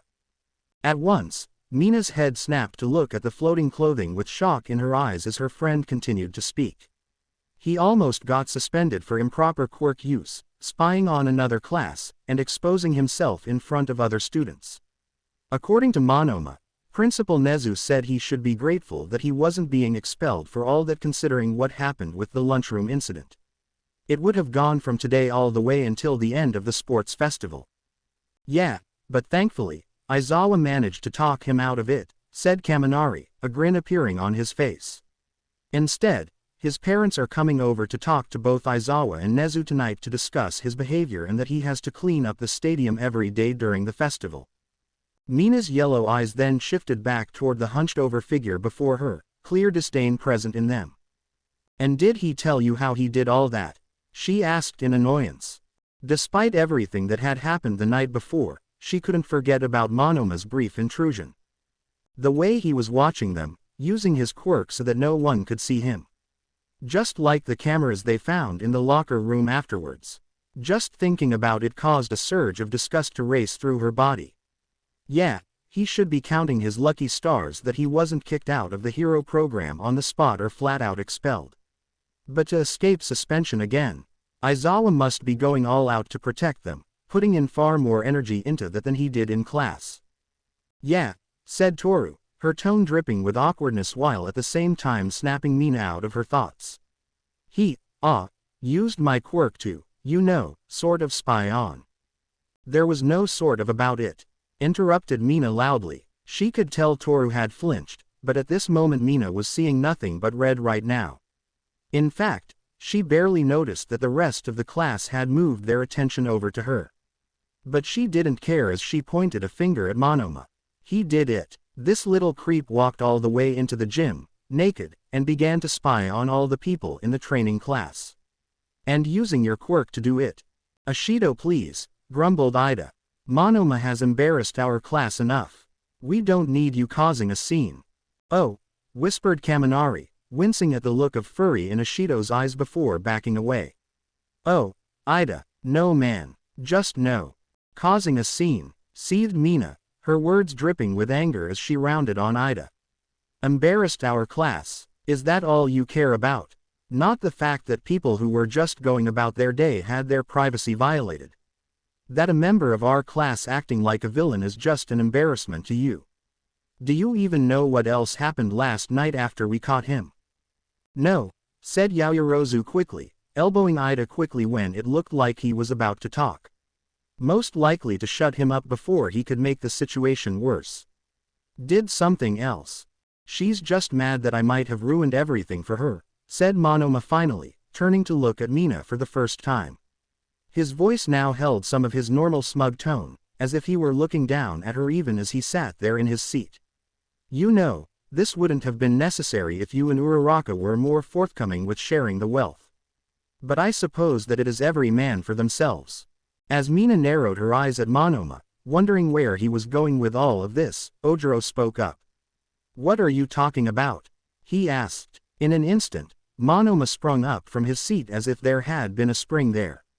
With a flourish, he spread his arms out wide like a showman before spinning around to face the class whose attention was now solely on him. What I mean is that Ashido and Uraraka have been sitting on a wellspring of information, he said. Both of them have been attending 1B's little group in its delusional attempt to catch up with the superior members of Class 1A. Meaning these two now know all of the potential quirks that will be used against us. Whoa, really? Asked Kaminari as he turned to look at Ashido. There was a large, expecting grin on his face that Mina really didn't like. What's more, she could see that the rest of the class was now giving her their undivided attention save for three. Todoroki, Sue, and Bakugo. Todoroki was just seated at his desk, head resting on a propped-up open palms with his eyes glued to the pages of the open book laid before him. Meanwhile, Sue was still at her seat watching everything going on with an unreadable expression on her face. Like she was just watching things play out. As for Bakugo, he was in his usual position, feet on his desk while leaning back like he was trying to get some sleep before the beginning of class. But the rest, they just stared at Mina. Even Yaoyorozu looked at her with a hungry expression at the information the pink-skinned girl could provide. Well, come on, said Siro as he approached the pink-skinned girl. Don't hog all the good stuff. Yes, Ashido, why don't you share with us? Said Monoma, a sly smile on his face as he looked at her. Seeing this caused Mina's eyes to harden as she realized what the creep was doing. She was almost positive that he had wanted to collect as much information he could on the other classes for his, and only his, benefit. But seeing as that plan had failed, he was trying a new tactic. Monoma was now putting her on the spot, getting the class to exude pressure onto her so that she would tell them everything. Not only getting revenge, but possibly getting some small measure of revenge. And it was sad that part of the plan was working, as so many of her classmates were waiting with bated breath to hear what she had to say. All with so little resistance. "No," she said flatly. "What?" cried Kirishima. "Come on, Ashido, I thought we were buddies." "Yeah, come on and help us out," added Jiro. "I'd like to think we're friends," said Mina, her tone making several of her classmates flinch. "Both me and Uraraka made a promise to everyone there that we wouldn't talk about quirks. We don't tell you about their quirks and they won't pester us to learn what all of you can do. That was the sole condition that we agreed to in order to join them. So, if we are really friends." "Yeah, but they won't know," said Siro as he moved next to Mina, wrapping an arm around her shoulder while giving her a smile she didn't trust. At the same time, for a brief moment, she noticed Monoma moving towards Ida. "Come on, it'll be our little secret." "Yeah, Mina," exclaimed Toru, her voice causing the acid user's heart to sink while the floating clothing began waving its arms around. At the same time, several others began to crowd around her. Perhaps, while she couldn't see it, surrounding her completely. Even, much to her disappointment, Kirishima. "But I would know," Mina snapped, body tensing in case the worst happened. "As far as I know, the only quirks from our class that they know about are from the recommendation exam along with myself, Uraraka, and Minetta's. So if you want to know anything about them, how about you ask Todoroki or Yaoyorozu?" Feeling that was a good enough compromise, after all that was how 1B got their info, Mina watched as the gazes of most of the class shifted towards the two recommendation students. "I wasn't paying attention to anyone else there," said Todoroki coldly, his answer not really surprising as he was one of the students who was most isolated from the rest of the class. Slowly, everyone turned to look at the black-haired rich girl who seemed taken aback by the sudden attention she was getting. "Oh, began Yaoyorozu as she brought a hand to her chin. "I think I saw what they could do, but honestly I don't remember. I was sort of focused on doing my own thing that day." As the rest of the class seemed to sigh in disappointment, Ida stepped forward. "Ashido, enough of this selfish behavior," he stated, adjusting his glasses with one hand while making a chopping motion with the other. "You have valuable information that would be beneficial to the rest of the class. As a hero in training at the best heroic schools in Japan, it would be disrespectful of you not to share this information with the rest of the class. I understand that parts of the sports festival are. This isn't a plate of cookies that I brought in from home," interrupted Mina, temper now truly flaring. "This is a promise that I made. One that I intend to keep. So sorry that your morals and values are so flimsy that they bend whenever a small breeze hits them." Ida looked aghast at that, actually stumbling back several steps until his ass hit the desk behind him. The impact nearly caused him to fall to the ground, only stopping himself as his hands landed on the table. Rather than compose himself, Ida glared at Mina from that position. How dare you insinuate that my motions are," he began, but the red Mina had been seeing was taking over and it would not let Ida finish that sentence. "Are self-serving, just like the rest of you," she snarled, glaring at everyone around her and watching as they all jumped back a bit. "You are all asking me to go back on my word, betraying people who have been nothing but good to me. Like my integrity doesn't even matter to any of you. Yeah, I might like gossiping, but when someone tells me to my face not to say something, I keep that because I would hope if the situation was reversed they would do the same for me. And if I can't be trusted to keep a promise for something like this, then how can I be trusted to save lives when it matters? But, do you know what really is pissing me off right now? Do any of you? It's about how all of you treated Uraraka. She came to all of you, begging for help. And each and every one of you said no. It was everyone for themselves. Because helping her didn't benefit any of you. But now, when there's something to gain, you pull this. Saying I am obligated to help you out with what I know. I'm sorry, but you don't get to pick and choose when we're a class. At least, not like this. With her cheeks now burning red, Mina looked around to see that a few of her classmates looked more than a little ashamed of themselves. Hiroshima was looking away, scratching the back of his head as he backed off. The same went for Jiro, who seemed more than a little uncomfortable right now. But the rest, while unable to meet her gaze, stood their ground. "Oh my, how defiant," said Monoma in a dramatic fashion. "But one has to wonder why. Is it simply because you want to keep a promise, or is it because you don't want everyone to know that you sold them out?" A manic smile appeared on Monoma's face as he stared at Mina, the pink girl clenching her hands into fists at the sight of it. "I mean, you had to offer them something in order to let you join them. After all, I doubt they would have done something like that out of the goodness of their hearts. But, if they were to be given information on the superior forces of 1A, I think they would have accepted it. That or you and that poor bitch spread your legs for them." At that moment, Mina saw colors of red that had never before been seen by human eyes before as she looked at the smiling face of Monoma. Only briefly she could hear Ida telling her not to do anything, but she was barely paying it any attention. Instead, she was using every fiber of her being not to go over there and punch the copycat right in his smug face. Only, that was getting harder by the second, as were the number of targets she wanted to attack. Why? Because she could see the looks that others were giving her. Distrust, betrayal, all of them acting as though there was a chance that Monoma was right. Then there were looks of disgust or outright leers from people like Kaminari and Mineta. Like they were imagining the two girls actually doing that. It made her sick. It made her angry. It made her all the more glad that she was doing everything in her power to get out of this class. Then, before she could snap, the door opened, gaining everyone's attention. "Good morning, everyone," exclaimed a practically glowing Uraraka. The girl walked into the classroom with an obvious skip in her step as she seemed to be practically radiating happiness. Well, sneered Monoma. "If it isn't the other. Why aren't you all in your seats?" demanded Aizawa, opening the door as the bell rang. There was a moment of hesitation, but once it had passed, everyone who was standing rushed to their seats. Several of them making sure to bump into Mina on their way. As Aizawa made his way to the front of the room, Mina noticed his eyes coldly lingering on her for a moment before snapping towards Uraraka.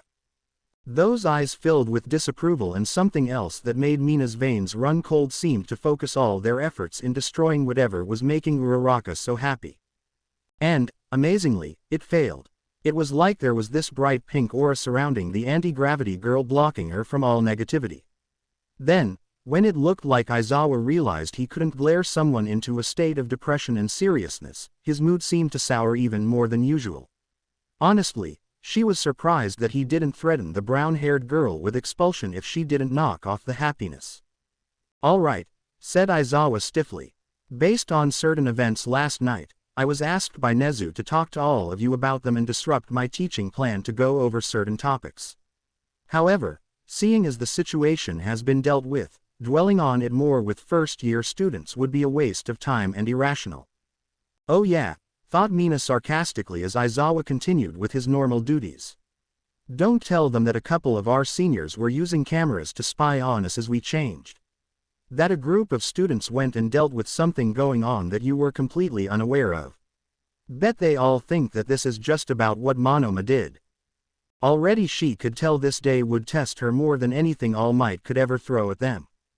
Elsewhere, back when Mina walked into her classroom, Izuku found himself in his own awkward situation. Both he and Pony had been walking to class together, Uraraka and Tokage having gone ahead after the brunette had finished her breakfast. Before they left, however, Izuku told his girlfriend what Tokage had told him. At first, she was horrified to learn that students of UA would put up cameras to spy on people in the bathrooms, as well as being glad that their friends and classmates had been the ones to take them down. It would have been a moment of pride for both of them, had it not been for the crippling realization that their escapade in the shower could have been recorded. A recording that was probably in the hands of the teachers as well as principal. There had been, of course, panic running between the pair. Though neither ever blamed the other, as they had both agreed to the act. Instead, each blamed themselves. Pony for coming up with the idea in the first place, leading Izuku into the shower. As for Izuku, he pretty much blamed himself for not exercising more caution, as there was always the chance that they could have been caught. Still, as they pointed out to each other, there was no way either of them could have known that this would have happened. The only consolation they had was that neither of them had been contacted by the school to report to the teacher's lounge or Principal Nezu's office. That gave him a small sliver of hope that maybe those two upperclassmen had taken the cameras out of the locker room before they had had their fun.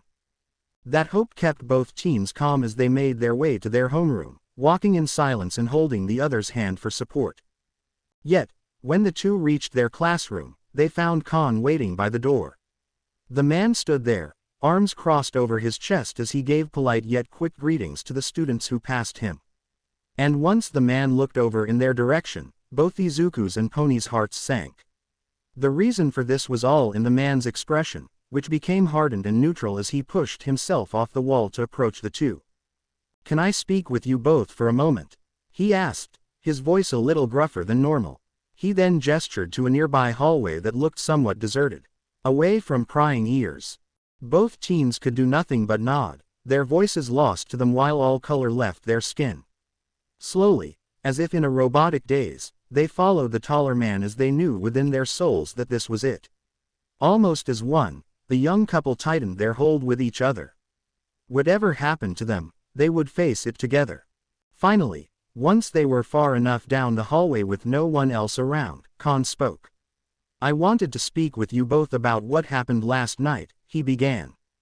"We already know," said Pony, almost breaking out in a mixture of Japanese and English as she spoke.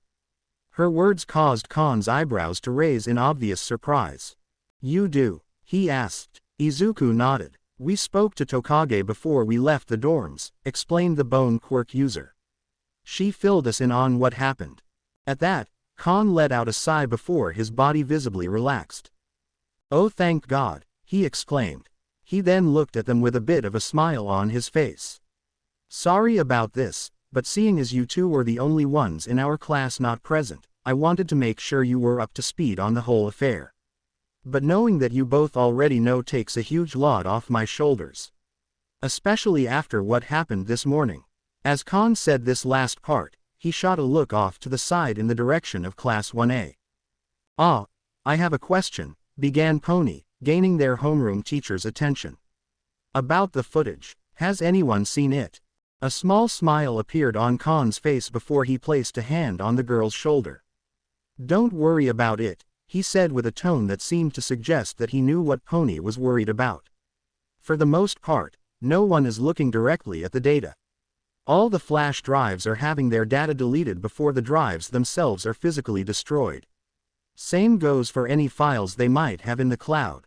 The man then paused, the smile on his face fading slightly. Though his expression had hardened slightly, it felt more like he was having an internal argument with himself. No doubt debating if he should be telling them something. An action that both teens clearly noticed, their hearts beating faster once more. Then, after a moment, Kon came to his own conclusion with a nod.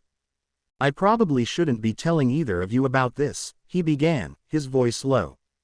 "However, given how Midoriya is vice representative and Tsunotori's mother is a pro-hero, I believe I can trust you both to keep this confidential for the time being."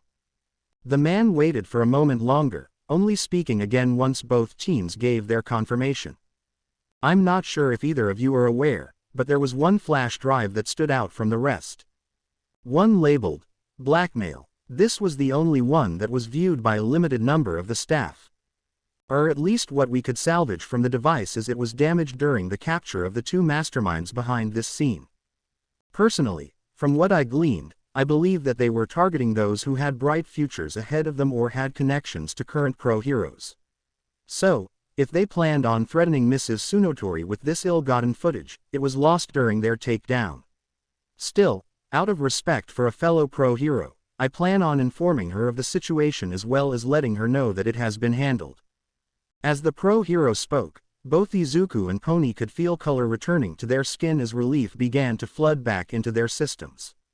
All of their lingering fears were leaving them as the school seemed to be doing its best to respect the privacy of the students by deleting everything without looking.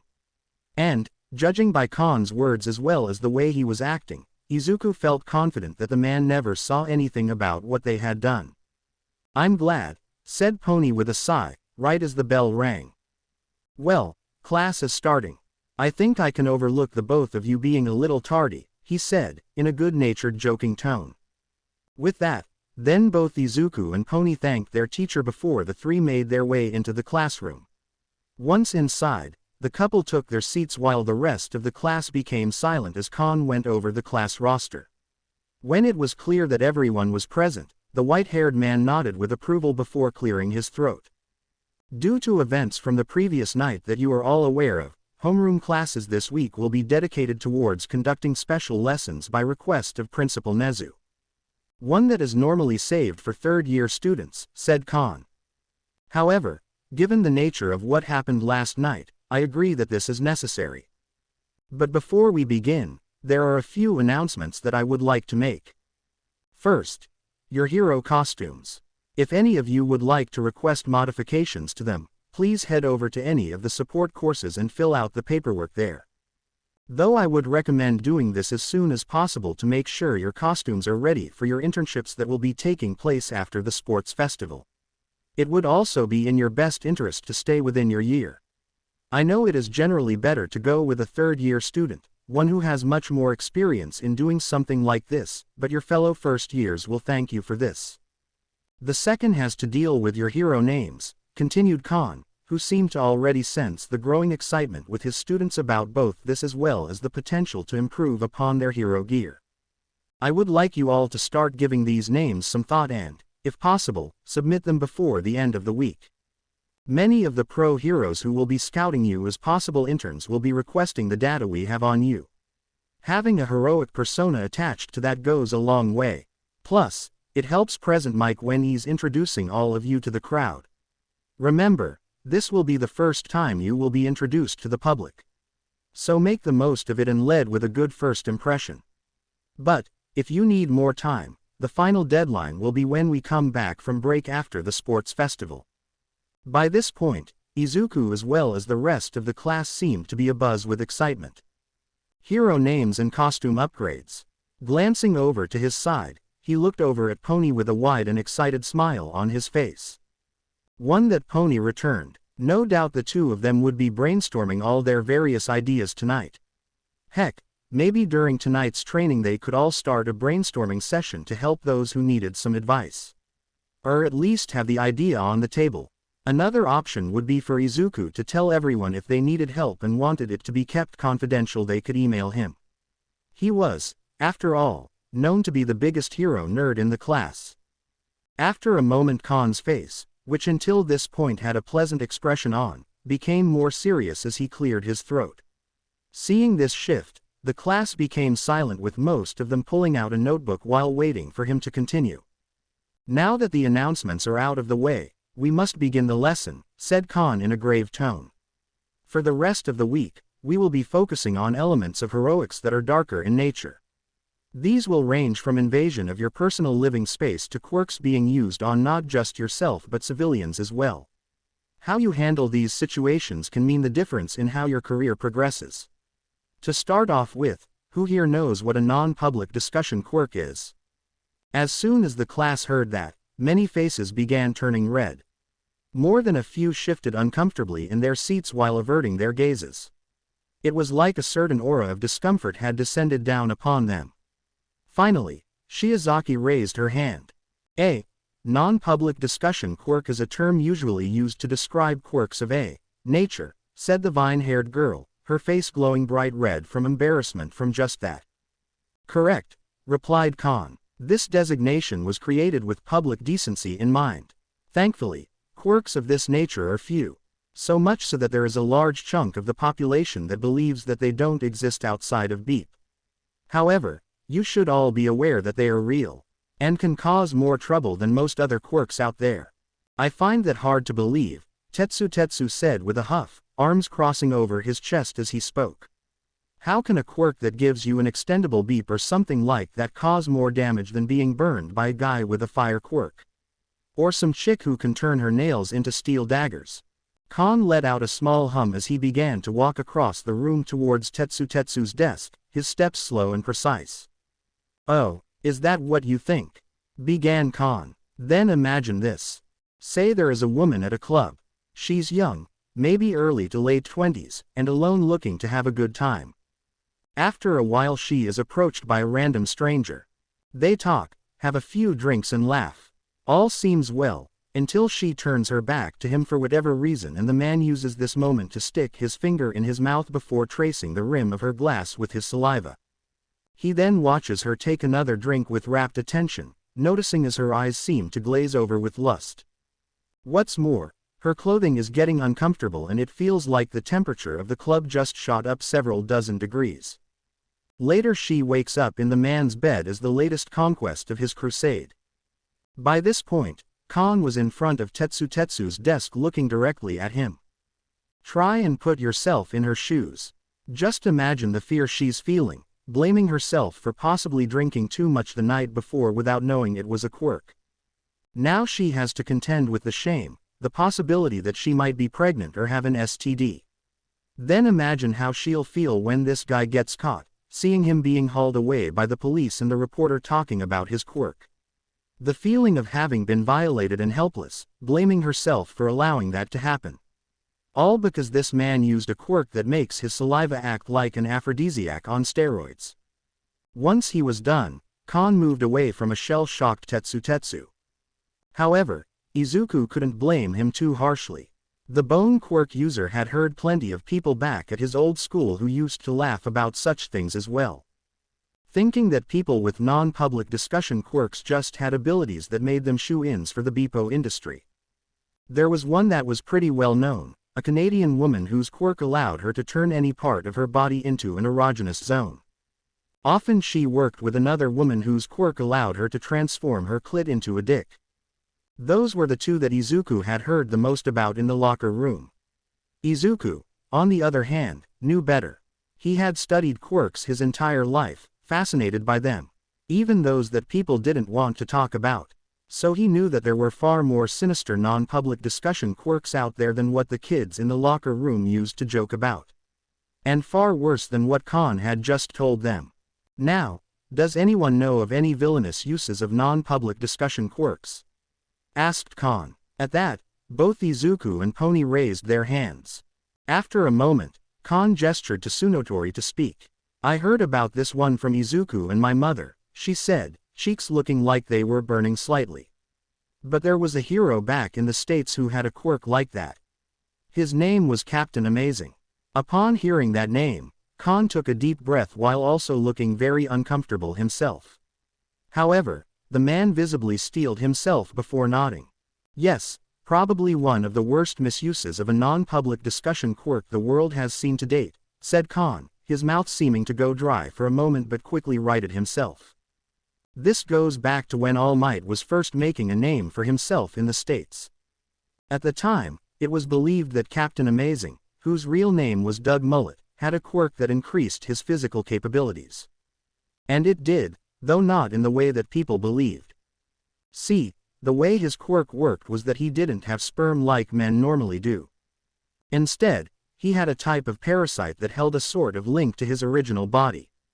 Whenever he ejaculated into someone else, he would be injecting them with thousands of these parasites that would bind themselves to the internal walls of the body.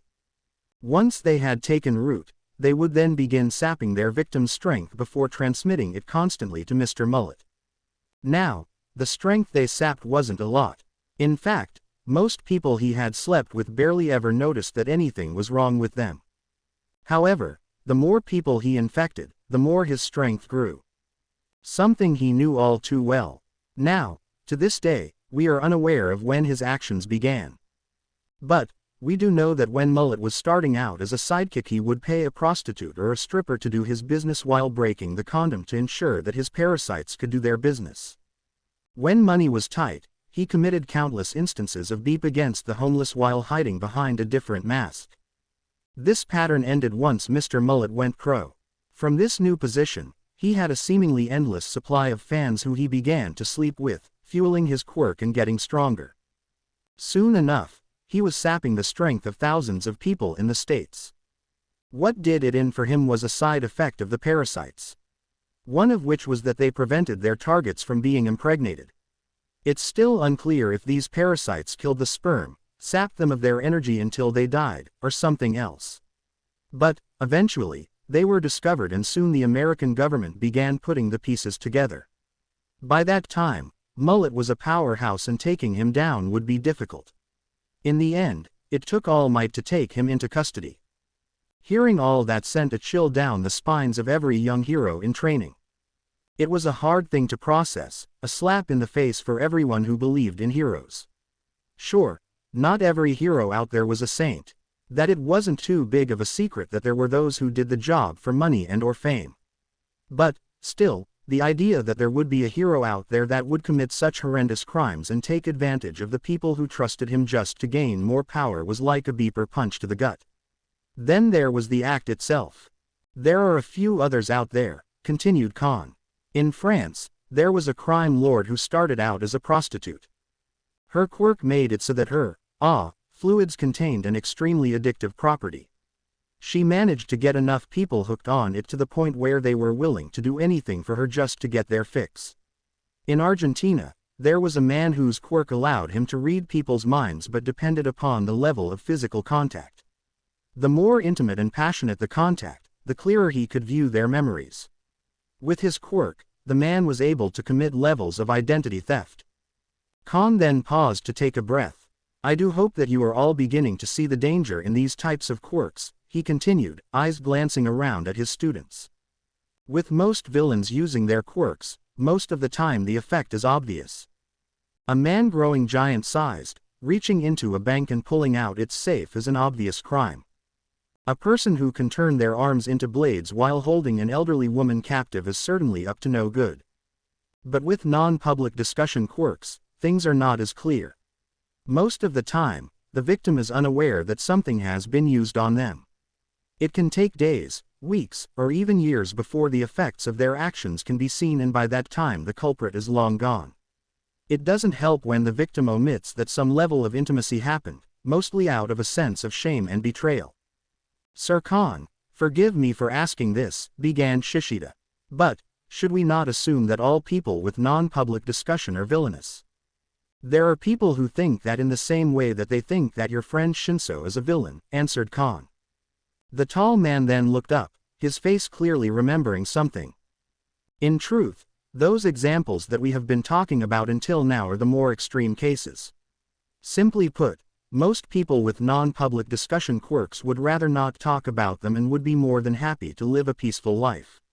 Though that is harder for them as they are always questioning whether the people in their lives actually love them or if they are only there because of their quirk. Are dealing with people who exploit their quirks for their own ends. At that Awase raised his hand. Sir, have you ever had to deal with someone like that? Now Khan really looked like he was watching his past flashing before his eyes. Slowly, his lower lip trembled while tears began to form. Yet he managed to compose himself for a moment. He began, his voice sounding choked. The pro-hero paused, clearing his throat before continuing. I did. This happened shortly after I graduated from hero school, making me a few years older than you all are at the time. I was a young, fresh sidekick at the time, meaning I was often given the jobs that the more senior sidekicks or the hero didn't want to do. My first job made that painfully clear as I was sent to a high school close to the agency to check in on a case of potential quirk misusage. More importantly, I was told to make it quick. Khan then paused again as the weight of the story he was now telling seemed to hit him harder.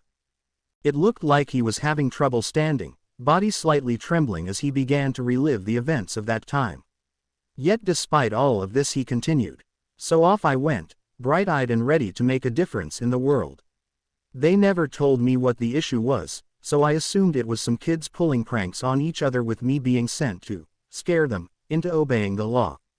Even today, I wish that had been the case. Now Khan moved to his desk, sitting down as it seemed that standing was becoming far too difficult.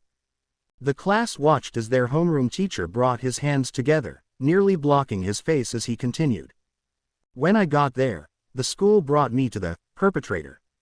I found her, curled up in a corner of an empty room trembling as she hugged herself. When she looked up at me, she had 2 black eyes as well as several cuts that had not been treated. And when she saw that I was a hero, she became even more scared. She screamed over and over again that she didn't do anything. To not take her away. I was confused and more than a little worried. I tried to approach her, but she screamed at me not to come near her. So, I did the only thing I could think of. I slid my first aid kit over to her and then asked to hear what happened. Apparently, this girl's quirk caused her to sweat an aphrodisiac. She explained that she had to get really sweaty in order for it to have any real effect, often whenever she pushed herself too hard during gym. She swore that she did her best to make sure that it never became an issue. That she had special shampoo and body wash to remove the substance after gym class as well as keeping her gym clothes sealed away tightly. Her doctors told her that, as long as she did things like that and avoided going out on extremely hot days, she could live a normal life. She had never had an issue with her quirk until today. One of her classmates had attacked her, screaming that the girl had used her quirk to seduce her boyfriend. It wasn't until later that we discovered that her boyfriend was a cheating pile of scum who had been fooling around with over a dozen girls. When he was caught, he lied using that poor girl as a scapegoat. Khan then shuddered. At the time, I was confused on how best to proceed, he said. When I saw that girl, I didn't see a villain. Just a scared girl who had been the victim of an attack and a wild accusation. But the school wanted her to take the blame. The parents were all demanding that this girl be removed from the school. And the agency was telling me to hurry up even though I had only been there for an hour. In the end, all I could do was take her to the hospital and request a more detailed investigation into the matter. Sadly, my request was denied before I could finish my sentence by the very hero I was sidekicking for. Later I learned a very uncomfortable truth of that day. Heroes tend not to get involved with cases like that. The amount of money that the government pays for situations like that are minuscule when compared to more flashy crimes, so there is no benefit for most heroes to get involved. On top of that, the media tends to steer clear of crimes of this nature and, if they do, will often hint that they believe that the victim was at fault. And when a hero does go to bat for the victim only to be later proven wrong, they are seen as a fool by the public. Finally, cases like these take a long time to sift through. This isn't a situation where you can just punch the problem away or simply lift heavy debris off of someone trapped. When you take all of that together, cases like that are not worth the effort. To be continued. I hope you enjoyed this story. Also remember to subscribe and like this video. See you in the next video.